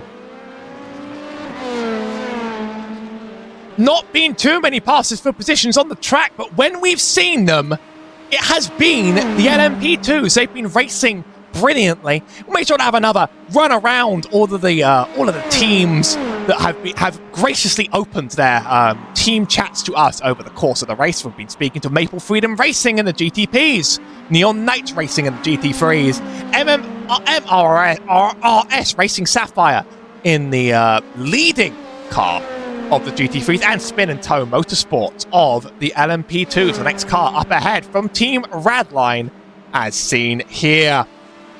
Apparently, this has been remarkably clean compared to some of the other Majors 24 splits. Obviously, there's almost 20 running right now, and we are just a very, very small minority of it. The third split of competition. But anyone that makes it to the end of any of these splits is well and truly a hero.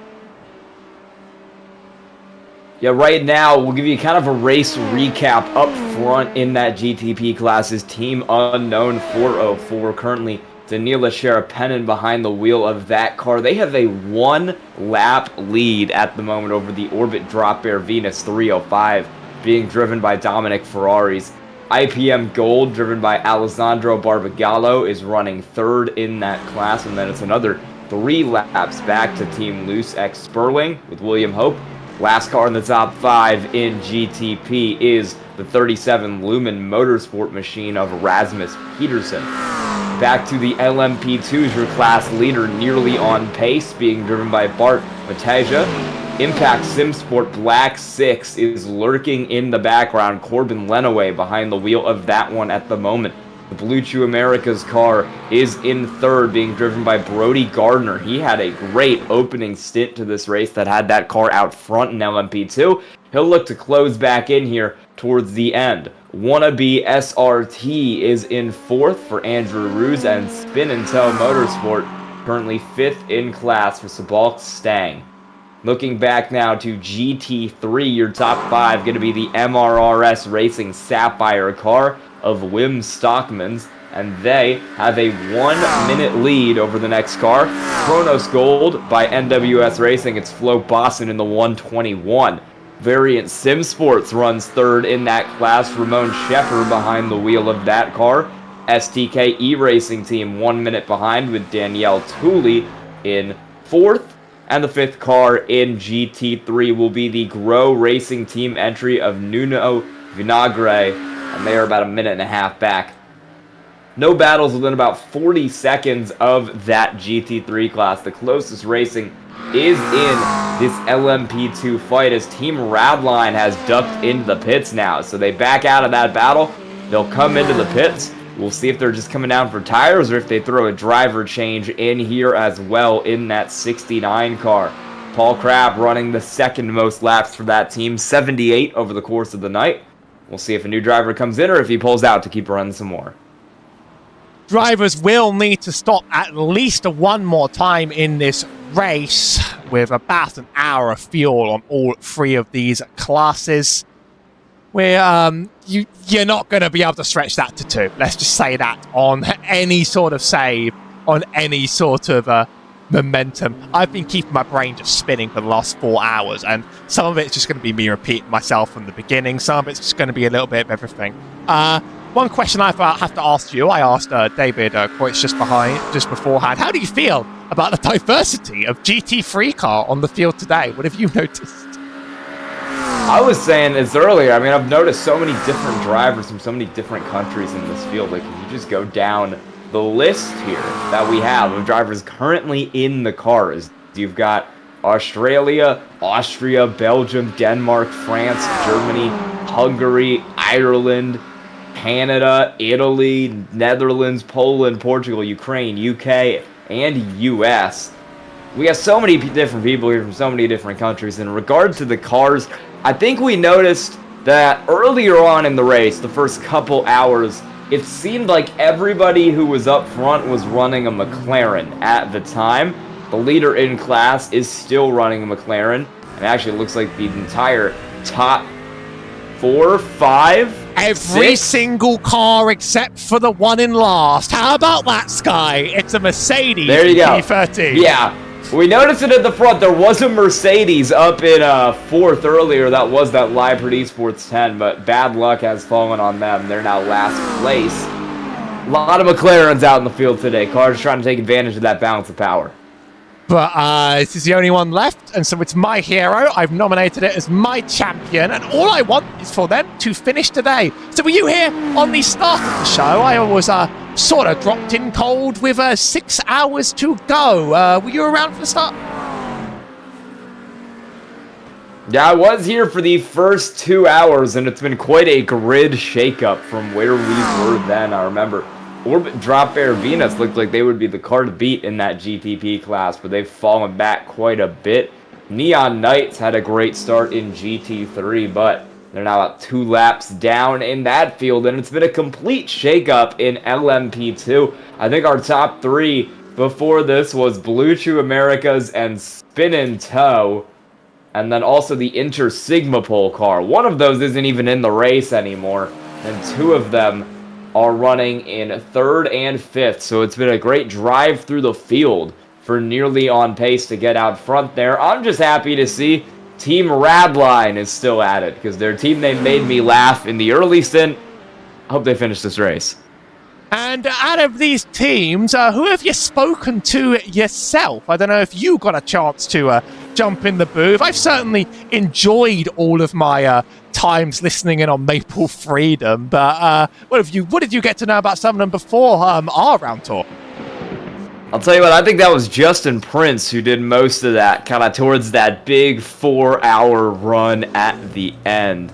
He can tell you a little more than I could about what we were hearing from some of these teams. I do know we were on Spin in Tow for a while, and they were communicating in a language that isn't English, which only goes to highlight the diversity of this field.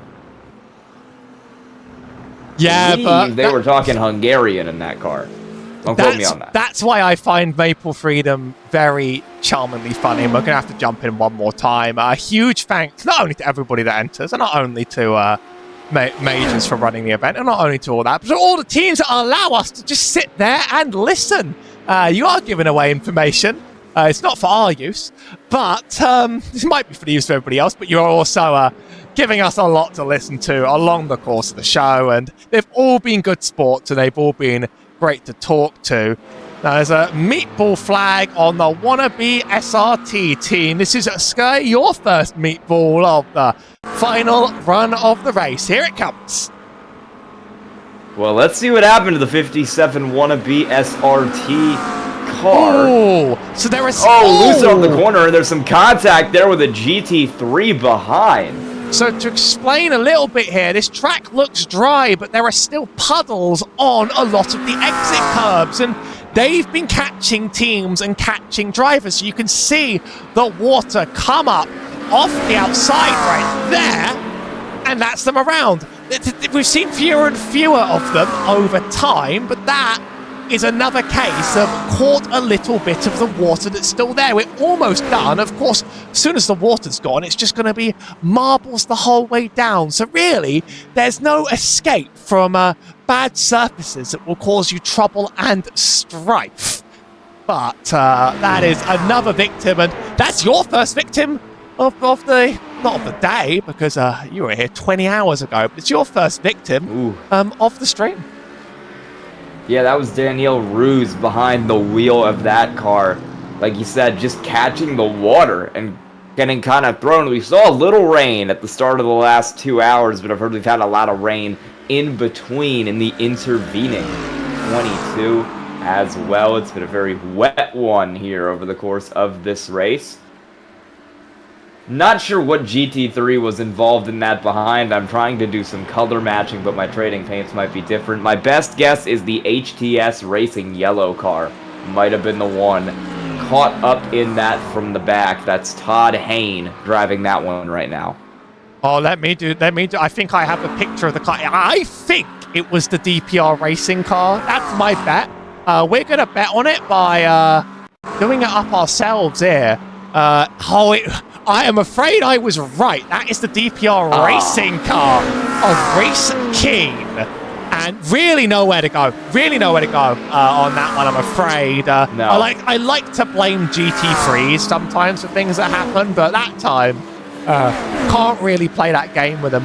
Here's something that's interesting, and I've been baited by ATVO. Yes, I was about to get baited again.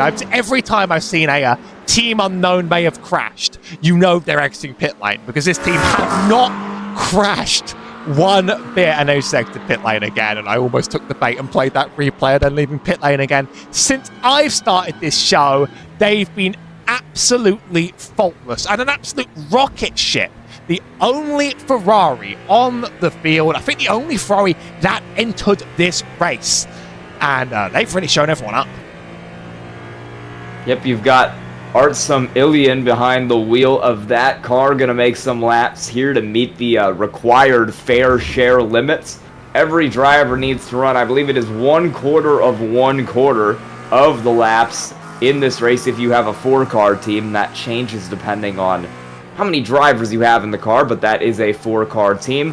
Alexei Shalabanov and Danila Sherepenen have run most of that race, so Ilian will get in here to run this last stint to the finish in that 404 machine. And with that, Orbit Drop Air Venus was under a lap down for a second before going back a lap down here with the pit stop for them. So we'll see if they make a driver change as they come in now in that 305 car. Got some cars racing right here. That's the IPM Gold car of Walter Mendez. And it looks like the 305 will make a change. Dominic Ferraris is out. Sam Blacklock back behind the wheel of that 305. How do you call the start of a 24-hour race? So I'm afraid that you've jumped into the part of the broadcast where I'm just about ready to talk about anything. You are fresh and reloaded and so ready. I am 4 hours into a shift. We've had action, we've had moments, we've had drama, but eventually, the commentator wants to, just has an idea, has a thought. Let's Lumen Motorsport off the track, I think. I caught someone making a mistake. How do you call the start of a 24-hour race with that many cars? Because right now, this is obviously very, very different in terms of the way it runs. Oh yeah, off track for the Lumen Motorsport number 37 there. Sean Moriarty behind the wheel of that car, 6th in GTP at the moment. It was actually a really clean first 2 hours. I heard some chaos unfolded pretty much immediately after the first 2 hours ended.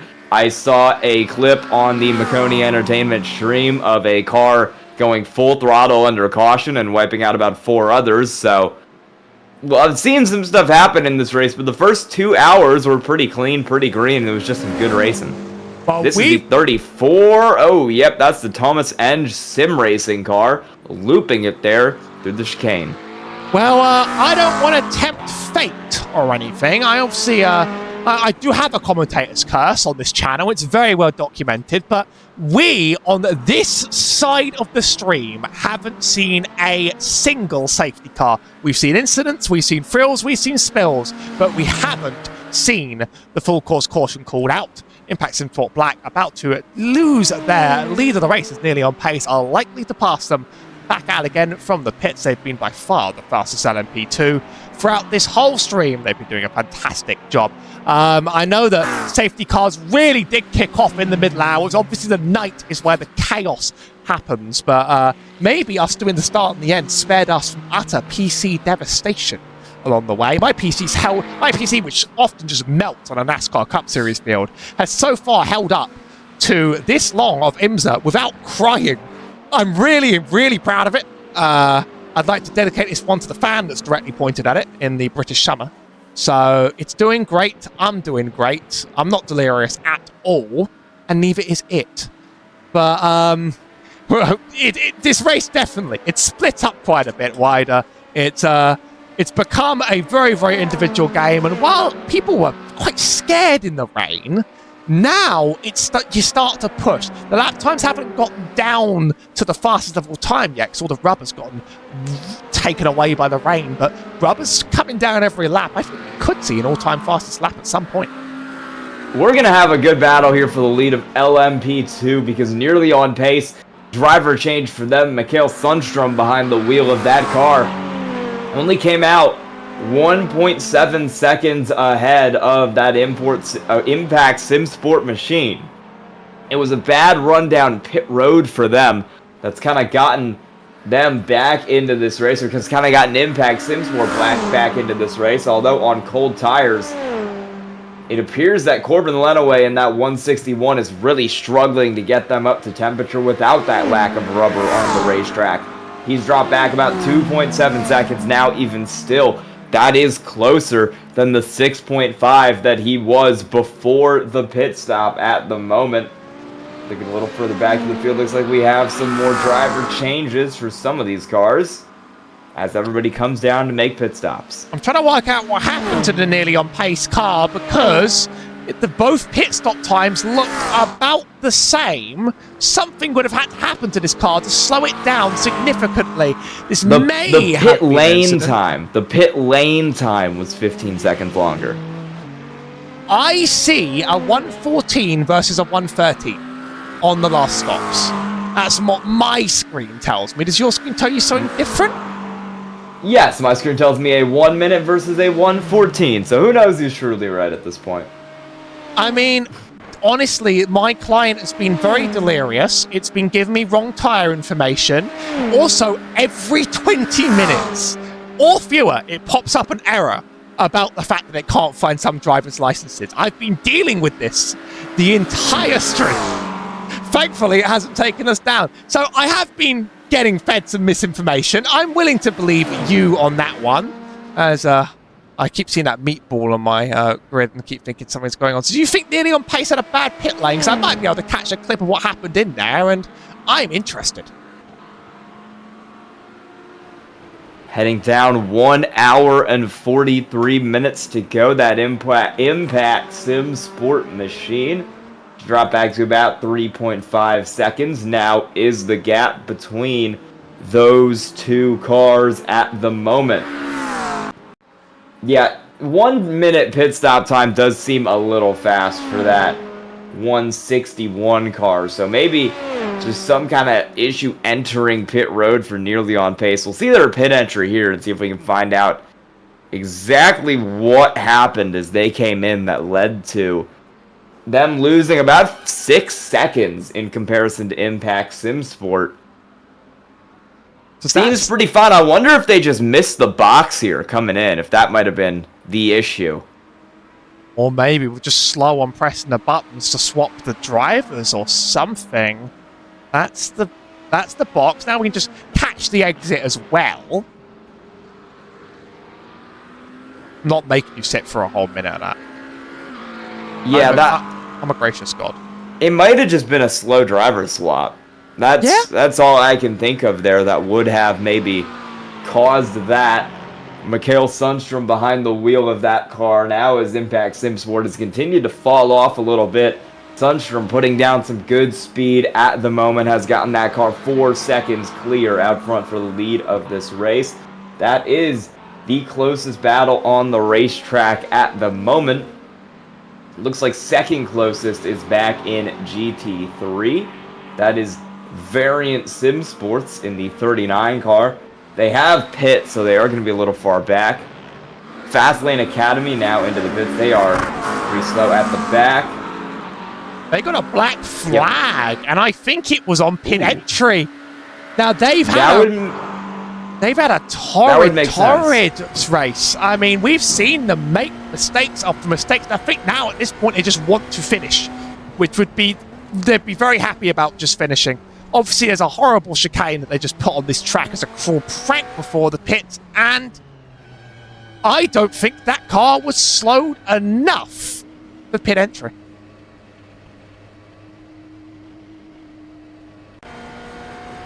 Yeah, likely just some pit road speeding there. Look a little further back, and that Variant Sim Sports battle with that 39 car being driven by Dick Jansen just came out of pit road there, so he's going to be running some faster lap times behind the wheel of that 39, attempting to pursue. That is Daniel Tooley in the STKE Racing Team entry. 369 car third in that GT3 class. So you got some cars here making their way through. William Day from Maple Freedom Racing. They had a horrible first 2 hours. I think they were behind every car in the LMP2 class at one point. They've wheeled that thing back up to 9th in class. Pretty good recovery from them to finish this race. Wim Stockman's also up here, but he is 1 lap ahead. He is the overall leader in that GT3 class at the moment, has a 1 second gap back to Chronos Gold. Flo Boston still behind the wheel of that 1-2-1 car. MRRS, one of the teams that we've been able to have a lifeline to, and they said they hoped they would come out ahead during the rain, but didn't quite know if it was going to happen. I think we should hop into their channel and maybe ask them a question or two now. It's looking like it's very much could be happening. There's a lot of channels for you to scroll through, Sky, so but you will find TS3 MRRS Racing Sapphire. I'll see you there.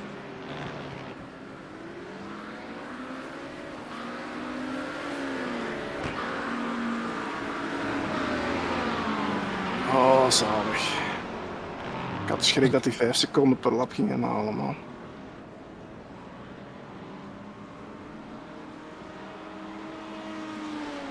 Ja. Succes, man. Thanks. Hey y'all, this is the Maconi Entertainment broadcast here at Split 3. How y'all doing? It's all you just pull into the pits. Sweaty stint. Very sweaty stint because I thought he was a lot quicker than me in the dry, so yeah. Alright, we got a driver change. Here's that strategy. You think you're gonna go a little bit faster over the kind of last part of this run to hold this lead?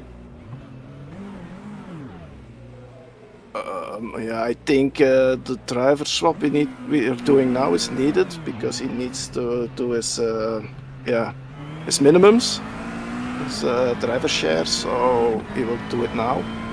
But he's normally is a lot quicker than me, so we will see. All right, there y'all go. He was quicker, so yeah.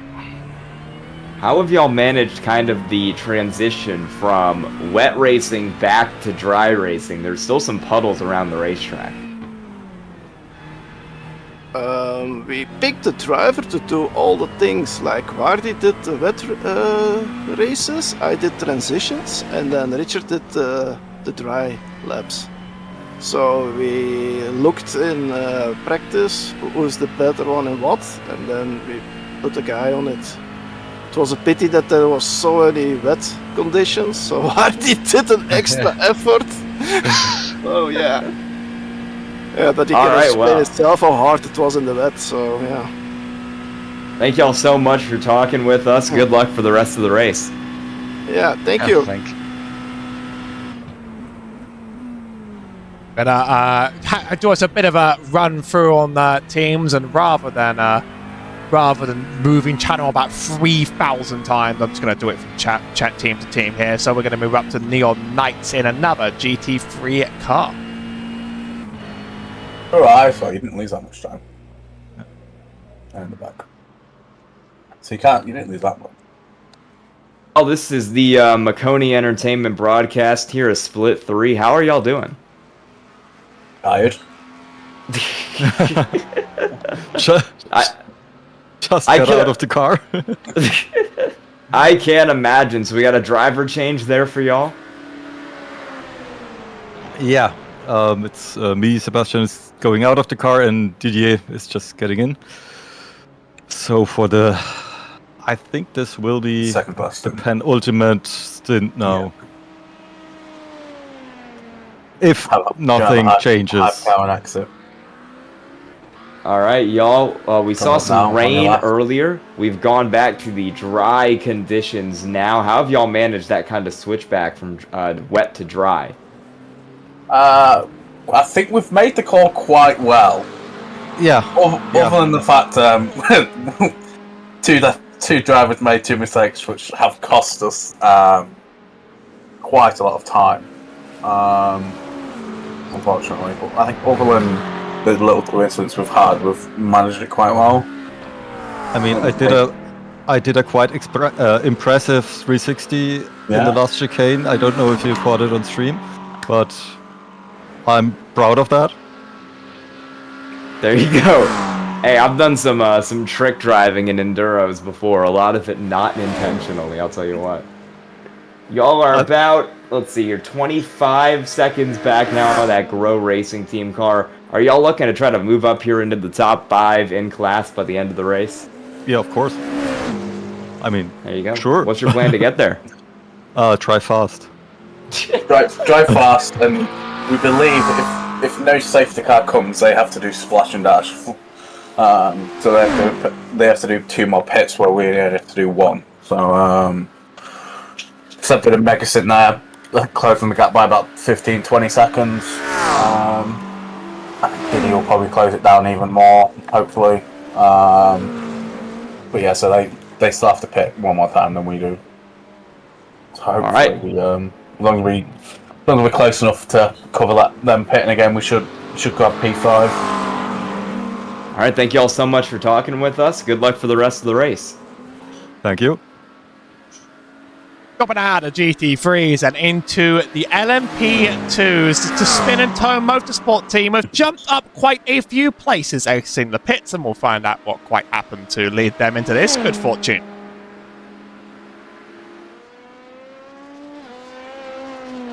Hey y'all, this is the Split 3 broadcast here on Maconi Entertainment. How are y'all doing tonight? Doing fine, thank you. Last time we talked, we were just outside of top 5. Now we are P4. Not much chance of getting on the podium, but we keep pushing. There you go, that's all you can do. What's your strategy here for the last kind of hour and a half of this race here to just make the best time you can, hold off that DDK Racing Team car behind? Yeah, exactly. Find a good but safe pace. Thankfully, Suboch has a pretty good hand in the try, so we feel safe on that front. And yeah, just push till the end. Possibly no more driver changes. I do have to ask, with the rain earlier, how did y'all manage that transition from the wet conditions back to the dry that we're seeing right now? We were probably a lap late at the cutover, but yeah, we lost like 6 seconds to Dan P5, who we were chasing. But that came back quickly once we could put on the dry tires. It was pretty good then. As we were late, we had a bigger margin on the drying line, so it worked out well. All right, do y'all have any more driver changes or stints left, or is it going to be staying to the end of the race? Stints, yes. Driver changes, probably no. All right, well, thank you all so much for talking with us. Good luck here for the rest of the race. Thank you very much. Bye-bye. A final team. They are an absolute joy just to listen in on. Maple Freedom Racing. You might have some fun with them.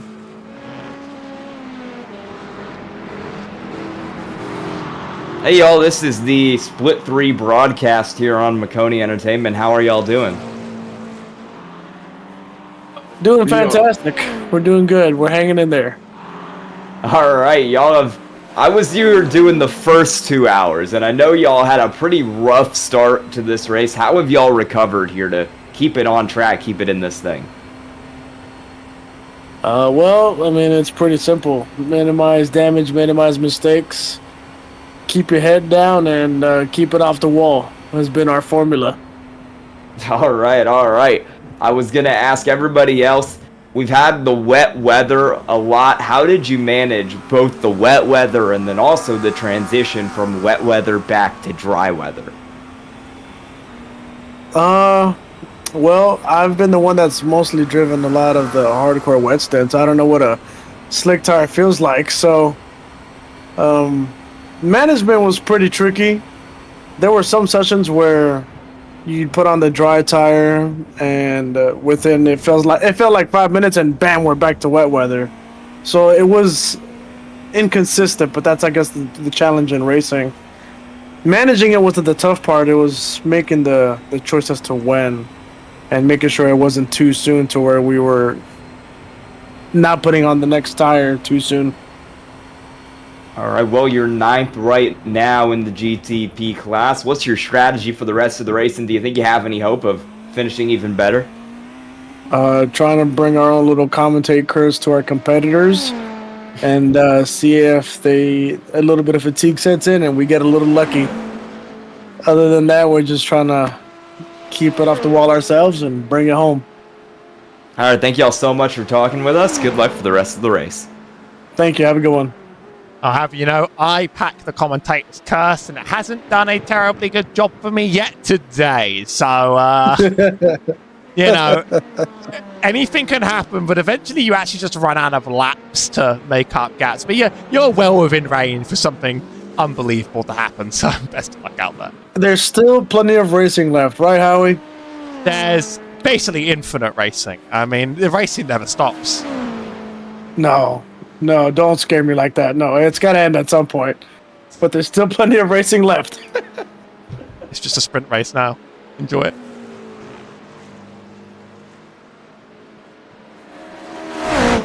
Back in action. Some lovely teams sharing their time with us. Received a bit more information from 13 decks in the stream chat. Thank you very much for filling up on my fundamental deficiencies, because you know what, sometimes even I, in my imperfect wisdom, miss a lot of things. So what happened to Nearly On Pace? It was a whole lot simpler, and there was a reason why we couldn't really catch it. Just a bad in-lap and a bad out-lap. 2.3 seconds slower in, and then about 3 to 4 seconds with cold tire problems on the out-lap. Maybe even mistakes in traffic in there as well. It was just the matter of slowly falling off a bit on pace, and that Impact SimSport Black car has failed to consistently make that inroad. We've seen them threaten over the last 4 hours. I've seen them threaten and snipe at it and not quite get it. But one or two things falls their way, and there's a battle to the end of this race, all on the table again. Well, it was 6.5 seconds or more before that last pit stop, and now that gap has been sitting pretty consistently at about 4 seconds now that they've gotten those tires heated up for that 161 car. So they did take 2.5 seconds off the gap on that pit cycle, and they're going to be looking to keep it going here. Maybe take 2.5 more seconds off on the next pit cycle and continue to pursue that 899 car for the lead and what will likely be the eventual win of this LMP2 class. This is by far the closest battle on track right now, and they've been tight for a long while for the lead of that LMP2 class. Like you said, it's been up ahead on the road. That's a GT3, but that GT3 shouldn't be around that way. That's Delta V Racing. It's not Delta V Racing. Am I stupid? Is it Variant Sim Sports? You can say yes to that one. It is the Variant Sim Sports car because it was bright purple. We're still losing drivers to the wet puddles, I think, being passed there by the first LMP2. I do love the variant design, but yes, it's a puddle on the outside. Yeah, everybody's on the slick tires. Everybody's running their full throttle dry lines now. So if you hit one of those puddles, you are going to be completely unprepared for it. Especially as we talk to a lot of those teams and they put in special drivers for the wet. Drivers who knew how to drive it. So these drivers who are in right now are their dry weather guys who didn't drive in the wet, don't have that experience of racing in the rain, and maybe don't know how to handle hitting one of those puddles on the outside of the racetrack. That could have really slowed up this chase, but it chose not to be a slow up.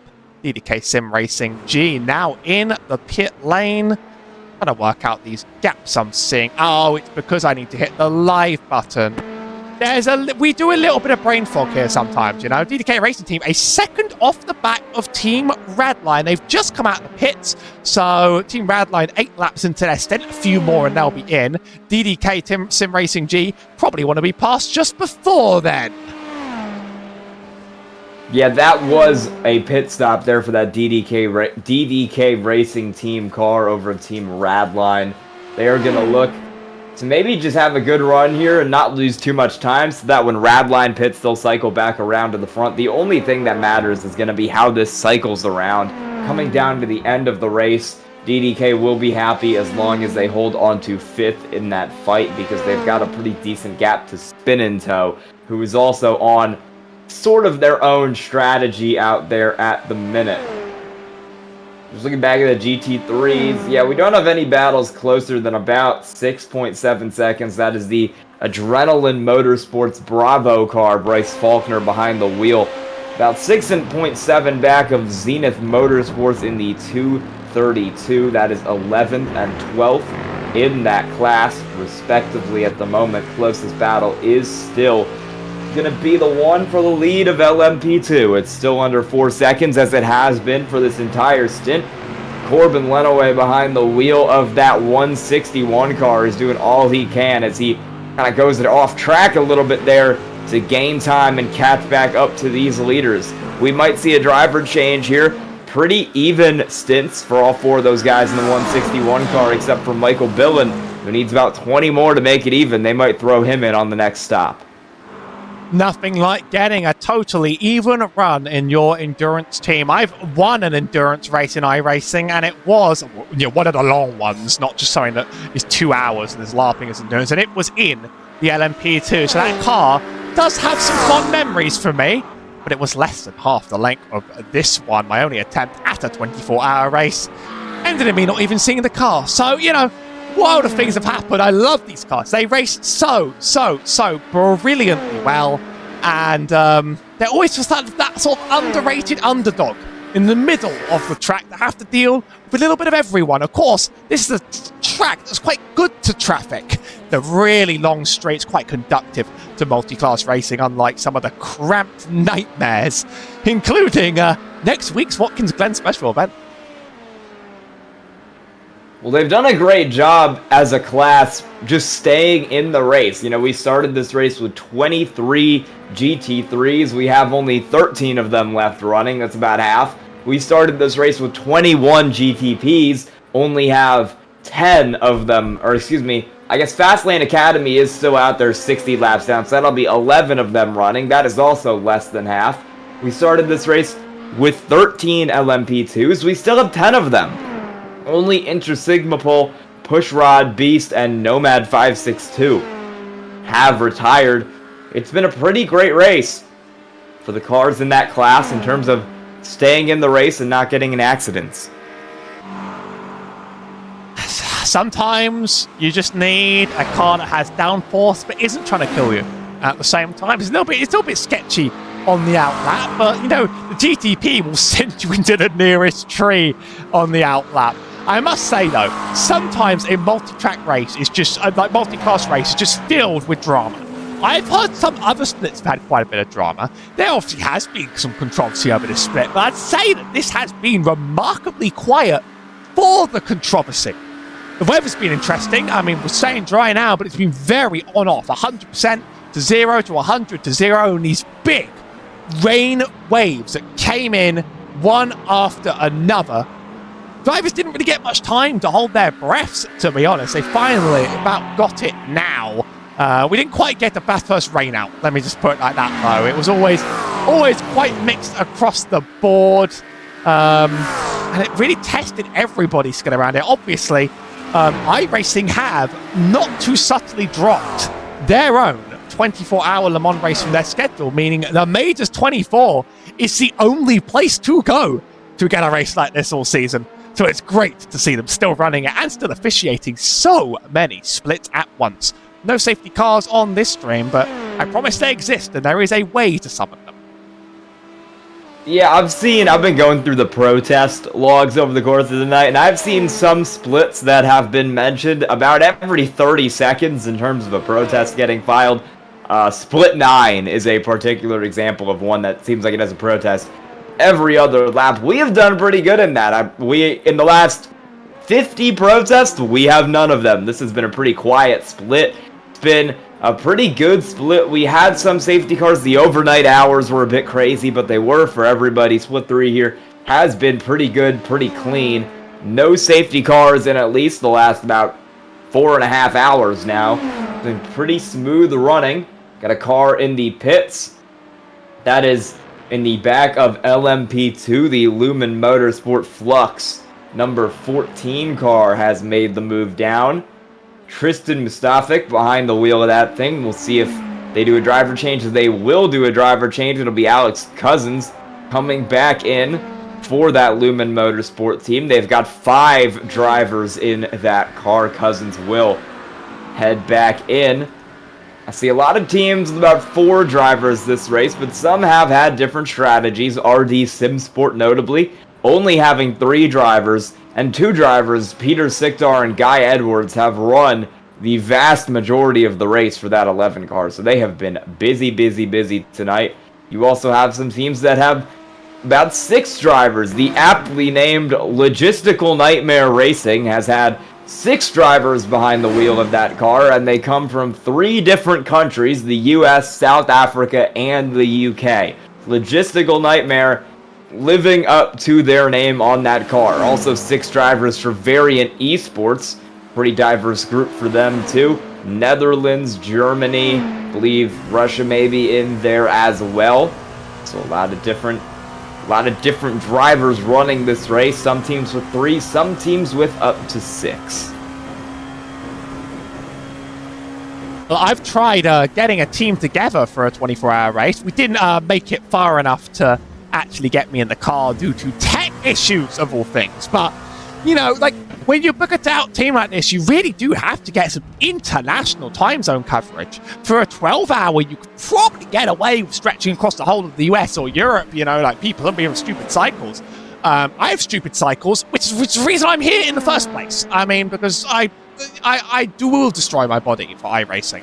But for 24 hours, you need Europe, you need America, you might need Asia out there, or not many teams have bought somewhere from there, but you need somewhere further east just to get the times covered and to make sure that people can be in that car at all times. And there's nothing quite like going to bed and knowing that you can't know what's going on now, and it's out of your hands, and you can't watch. You could stay up for 24 hours, and I'm sure some people are, but that is a privilege, I would have to say. Even on the weekend, it's a challenge, and as someone who should have a world record for my extraordinarily bad sleep cycles, I'm sorry, Mum, if you're watching. I've done it again. Yeah, like, this race sort of demands a very, very, very global split, and it's quite hard to get a team together for it. I find 5 to be the sweet spot. 6 can be a bit too. Maybe on a related note here for some of these cars, we had some teams in this race who were running kind of all from one country. We still do have some who are all from a similar area. I believe we were just talking to one of them. Let me find it here on my ticker. Spin and Tow, all Hungarian, but some of those teams have had issues. I know Jerpoji Simsport, that was an all-Japanese team. They were not able to finish the race. Tupai Racing Team, all Puerto Rico, have not been able to finish the race. I have personally done a 24-hour before with a team that was 3 Americans and a Canadian, and let me tell you, doing the split at 4 a.m. local was not enjoyable. I won my Indy 500 starting at 2 a.m. I've done crazy stuff, you know, anything for the virtual race cars, quite frankly. You deal with the consequences later.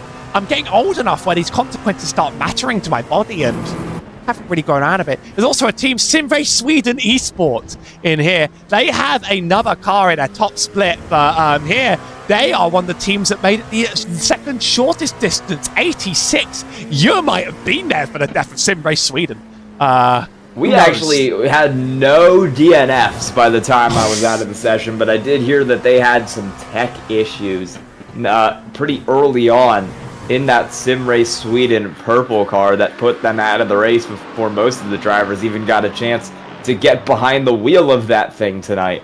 It's been a tough one for some of these cars, because not only do you have to drive all 24 hours, you have to not have tech issues for all 24 hours. I believe it might have been Inter Sigmapol who were leading the LMP2 class when I was out here and had a tech issue that cost them a lot of positions towards the end of that 2-hour run. So you have to be perfect on the racetrack and perfect with your equipment not breaking here over the course of a 24-hour race. Very similar to real life, although sometimes I feel that with how reliable the real cars are, you've almost got a better chance of something on your computer going wrong in comparison to something on a real car going wrong at Le Mans at this point. It replicates that factor, you know? Do you remember that race where Toyota broke down on the finish line? Like, you know, sometimes the steering wheel disconnects and you crash the car head first into the wall. That's life out there. Perhaps this race has a few parallels to the real one, really. Not this year, not many safety cars, and the Ferrari are running away from the field. I don't think I got free BOP this time, unlike the real one, but that Ferrari has pretty much not had competition for the entire race. So, well, since I've tuned in, they've certainly not had competition. Yeah, that Team Unknown 404 car has been quite good out there at the front of this field. I say quite good. He's got a one-lap lead over the 305 of Orbit, Drop Bear, Venus, Sam Blacklock, their opener. Back behind the wheel of that car, IPM Gold. Pretty good job to hold it in P3 with Walter Mendez behind the wheel of that one. Still about a 1 minute 50-second gap, though, from them back to that Orbit Drop Bear car. And then run through the rest of the GTP field. Here it's Team Loose X Spurwing in 4th, Edward Hope behind the wheel. Lumen Motorsport driven by Sean Moriarty in 5th. Vesta Sport Purple with Marco Zaccari behind the wheel, P6. Delta V driven by Sylvain Clisson in that 112. RD Simsport, Archie Coveney behind the wheel in that 11. Maple Freedom with William Day is in 9th. And your last two cars running will be the CRF car of Mikhail Opalka in 9th, and the Fast Lane Academy driven by Pierre 4 in 11th in that class. And I believe second last car running in today's race, only ahead of Leipert Esports in the GT3. Going back through your LMP2 field now, nearly on pace is your leader, Mikhail Sundstrom, behind the wheel of that one. Corbin Lenaway leads in the Impact SimSport Black 6 car, is second in the Impact SimSport Black 6 car. 4-second gap to the lead. It's been your closest battle on the racetrack for a while. The Blue Cheese America 000, driven by Trez Drawhorn, is in 3rd. Spin and Toe has Walt Stang behind the wheel in P4. And DDK Racing Team number G, driven by Kevin Daniels, is in 5th. Team Radline, winner of Best Team Name, given out by me, has Luke Maxwell behind the wheel in P6. Wannabe SRT, driven by Jurgo Kovacs, please DM me if I'm mispronouncing that name, is in P7.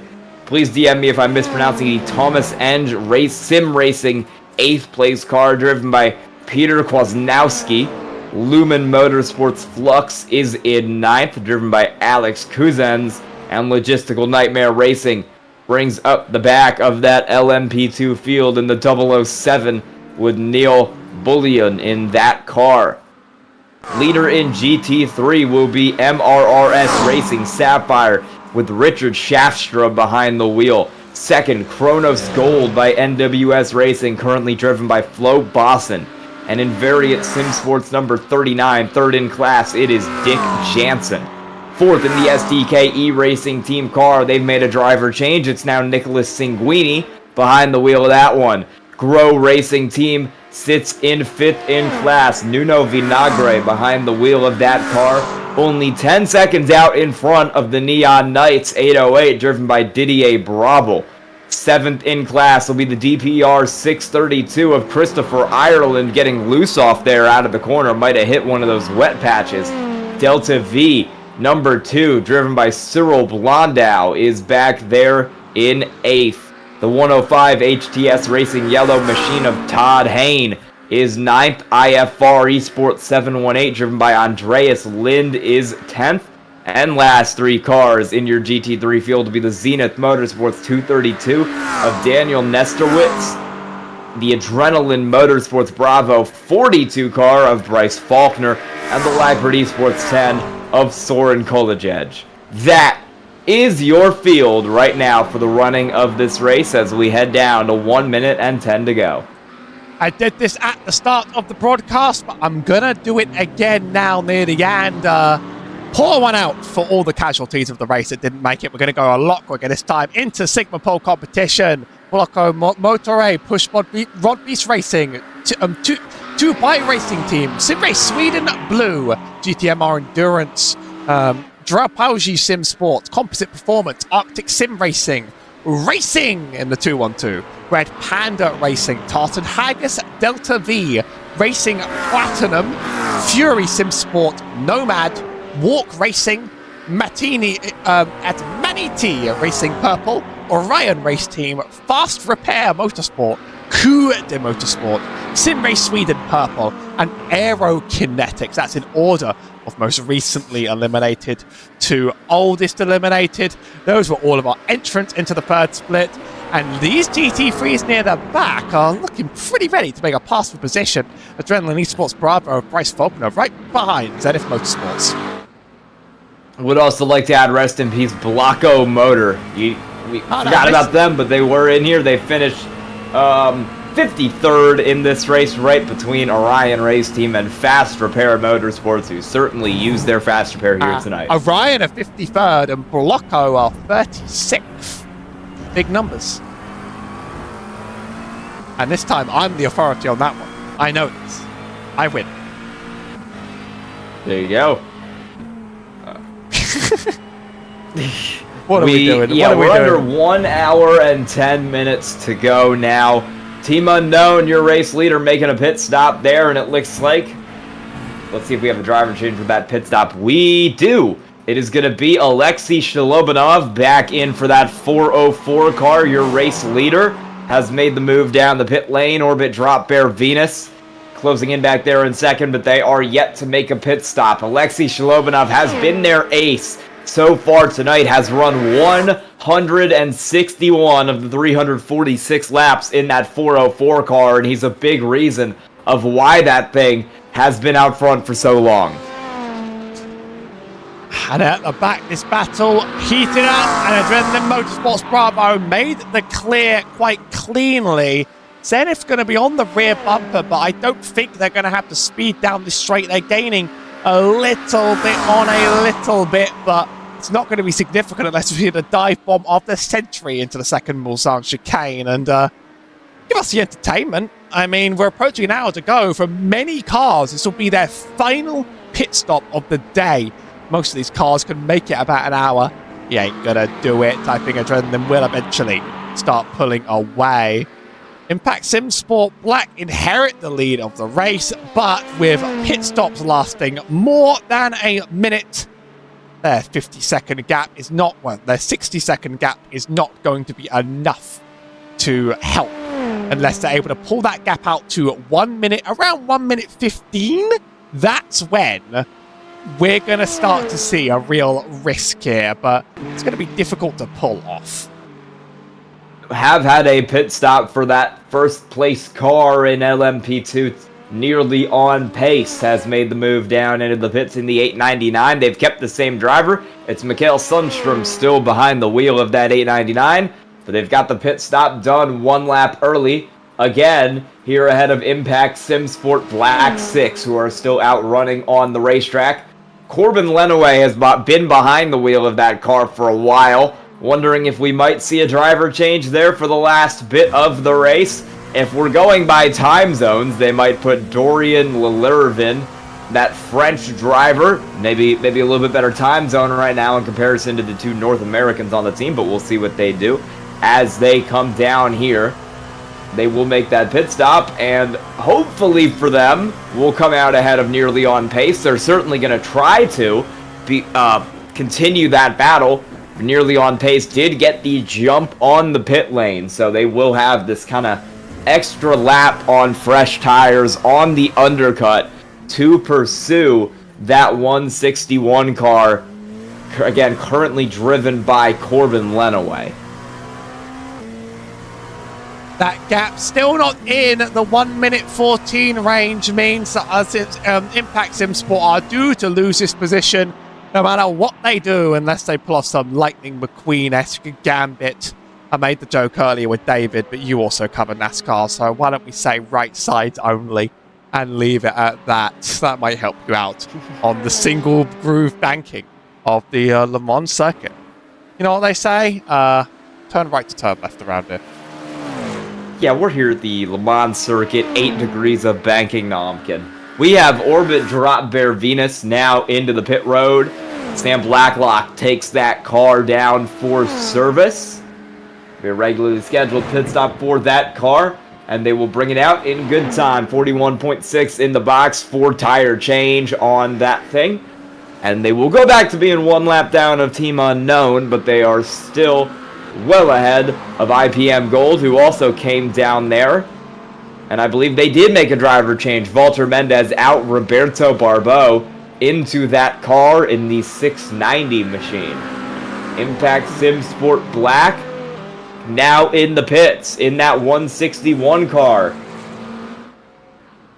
And did they tow it back to the pits, or is my timing glitching out? It will show tow. It will show tow whenever a driver swaps. That's just one of those things. Good to know. It's really hard to understand why. By the way, did I just see a McLaren that's missing its front? I'm sure I just did. Like that would be the CRF car potentially.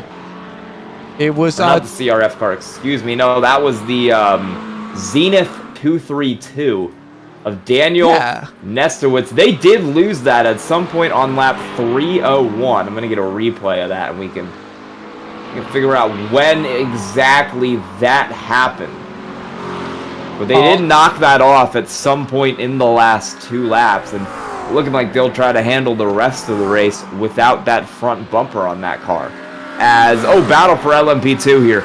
Impact Sim Sport could not get it done. It's a big move for Nearly On Pace. They have gotten the lead back, but Impact Sim Sport continues to be close. They're still right behind that 161 car here. This is going to be that battle coming out of pit road for Team Nearly On Pace. They did come out behind the 161 Impact Sim Sport car this time, so they're just struggling on cold tires. But they'll pass them right here, down into turn 3, and they'll get that lead back.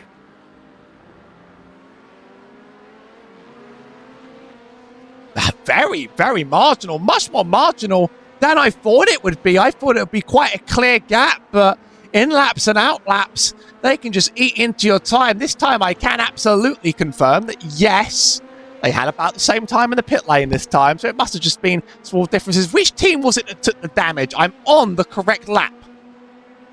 It was the Zenith Motorsports 232 car. It's going to be as a result of some contact with the Adrenaline Motorsports Bravo machine. Bryce Faulkner was behind the wheel of that one when the contact took place. Oh, now you've lost me again, I'm afraid. But this is a new project for me. I have to try and dig in and find this. I literally have a list of every event for the last 6 hours, so I'm sure you could. Right at the end of the lap for that 232 car, he just kind of, I'd say he missed the corner a little bit, got into the back of Faulkner. It wasn't big contact for that car, but they'd already had some nose damage, and that was enough to loosen it up, and then as they were driving down the straightaway, the whole front bumper came off. And just remind me, what lap was it for them? That was lap 303. I'm gonna find this, but until then, you can keep.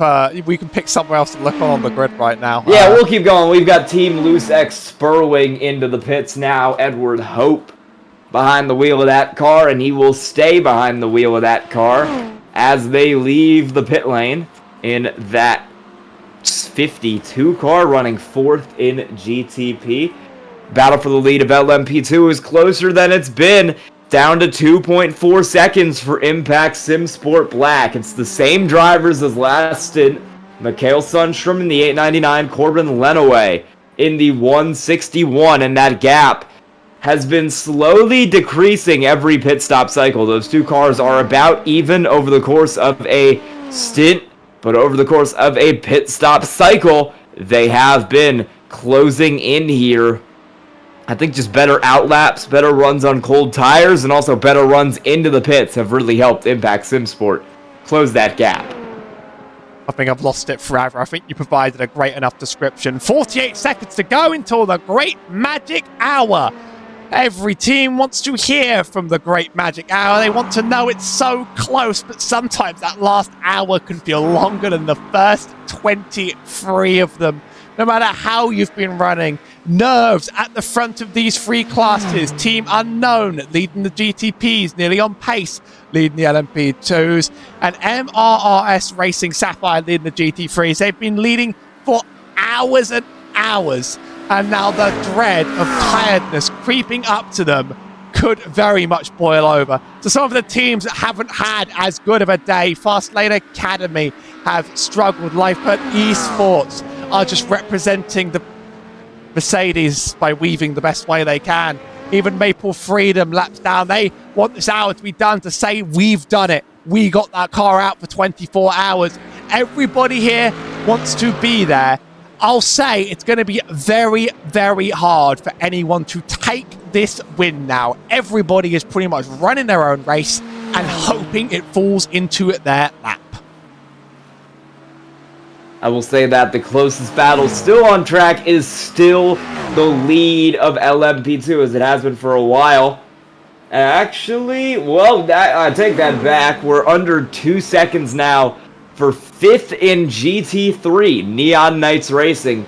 Didier Brabel behind the wheel of that one has caught up to Nuno Vinagre in the Grow Racing Team 44 car. That gap has pretty rapidly closed. Both teams still need to make a pit stop. It's been 9 laps since Neon Knights was down. I think Grow Racing Team will likely come down this lap here because they very much need some service on that 44 car. As you see the LMP2 machine of DDK Racing, Kevin Daniels, 5th in class there, making their way around as we cross the 1 hour mark. We'll see if Bravo can continue to make some time up here and get this gap down. Get a move going here for 5th. They mentioned that was their goal, was they thought they had the better pit stop strategy compared to Grow Racing Team. They're looking to get it done on the racetrack regardless of pit strategy here.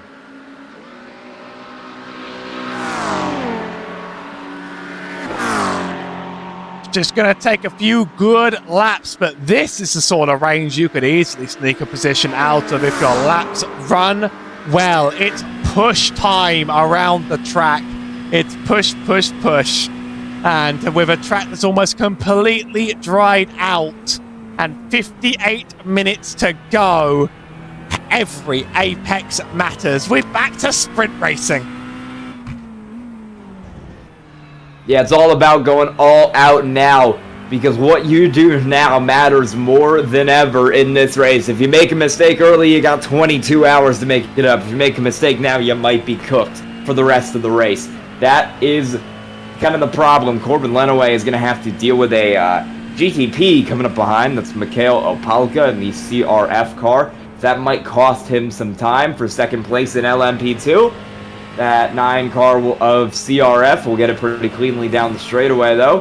And Corbin will tuck right in behind, hoping to get a little toe off of that faster car. Maybe he can use that to close a little bit of time in on Mikhail Sundstrom in the nearly on-pace machine that has dominated this LMP2 class here for the last few hours, even though the gap has continued to shrink between those two. Neon Knights has that gap down as Grow Racing Team is going to make a pit stop here as expected. Neon Knights will stay out for a couple more laps. That will promote them to 5th in GT3. And I'll tell you what, Didier Brabel is going to be hard on the throttle at the moment, trying to get away from that Grow Racing Team car for when they make their own pit stop.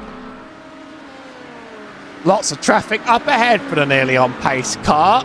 GTP's one end, slower than LMP2's the other end, and slower GT3s all around them. This is the sort of thing that would cause the Impact SimSport car to actually be able to close in, just getting the right traffic at the right time. Corbin and Lenaway versus Mikael Sundstrom may just mark out the end of this race for their teams. They both very recently left the pits. The cars may just be able to make it this long. And they could be the real chase to the end. It always happens to the LMP2s. That it does. The LMP2s have had a pretty good race here. They've had a pretty competitive race and a pretty clean one as well. I mean, we're not even out of it for fourth yet. DDK Racing Team G is only about 19 seconds behind Spin and Toe. Although I think they have to make another pit stop there. That'll set them even further back. Under 2.5 now for Impact Sim Sport Black. Both of these teams will have one more pit stop, but I reckon that one more pit stop might be fuel only. So we'll see if Impact Sim Sport can gain the same time on the pit cycles like they have been with the fuel only stop, or if they will stay kind of about 2.5 back of nearly on pace. Corbin Lenaway has been in this car here for at least about an hour, 20 minutes now, and he needs to lock in behind the wheel of that thing if he wants to get himself up to the lead of LMP2. Mikael Sundstrom for nearly on pace in that 899 has been one of their heroes this race. He was one of their opening drivers as well, looking to have great time here at the end. That first sector, obviously possibly misleading. That's going to be what a difference a pit stop makes, but we'll look at this data between the two cars to see quite how they're running against each other over the course of the next lap. This is going to be the interesting data that suggests whether or not Impact Sun Sim Sports final driver can make the difference that is needed. A 128.7 for the 899 car. I think there's something off with that data. For now, it happens when you do it midway through a lap. Don't think 15 seconds was quite made up when they came out of pit lane battling each other. So now I look like the fool. Now indeed I do. But we do want to keep an eye on whether that gap shrinks or expands to 2 or to 3. Looks like it could be growing right now. 53 minutes now left in this race here at the moment. And yeah, the gap, it stayed pretty steady between about 2.5 and 3 seconds. Impact SimSport is dealing with the GT3 of Didier Brabel up ahead. And he's not at a good section of the track to make that pass. He's stuck behind the GT3 in the S's, which is going to cost him some time because there's not really anywhere you can pass a car in the S's. He'll have to get it down the straightaway here, and that Brabel car will back out, let Lenaway through for the moment. And he will continue to try to pursue Sundstrom, who's going to get a little luckier and catch this slow lap car of wannabe SRT. Another LMP2, but he'll catch him down the straightaway, and he'll let him by pretty quickly. The orbit drop there looks like he's right behind Team Unknown, and there is a good cheerleader in the chat for them, but I am afraid to inform you that that is a car that just got lapped.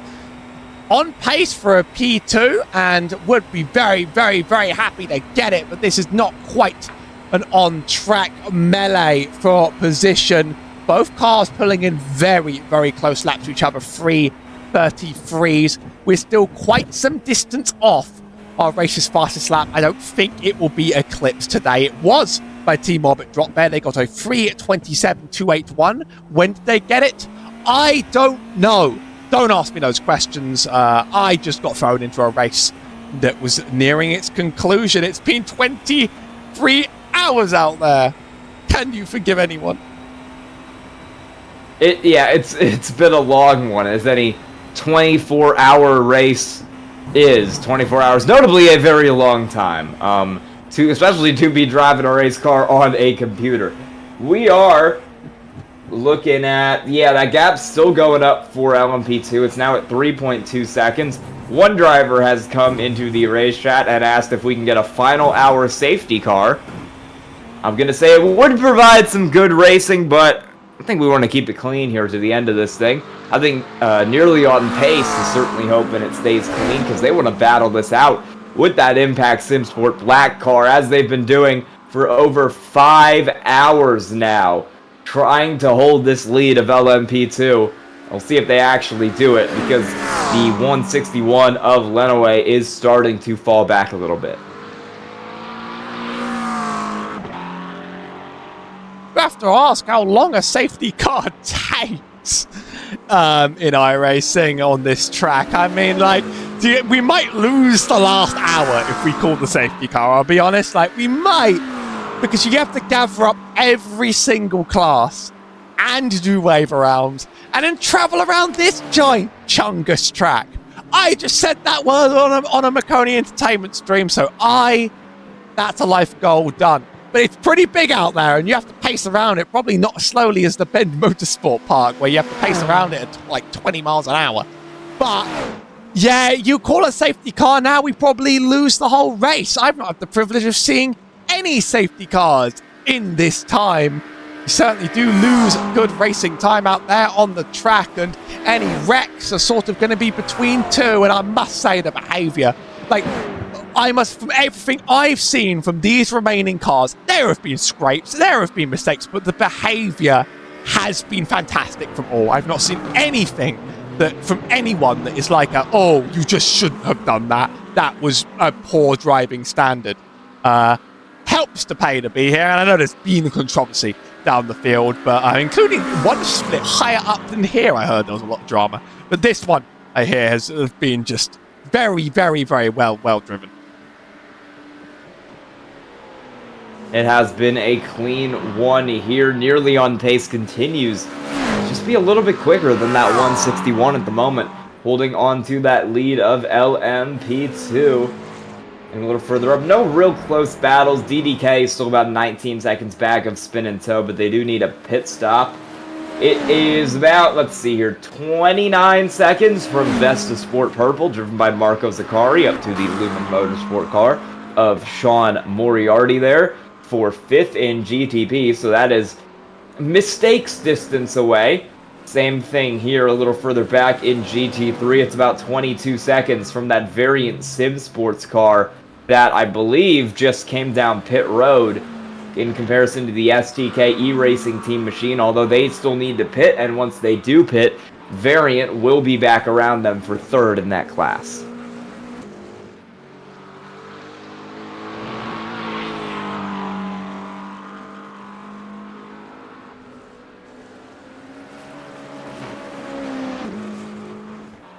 Actually here to deliver. I thought we've been baited plenty of times along the way, but I actually have the feeling something might happen to the Team Unknown car at some point. There's obviously still doing okay, but it's just we've not seen mistakes from this leading car. Those are lapped cars all around, but I have a feeling this is the first slip up of God we're gonna see. This could be a dive on an LMP2. This seems risky. Not quite. Is there any water? No, that's just a lockup. The Ferrari 499P does that. Have you ever driven that thing? It locks up as like its hobby. That's the best we're going to get in terms of mistakes from this team. So, like, savor it. Orbit drop. Yeah, it's been a great race. It's been a great race for them, but if you're going to have a mistake, that's the kind of mistake you want to have, where, you run off the track a little bit, don't hurt anybody, don't hurt yourself, get it back going, turn it right back onto the racetrack, and it's like that thing never even happened for that 404 car. All we need is a couple more. All we need is, like, one of these cars to just, like, nose bug. Do you know what that means? I'm not going to explain the whole context, but if you know what a nose bug is in the context of racing, then I think that's the one thing that can turn this race into something quite electric. The Europeans will get it. We get it very well. I'm rambling because I'm approaching hour 6, okay? Like, I'm not doing okay. Thanks for asking. Just checking on some of the timing here throughout the field. Impact Sim Sport has continued to close back in. That gap is now 3 seconds. It was about 3.5, so they're getting a little closer here. No lap traffic, or excuse me, there is one lap car. It is the 4 lap down wannabe SRT machine that's kind of hovering between them and nearly on pace at the moment. So we'll see if they can kind of close back in here on some draft, maybe down the straightaway if they're still behind that car. Pit stop from the leading GT3 will temporarily swap out our leaders. They've not even lost touch of the lead for a very, very long time, but that'll be their last stop. And it'll be traded back when Kronos Gold decide to make their last stop. They're getting close to the end of their stint. This battle's back. It really is. 2 seconds is the gap now, and I look away and it all might just go crazy. This is a battle for a class win in LMP2. It's the class with the least attrition and the most racing on the road, and that nearly on pace car is stuck behind traffic. Actually, not quite.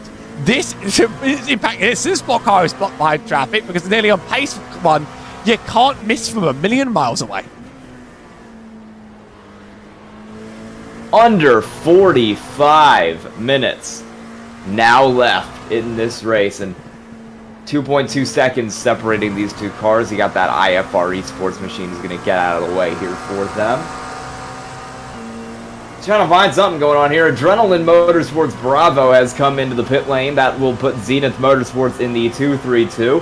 A little closer to that machine, and they are on the same pit strategy, although I think Zenith Motorsports is going to need a fuel-only stop for the end of this race. They're also obviously still running with a destroyed front nose on that car, but they are 11 seconds back of Bryce Faulkner in Adrenaline Motorsports Bravo in that car. So the Leipert Esports car into the pit lane back there, a lap 127 laps down. They are last of the cars still running, and I think they will finish behind Inter Sigma Pole, who is not still running. They're sitting that car in the pits for the moment. Neon Knights has come down the pit road, and they have made a driver change. Josh Flynn taking over for Didier Brabel. He's only run 18 laps this race, so fresh legs there at the end for that 808 car. Going to round out a little bit more time here on the track, with a bit more of a listen in on some of these teams as they approach near the end of their race. I like listening in on this GTP Porsche. They're just trying to get it home, so we'll just sit on by with a few of these teams as they think about their last hour approaching. Oh, goes there.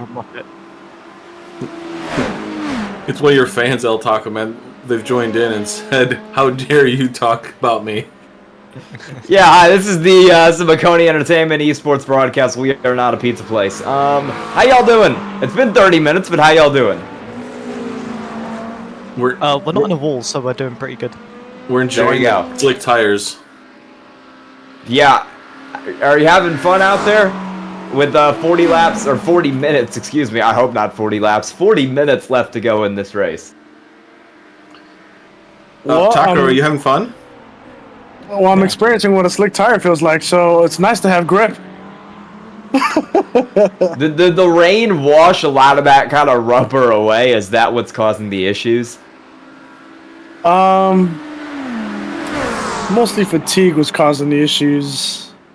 But yeah, I would say so.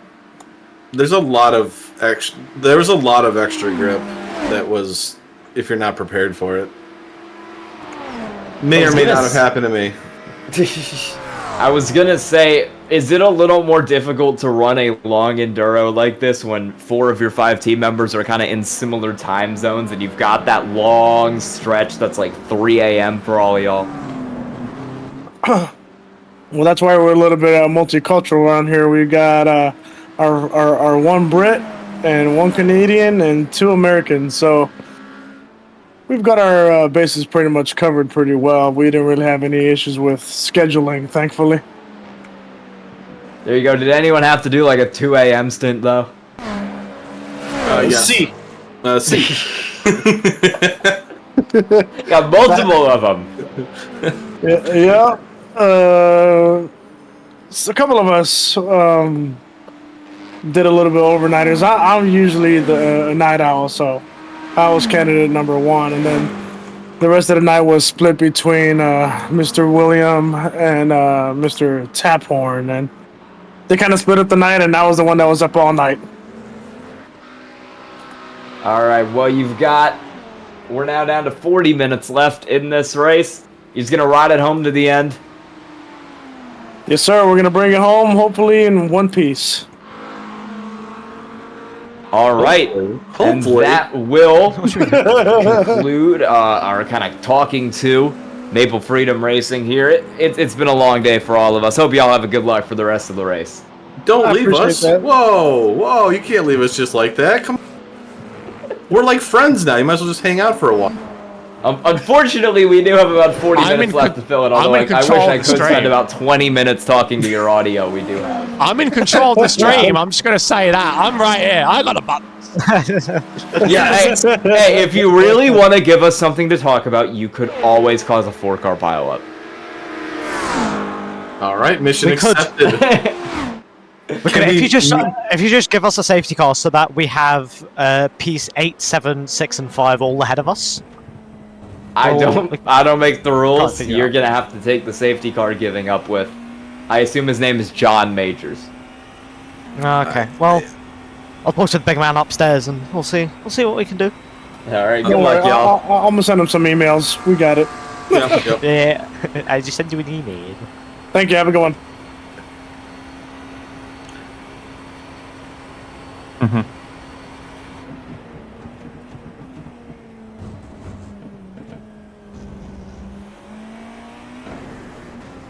Hey y'all, this is the Maconi Entertainment broadcast. How y'all doing? Doing good. Doing tired. Waiting for the checkered flag. One more stint left and we'll be there. Yeah, you are almost there at this point. You've made it so long. You got that 1 minute 33 second gap to DDK Racing Team G back there right now. How you feeling? You pretty easy to hold that? We still got to be careful. We have a pit stop. That gap might be deceiving. They are quick. They've been quick the whole race. We basically got the position because of an accident they had. So we got to be careful with them. They might be a threat. All right, good to know. I asked another team this: when you have so many drivers based in the same country, is it a little difficult to like schedule out all the shifts? It kind of is, but luckily, 2 of us had the preference to do early mornings. 2 of us had the preference to do the night, so it wasn't a big argument. We could deal it out pretty easily. All right, well, we've got under 40 minutes left now, 38 minutes in fact. Y'all just gonna ride it out for the rest of this race, make that pit stop, and make it a clean one to stay ahead of the 25 car? Exactly, that's the plan. All right, well, thanks for talking with us. Good luck for the rest of the night. Good luck and shout out to everyone still racing.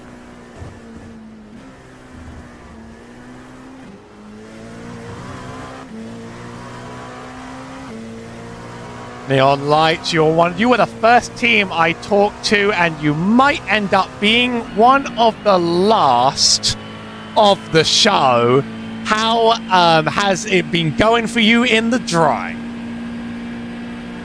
Pretty good, I would say. We are set to reach our goal and might just about end in P5. So, it's been a pretty clean race, but we've seen you in the background of many a shot. You said your goal was around the P5 mark. It's fallen right into your lap. Well, not our initial goal. Initial was, of course, to, end up as far up as possible, but during the race, we adjusted our goals, of course, and I think P5 was what we were aiming for the last few hours, and it looks like we might achieve that. And finally, just how has your time zone coordination been to make it through this whole race? Pretty good. We had one US time zone driver and another one who was just suffering through the night. You could say that. Mr. Harley Smith. So yeah, it worked out well. Well, best of luck to hold on to your place. Just over half an hour to go. It sometimes feels like the longest half hour of your life. You would have earned any place you get. Thank you. And find the other team. Yeah, there they are. Echt, maar ik schrok wel even toen ik wegreed. MRSS. P2 now, expected to get a P1 when that car in front does stop, which we all know it has to. How does it feel being this close to a win? It's close, but it's not there yet. I shouldn't have said that. That was not a good thing for me to say as a commentator that has a curse, okay? Let me put it like that.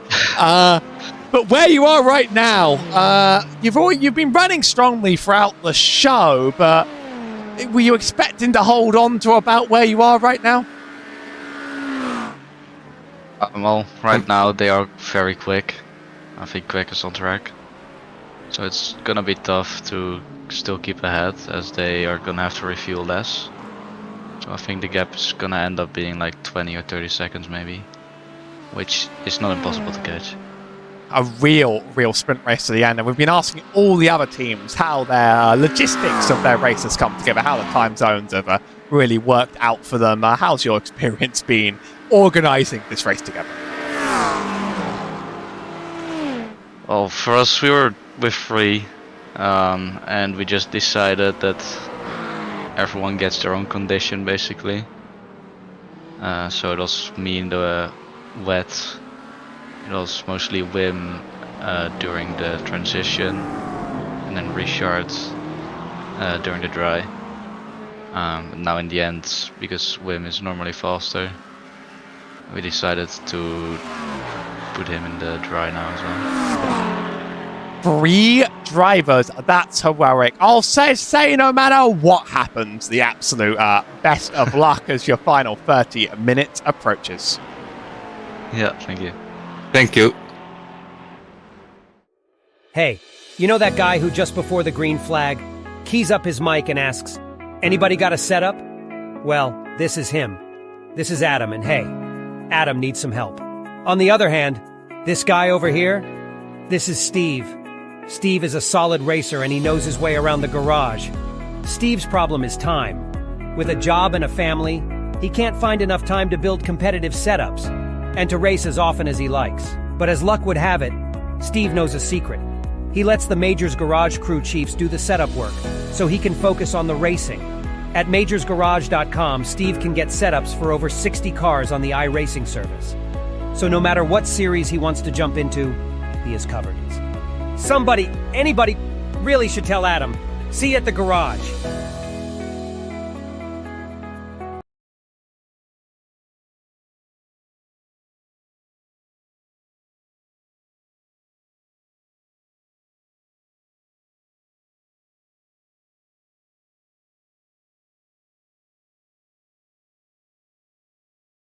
That after this at least.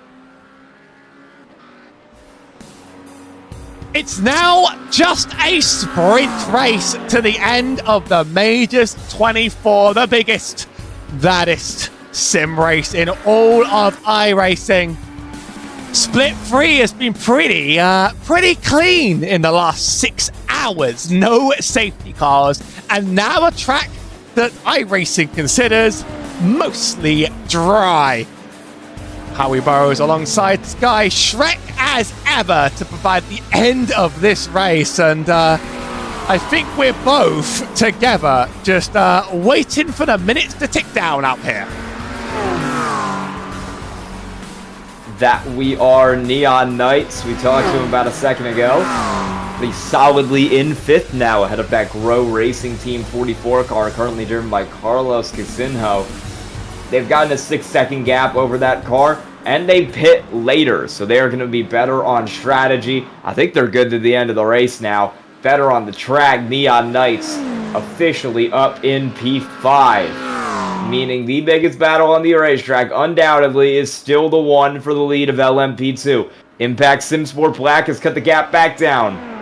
It was 3.5, then 3. Now it is 2.5 seconds for Corbin Leanaway as he continues to try to close on Mikhail Sundstrom up there at the front of the field and steal that win. You did see we have some pit stops going on here for some of these cars. Logistical Nightmare Racing into the box. Neil Bullion behind the wheel of that car. Driver change for them. He takes over for Jock Vermeulen behind the wheel of that one.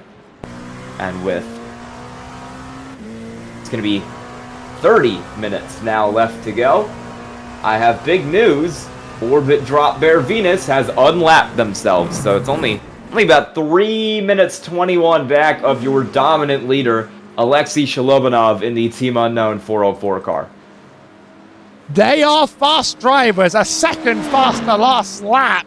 Estimation now 407 laps total for our leader. We're on 256 right now, and I have to thank you for joining us for no matter how much of it has been, although we did mercifully miss out that middle portion. We can't work all day, every day. We are merely limited mortals. Much unlike the drivers on this track that maybe feel like they are unlimited. Team Unknown, I've seen one slip up in their name, period, and that's just been it. Since then, it's been a relentlessly flawless race. I say that. Do we want to see one more? It's going to be a small one, but we sort of deserve to have a treat. You know, it's a little washing wide into the same corner it did last time. Congratulations, Team Unknown. You guys are never, ever, ever going to give up the allegations of being just too fast.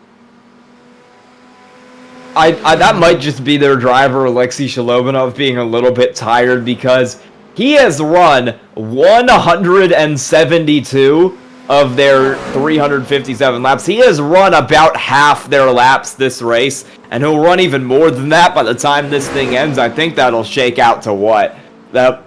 Assuming every lap is equal, which they obviously aren't because we had some safety cars in the overnight section. That's like 12 hours of driving just for the driver currently behind the wheel of that Team Unknown car. He has been on it this race. They've had 4 drivers, but 2 of them haven't run much, and it seems to just be dominated by both Alexei Sholobanov and Danila Sharapenin. I am going to actually get a calculator out here and figure out what percentage of this team's laps those 2 cars alone have ran. It's 288 out of 357, or 80% of the laps there, just driven by those 2. Oh, how do you do this many laps of Le Mans? You just start to lose your mind? Only Ferrari 499P that entered, and as much as become a parable of real life, they're out on the track here to dominate the field. Didn't start on pole, but that hardly matters for them right now. No, they did not look like they were going to be a real race win contender at the start of this thing, did they? They started out back in 11th in class, and they weren't really up front. They were kind of driving through the field slowly over the course of the first 2 hours, but they were hanging out around second or so. They were certainly not contenders for the early lead, and yet they've gone from 11th to 1st. It's been a great run for Team Unknown, and a dominating one here with under 30 minutes to go. I also want to give a shout out to some other cars that started out back but have kind of come around to have great races. IPM Gold, 3rd last, started 19th. They're now running 3rd. Team Loose X Spurwing was the last qualifying car in GTP, and they're now up in 4th. In fact, of your top 10 cars in GTP, half of them started 15th or lower. This is in stark contrast to the fact that of the cars who started in the top 10, 7 of them are not currently in the race. Nearly on pace is going to make a move down pit road. We've talked before about possible errors on pit road. I think they actually just made one that week. I saw maybe a twitch into the wrong pit box, and this could be the move that matters. Let's take a look, see if my inclination was right. I think they stop No, they don't. My eyes deceive me, unfortunately. I think they're going to get a normal pit box time. We'll keep an eye as they approach on the way out. We'll keep that gap in the corner of your screen as well. Out of the pit lane they come. It's a 1:04, which means that SimSport Black had the much longer pit stop on there last time, right? It is less fuel, of course. They're going to be doing it. I think what they did is they might have only taken a... Did they put tires on that car? Or did they take a gas and go? The car did go up on the jacks. It's only about 10 seconds short. Okay, so that would be tires on that car for the nearly on pace machine. I think we will see what Impact SimSport Black does here. Honestly, this one lap of staying out might give them even less fuel and might help them come around to the lead of this class. We're going to see how this shakes out for that 161 car, but this is their opportunity on this pit cycle to win LMP2. I think the difference in these cars, you do the tires at the same time as the fuel. I think the difference now is you're fueling to finish. And so I compared the last pit stop from SimSport Black about 10 laps ago to the one now. Nearly on pace, they're going to have a shorter pit stop time as they're not filling up the tank to its entirety. And much in the same way, I think they're going to have a shorter stop and they'll even out about by the end.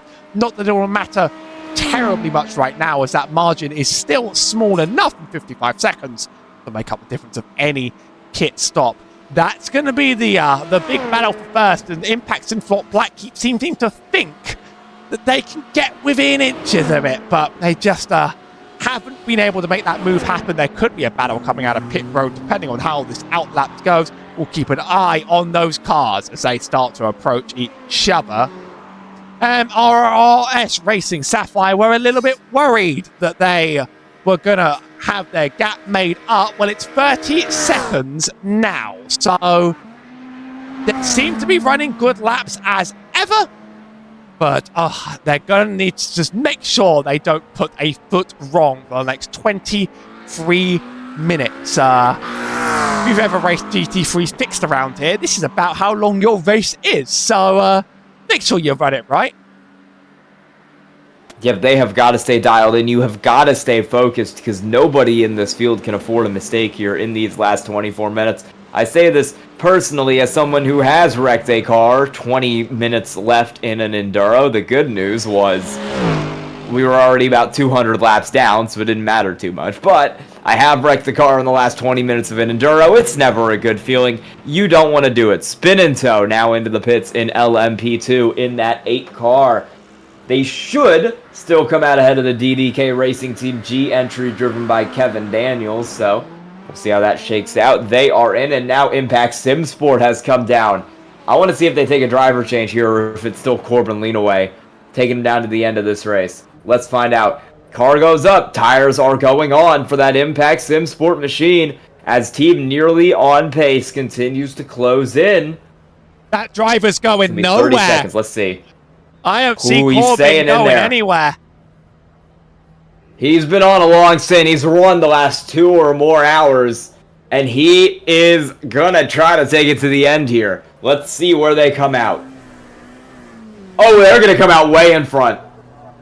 Oh, this is gonna be interesting. 10 It is a seconds. 5 second shorter pit stop for Impact SimSport Black. They're gonna come out of the pits now. They're still 9 seconds back for Nearly On Pace. This 161 car might have gotten it done. They're back rolling. They're back on track. Let's see what it is after this chicane, because this will be the real tell. 4.7 seconds is the lead for Impact SimSport Black. They've been doing it slowly for 2 hours, and they've now jumped the 899 Nearly On Pace car on the pit cycle. They're on cold tires. How much time will they lose this lap? Gap's now under 4 seconds. Corbin Leanaway needs to get these tires up to snuff or else he might be in trouble here. 3.5 seconds. Long run down the Mulsanne straight for the 161. We're going to be on board with this car for quite some time, I think. 3.4 seconds a gap. You can see it in the corner of your screen. It's this battle for the lead of class that just went around, and I think that was entirely on running that tank for longer, changing their stint setup. It saves them time on that final pit stop when it really, really matters. Somebody's long-term strategy plays out, and maybe they were thinking the whole time, this is going to happen, this is inevitable. The gap now down to 3 seconds. They've cut a second off it entirely. We're going to see an on-track 20-minute sprint to the win of a class. We have been blessed after a race with no safety cars. Let me tell you that. We're going down to the wire. We are absolutely going down to the wire for the lead of LMP2. No driver changes for those two cars. So it'll be the same battle it was last stint. Corbin Leanaway in the 161. Mikhail Sundstrom in the 899 as we come down to the last 20 minutes of this race. And we've got a tight battle on here on track between these two. Grow Racing Team slowly inching closer to Neon Knights Racing for 5th in GT3, although they might have to make a pit stop. We'll see how that shakes out here over the last 20 laps. That gap is at 1.5 seconds at the moment as Impact SimSport, Corbin Leanaway, doing a good job, has continued to keep that gap at 3 seconds. I do think Nearly On Pace have been consistently faster, but consistently faster doesn't mean much in the final 20 minutes. It's whoever crosses that line in first that wins, I'm afraid. We're going to be keeping an eye on that, but also, as may have been mentioned, Grow Racing on the back of Neon Knights. Grow Racing might have to make another stop. Drivers aren't really making it past 10, 11 laps around here before the need to refuel. So we're 9 laps into that stint. I doubt they're going to successfully get this one done. But they are close up for now. But this gap, it's not going anywhere. 3 seconds on the books. They're going to need to put on some killer laps. And unfortunately, when there's killer laps, there's also killer mistakes.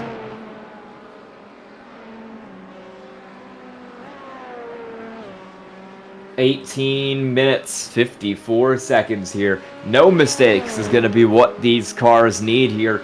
Down to the end of the race. I think if you're one of the cars who's got like a 20-plus second gap to the car behind and the car in front, you can afford to chill. You know, you can afford to slow up your laps, not do anything too drastic here, and just focus on making it down to the end of the race. But if you're one of these cars who's in a battle, Neon Knights, Grow Racing Team, Nearly On Pace, Impact SimSport Black, you got to strike a balance between going all out and also holding on to the car so you don't wreck here.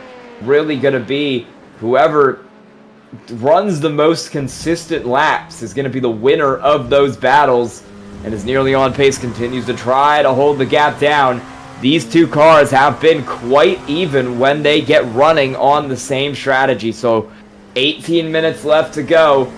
Corbin Leanaway needs no mistakes. And Michael Sundstrom needs perfect lap after perfect lap. 2.7 is where he's hovering around on a good day, but he hasn't been able to make up the ground that's been necessary at this stage. I think we're going to stay glued to these two cars all the way to the end of the race unless something insane happens. That said, Fastlane Academy, I think that might be their last wreck. That's a meatball, and that's unfortunate. They've had a lot of incidents throughout this race, and add another one to the list. I'm trying to find exactly when this happened. For some reason, my event seemed to be slightly out of date, but it would have been in the last lap. If we go back 60 seconds, do they still have a front axle? No, they don't. That's how we find these things out. Let's see what happened there. Oh, no. Yeah, head on and into the fence, and that front bumper just launched to the sky like it was a rocket and then came straight back down like it was a SpaceX rocket. You're the first person to make me laugh in 5.5 hours. Congratulations. You know what? We're both doing the same thing as soon as this race ends, right? You've already talked to me. Yeah, yeah, it is not even 8 a.m. local time yet. You can see him go head on in the wall here. That car was 62 laps down. They were just trying to limp it, and they're not going to be able to limp it no more. it's a sad way to end your day. They might be able to. Sometimes you can do 7 minutes of mandatory repairs and get back out there. And if they can, they'll do it. They'll do it for every last little thing they have. Meanwhile, this chase for first, I'm seeing 2.4 now, but that was just one corner. I'm not seeing the consistent gap making that's going to be needed to make this pay off in the long run. We're so close, but yet so far.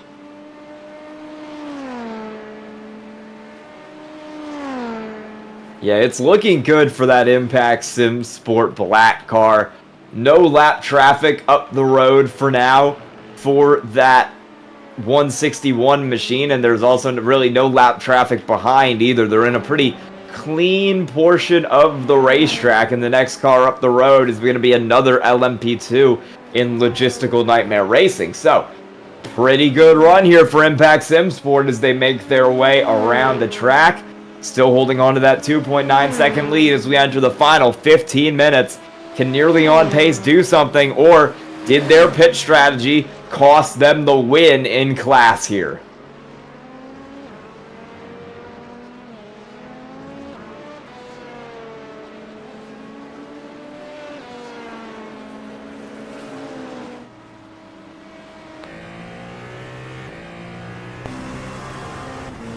I want to give a bit of a shout out to the 5 Americans and 1 Canadian currently in cars for Lumen Motorsport, Adrenaline Motorsports Bravo, Blue Chew America's Maple Freedom, Impact Sim Sport as well, or excuse me, just the 5 Americans. I misread one of them.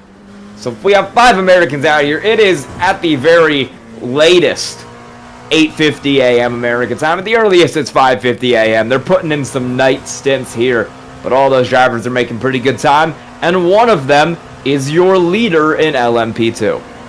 I've been up since 6 p.m. yesterday. Long story. What am I hearing? Is that you? Yeah, it is you. Impact Sim Sport are still holding that lead. 3.2 seconds. Because I'm on production, I always wonder, like, is it something else that's like happening, you know, on my PC?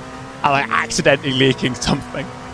And no, Sky, you're not fooling me. But I respect it. Yeah, I've been up since 6 p.m. yesterday. Don't ask why.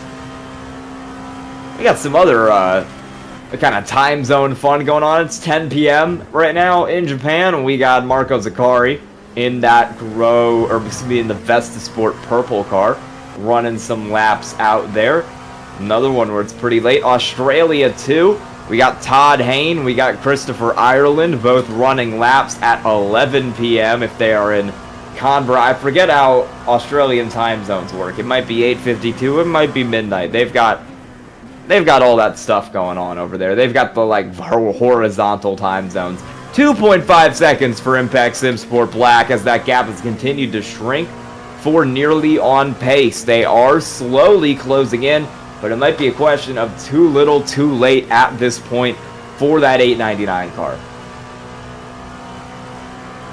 Pro Racing Team on the rear of the Neon Knights car. I think they might actually end up doing it, let me tell you that.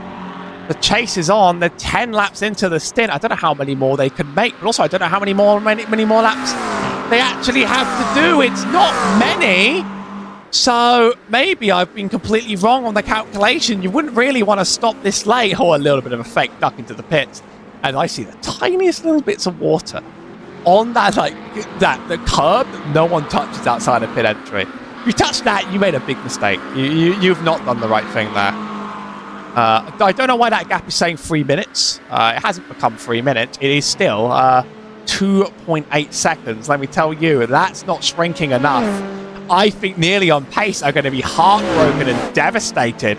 And Impact Sim Sport Black are having the day of their absolute life. They're keeping this gap. They're holding it exactly as they need to. If they win this, I can't wait to talk to them after the race about how that happened. We're heading just under 10 minutes here now. if MRRS Racing Sapphire gets that win, from a broadcaster's perspective, I think it'd be really fun if they do, because we do have them up here. We've been talking to them a couple times over the course throughout the race, so we'll be able to hear their live reaction to getting that win in the GT3 class once we head down there, if they are still in the lead by the time we come around here to the end of this race. Pit stops are mostly done. I think there might be a couple cars you need to come down for fuel. Grow Racing Team notably among them, as that gap is still 1.2 seconds separating them and Neon Knights for 5th in the GT3 class. That is still the closest battle on track, but Grow Racing Team has gone 11 laps on this tank of gas. The longest I've seen a GT3 push it is 13, so they might need a little bit of extra fuel, maybe a splash and go if they are to make it to the end.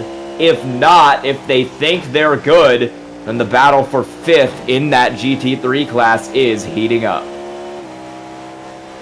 Sitting on board Team Lusek Spurwing just so we can listen to the Cadillac for a little bit, actually. They've been pretty much running in no man's land here. 2 laps of the car ahead, but a P4 is a nice place to finish in our third split, Majors 24. My other favourite cars to listen in on, of course, is the Lipa Esports car of the Mercedes. Absolute heroes for bringing a different car out. None of the other splits have been any more diverse in terms of GT3s, by the way. It really have been. There was one Mustang, I believe, in the first split, and then it retired, and it was much to the heartbreak of everybody watching at home. People really figured out the BOP on that one, let me tell you that, as 2 very fast prototypes come right up on the rear of this Liebherr car, and then that one prototype's got another one to pass. You know when you've been doing something for so long that your PC is just asking for the sweet release of for this to finally end as well. It would quite like to be done. It would quite like to be put to rest. I have a feeling that's what it's implying to me right now. That's what it's telling me of its words. Please let me stop. It'll be all good soon, okay? My PC will get to tend the farm with the rabbits at the end of this all. It will it'll go great, and there's nothing that could possibly go wrong for it. See, you're the one still keeping it together. I'm the one who, maybe I never had sanity, but certainly it's at its lowest. Under half a second for that Grow Racing Team car. Look at this. They're right up on the back of that Neon Knights Racing Team machine. A bad set of corners there is going to set them back. It was 0.2 of a second, but they kind of messed up through the S's. They're struggling, and the gap has now gone back over 1 second. It's a bad set of corners for them, and a good set of corners for Josh Flynn in the Neon Knights Racing car. Has flipped that gap back around to 1.2 seconds. They'll get blown past by Spulk Stang in that LMP2 8 car for spin and tow. And it is not going well here for Carlos Casinho and the Grow Racing Team car. What was a 0.2 of a second gap for a hot second has gone back up to a 1.6 second gap, and he will need to re-rack and try again if he wants to get to 5th with the increasingly depleting fuel supply in this car. Looking back at our battle for the lead of LMP2, it is still 2.8 seconds, although Mikhail Sundstrom, for nearly on pace, is having to navigate a little bit of lap traffic. That's holding him up. He's got the HTS Racing Yellow GT3 driven by Todd Hayne, and he's struggling to pass him because the Maple Freedom car just passed them. They'll all get it sorted out down into 1, but that will stop the 899 from improving on what was a not great corner from the 161. Other splits have got on late safety cars, by the way. I've heard of reports of late safety cars from split 1, very late in the race, even to a sprint. Do you think, and you're willing to, you could say this either way you please, do you think it's a blessing or a curse for us to go safety carless for 6 hours? Well, I think these drivers have done a great job. This has been, I would say, absolutely one of the cleaner splits of this race. We've had some cars out, but there are some splits that have less than half the cars finishing. This is not one of those splits. We got, it looks like 34 cars, 33 cars maybe, with Fastlane Academy meeting their end. that are going to be running at the end of the race out of the 57 who entered. And especially with the LMP2s, we got 10 LMP2s left. I mean, if I pull up the Split 1 broadcast right now, 7th place in the GTP is 19 laps down. 5th is 9 laps down. It's even worse if you go back to the GT3s. They only have about 10 cars still in the race. They've got some battles for the lead, but they've got a lot of cars that are very out of it. We've got some tighter battles up front. We've got some more cars in the race. These drivers have been pretty clean during the day. We had some issues with the rain overnight, but now that the track has dried out, these drivers have been able to find a rhythm again. It's been pretty clean, pretty green, and pretty good, as we are going to go 6 hours safety carless to end off the Majors 24 third split. So I've been following the Majors Discord, and we are not a news delivery service for all splits. You're only going to hear about who won this split.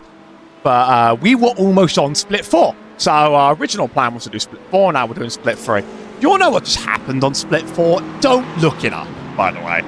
I know the guy who's commentating that split. Morgan, good dude. What happened out there? P2 for GT3 just pit maneuvered P1 for GT3, and a lot of people with the clip are saying, like, that could be intentional. Oh, that looks a bit intentional. That's what they're suggesting. Yeah, we have not had that here. We've had a very clean race. We've had a very respectful race, I feel like, for a lot of the cars. As I mentioned, we've not had any issues with protests. We've not had the protest beat. I'll watch it when we're not on a broadcast here, because we got 4:30 left to go coming down to the end of this race here. I mean, I'll leave that for them to deal with, because we get the good, blessed, clean racing all the way to the end, and Neon Knights were actually passed by Grow Racing Team, and I've completely lost my event view. Enough time. I've 6 hours, and iRacing stops tracking your events properly. So let's just flick us back in time a little bit. Here's where it would have been 2 minutes ago. This is how I have to get things done nowadays around here. Just an easy slipstream down the straight. And you don't want to lose a position this late in the 24. You do want to gain a position this late in the 24. That was passed on track, and now Knight's chasing down Grow. It's entirely possible, but with the speed these cars go around the track, they might get 1 or 2 more laps. There's no white flag yet. I believe there's going to be 2 to go for Team Unknown in the GTPs. Yeah, we saw that Grow Racing Team drop back to about 2 seconds after a bad set of corners, and I kind of thought they were done after that. With so little time left in the race, they didn't seem like they had the pace to keep it up. But Carlos Casinho has done a great job behind the wheel of that 44 car, and he's gotten back around Josh Flynn in the Neon Knights machine, running 2 seconds faster a lap to make that one happen there. And Neon Knights, who were hoping for a top 5, will fall back to 6th at the moment. The gap for the lead of LMP2 has continued to grow. This one does not involve the Grow Racing Team. It involves Nearly On Pace and Impact Simsport. Black number 6, Nearly On Pace, was back up over 3 seconds on that gap there for a little bit there. Sundstrom has not been able to gain. It's been a great stint at a Corbin Leanaway, who's done a great job to continue to hold on for the lead of this race. It's all almost over, and it's going to be a lap and a half for Team Unknown to put their name in the history books and win a Majors 24. From this stream's perspective, they have led it from the last 6 hours all the way to now without a blip, but they didn't start this way. So I catch us up on some of the full race narratives if you were there for the start. If I know you were. Under 2 minutes to go now as we continue to race around the track. It'll be Team Unknown with a 1-lap lead as they push over 200 miles an hour down the straightaway. Looking to come around and bring an end to this race. They've dominated here over the last 6 hours. They have a 1-lap lead to 2nd place overall, Orbit Drop Bear Venus. Alexei Shlobanov, we told you earlier, he's ran over half this race for this team. He has been behind the wheel, or just under half this race for this team. He's been behind the wheel for so much of it, almost 12 hours of drive time for the driver currently in that 404 car, and he has done an amazing job to pull away, to get this lead, and to hold on to it here. It's going to be 1 minute to go, and we should get the white flag this time around for Team Unknown and the 404 car of Alexei Sholobanov.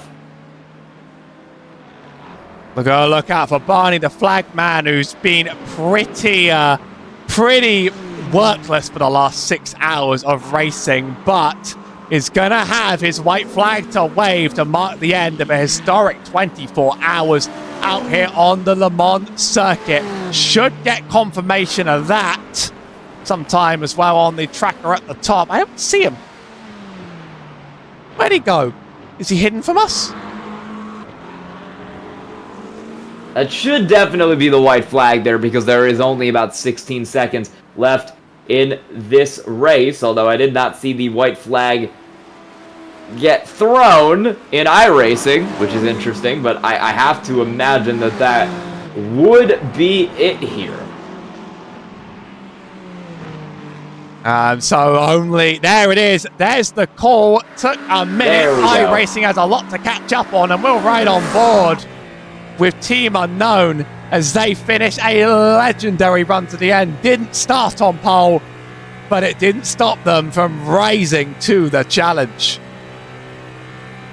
No, they have done a great job out here tonight, and with over a lap gap back to the 305 car, they have truly been dominant in this GTP class. They have ran so well all race long, and they're going to get to taste victory here in the overall win and in the GTP win.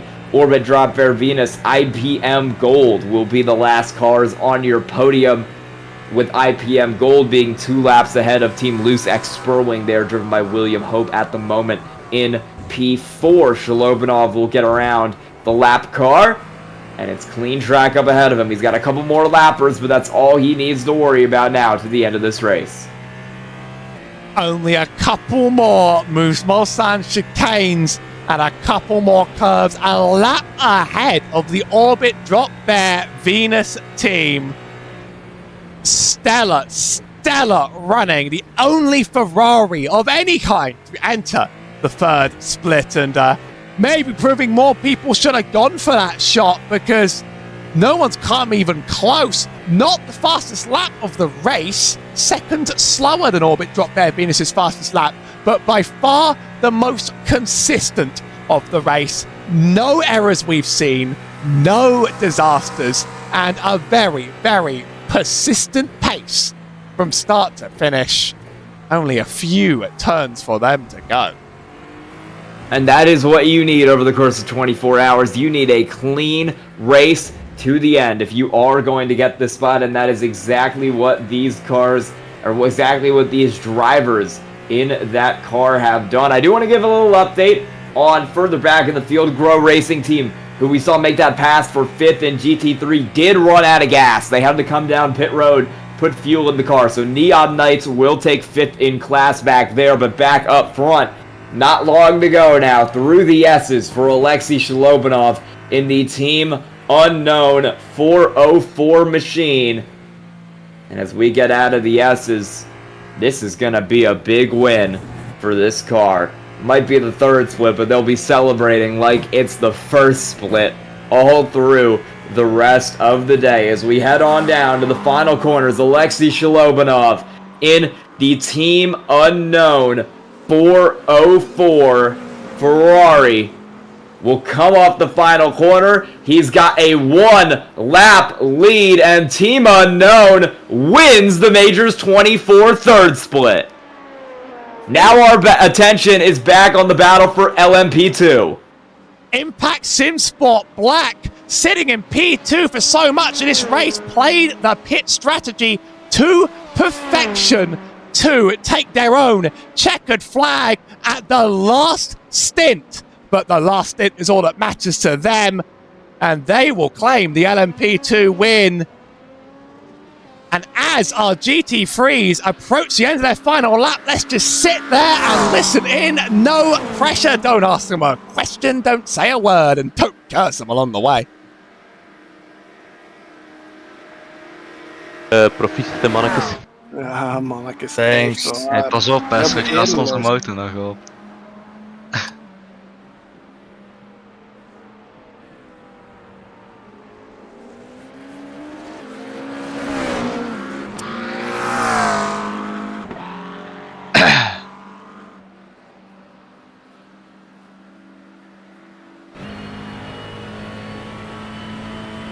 Op mijn leeftijd, ja, wie had dat nog gedacht?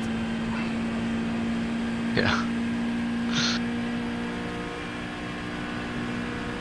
Die P2 rijdt nog wel door. Wel traag.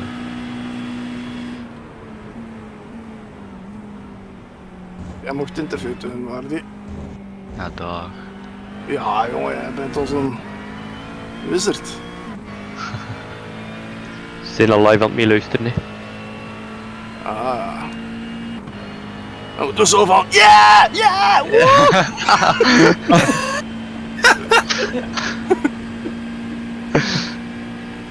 We did it! Dus ik was ik, nice boys, good job, nice race. Box. I shouldn't have you.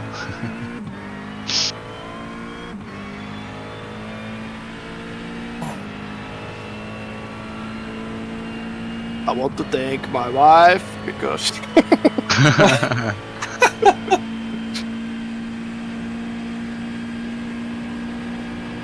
I want to thank my kids because they are home alone for the whole week.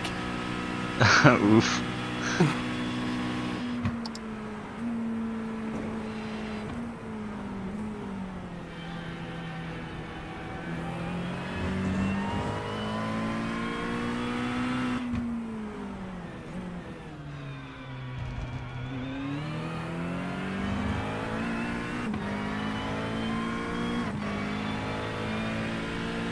En we gaan doen als zo, want ik heb geen TC afknop. Oh, je kan gewoon... Je kan toch gewoon in de blackbox. Ah ja, kan ik wel.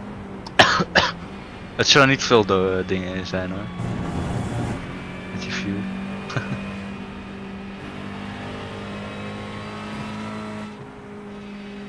Oh ja. Mijn game begint er ook in te laden. Nergens rookt nog, dus ja.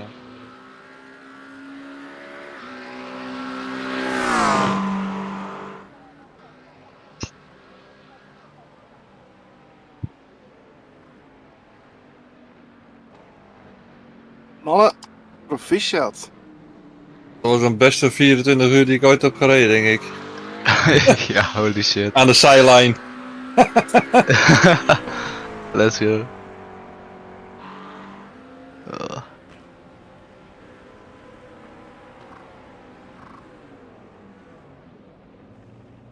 That was on board with our GT3 winners, but there's plenty more celebrating across the track. Team Unknown, your overall winner. Impact Sim Sport Black, your LMP2 winner. And MRRS Racing Sapphire, your GT3 winner. Celebrating early enough that I had to check whether or not the stream was behind. It was not.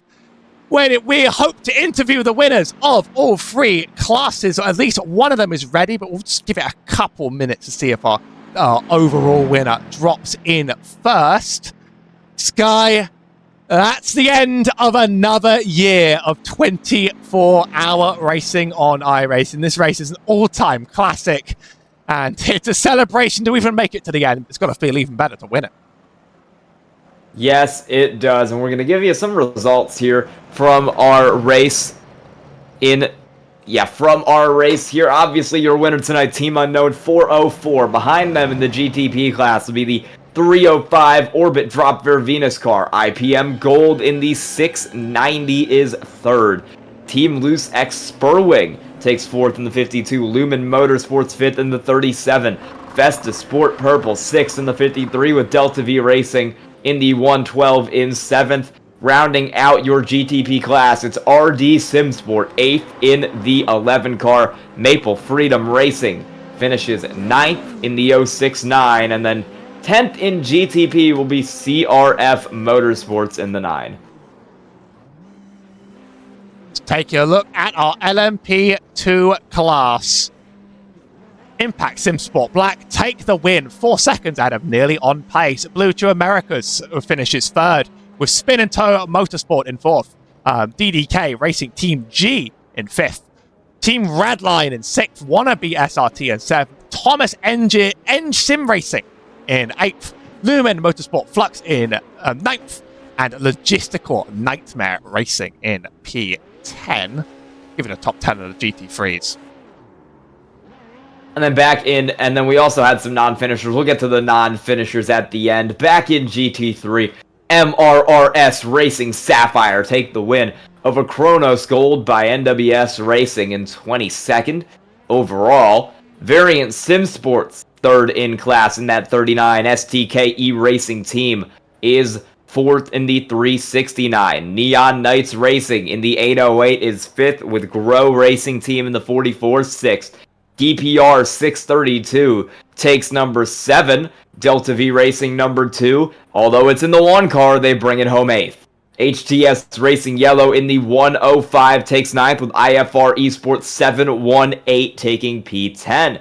Adrenaline Motorsports Bravo will finish 11th in GT3, with the Zenith Motorsports 232 in 12th. And your last car running, the Lippert Esports 10 car in 13th. And then your non-finishers for tonight's race are as follows. The 7 of Fastlane Academy, the 48 of Inter Sigma Pole, the 122 of Pushrod Beast, the 00 of Tupai Racing Team, the 217 of Sim Race Sweden Blue, the 51 of GTMR Endurance, the 63 of Drapogi Sim Sports, the 77 of Composite Performance, the 334 of Arctic Sim Racing, the 212 of 212 Racing, the 31 of Red Panda Racing, the 43 of Tartan Haggis Racing, the Delta V 113, the 499 Racing Platinum Car, Fury Sim Sport Green, Nomad 562, Walk Racing Esports, Maniti Racing Purple, Orion Race Team, Fast Repair Motorsports, Coupe de Motorsports, Sim Race Sweden Purple, Blocko Motor, and last place, Aerokinetics. Woo! Lots of names and a couple drivers to talk to, starting with Dexter Castro of Impact Sim Sport, our LMP2 winner. And I must say, came as a surprise to me until it happened. Do you have a copy, Dexter? Yes, I do. It was a surprise when that winner came out of the bag, but it was a spectacular one. Talk us through the plan for that race. How soon did you see that one coming? Yeah, well, so we knew we actually were down a lap through the mid portions, but Corbin put in some great stints overnight to get us back on the lead lap. So when that last safety car happened, what wound up being the last safety car was 6 hours to go, and there was still more rain to come. We knew we were in a pretty good position, but still, it was always going to be a tough fight because, I mean, we're strong in the rain, but there were other teams that were just as strong. So, yeah, definitely we thought we had a chance at that point, and then at the end, we just knew we had a one-lap fuel advantage, and we were just hoping to get close enough so that we could jump them on the last stop. Your racing was excellent, and it really was quite the thrill to the end. Any other stories from your long 24 hours? What was the toll that really took on your team? Yeah, it's exhausting. What time is it? It is, hold on. Yeah, I've gotten 90 minutes of sleep in the last 27 hours. So I'm gonna go sleep. But yeah, I mean, and just, lastly, I know everybody who competes in this event treats it with just as much prestige as any of the iRacing special events. I think, and I have to say, I've been doing these since endurance racing started on iRacing, so this is the 11th season of it. And in 11 years of endurance races, this is my first win. So I'm very happy. And obviously, the whole team was incredible. Dorian put in great stints in the wettest part, and then Mikey and Corbin were incredible in the dry as well. So it all came together. Well, if you're going to win a race, make it the longest, most legendary one. Do you have any more thank yous or shout outs before you go off to celebrate this win? I mean, just obviously thank you to the team. I'm not in charge over there. I'm just a addition who's there for strategy calls mostly. But I was lucky enough to get lumped in with some much faster than me drivers, for this one, and it actually worked out really well. So, awesome team, awesome effort by everyone. Well, go and enjoy your win. You're going to be thinking about this one for a very, very long time. That was Dexter Castro from Impact SimSport Black, our LMP2 winner. And now Sky is going to help catch up with someone we've spoken to a few times, but now we finally are not cursing it anymore. Our GT3 winner, MRRS Racing Sapphire. Hello. How you feeling? You got the class win. We heard some of the excitement there, but how's it feel to get it done? It's just amazing. All the effort we put in, and it's actually worth it, Yeah, it's always a difficult race when you're running 24 hours. How'd you manage kind of the fatigue over the course of the night? Well, I barely managed. I believe I drove around 14 hours. So for me it was pretty tough, which is why I didn't drive in the end. We still won. Yeah. We were hoping for a little less rain, so we could still have equal driving times. But yeah, that didn't happen sadly. But we just had a great race, had great fun. Yeah. I don't know what to say. I know your whole team's very excited. Does it feel that much better when you get a big win like this with a group of your friends around you? Yeah, it just feels amazing. In our endurance races we never really get this lucky. I'm gonna be honest, the safety cars we had for us came at the exact right moment. And then just the luck with traffic this time was pretty good. We only had one incident near the start, and we didn't even have to use our Insta repair. All right, anyone you want to thank tonight? Well, obviously my team, and just everyone who supports me. All right, congrats on the win in the GT3 class. Yeah, thank MRRS Racing Sapphire.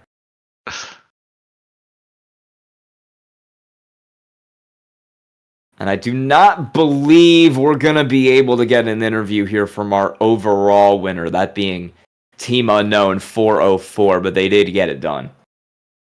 Yeah, hoping to get them on board, but we haven't seen any of them show up.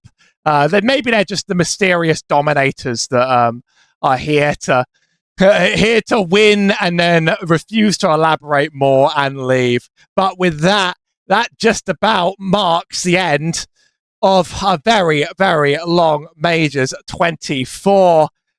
We've all seen plenty of parts of it around here. This channel, of course, covering a full 12 hours of the event from the start and the end. Any reflections before you run to bed?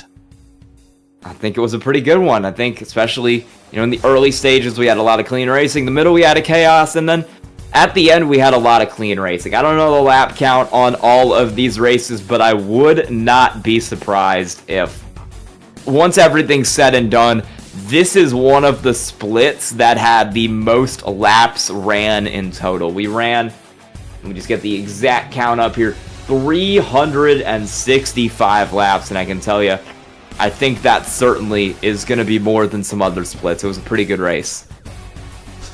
Well, it's been a spectacular effort from all those on the track and all those off it. A huge thanks to, let's see if I can rattle them all off properly, the entire race control and stewarding team at Majors Garage. Every driver that hit the track, of course, along the way. And the team at Maconi Entertainment, I believe I have the full credits list here. We have Christian Hill, Sky, Shrek, Howie Burrows. We've had David Kreutz. And if we had, who did you work with in the morning? Justin Prince. And Justin Prince to mark it all off. Just one small team doing our best to bring you some of the best of sim racing on the road. But we, I think, have to sign off and retire for now. So thank you very much for watching. Thank you very much for participating. And maybe next year, if you like what you see, you can become a part of the race.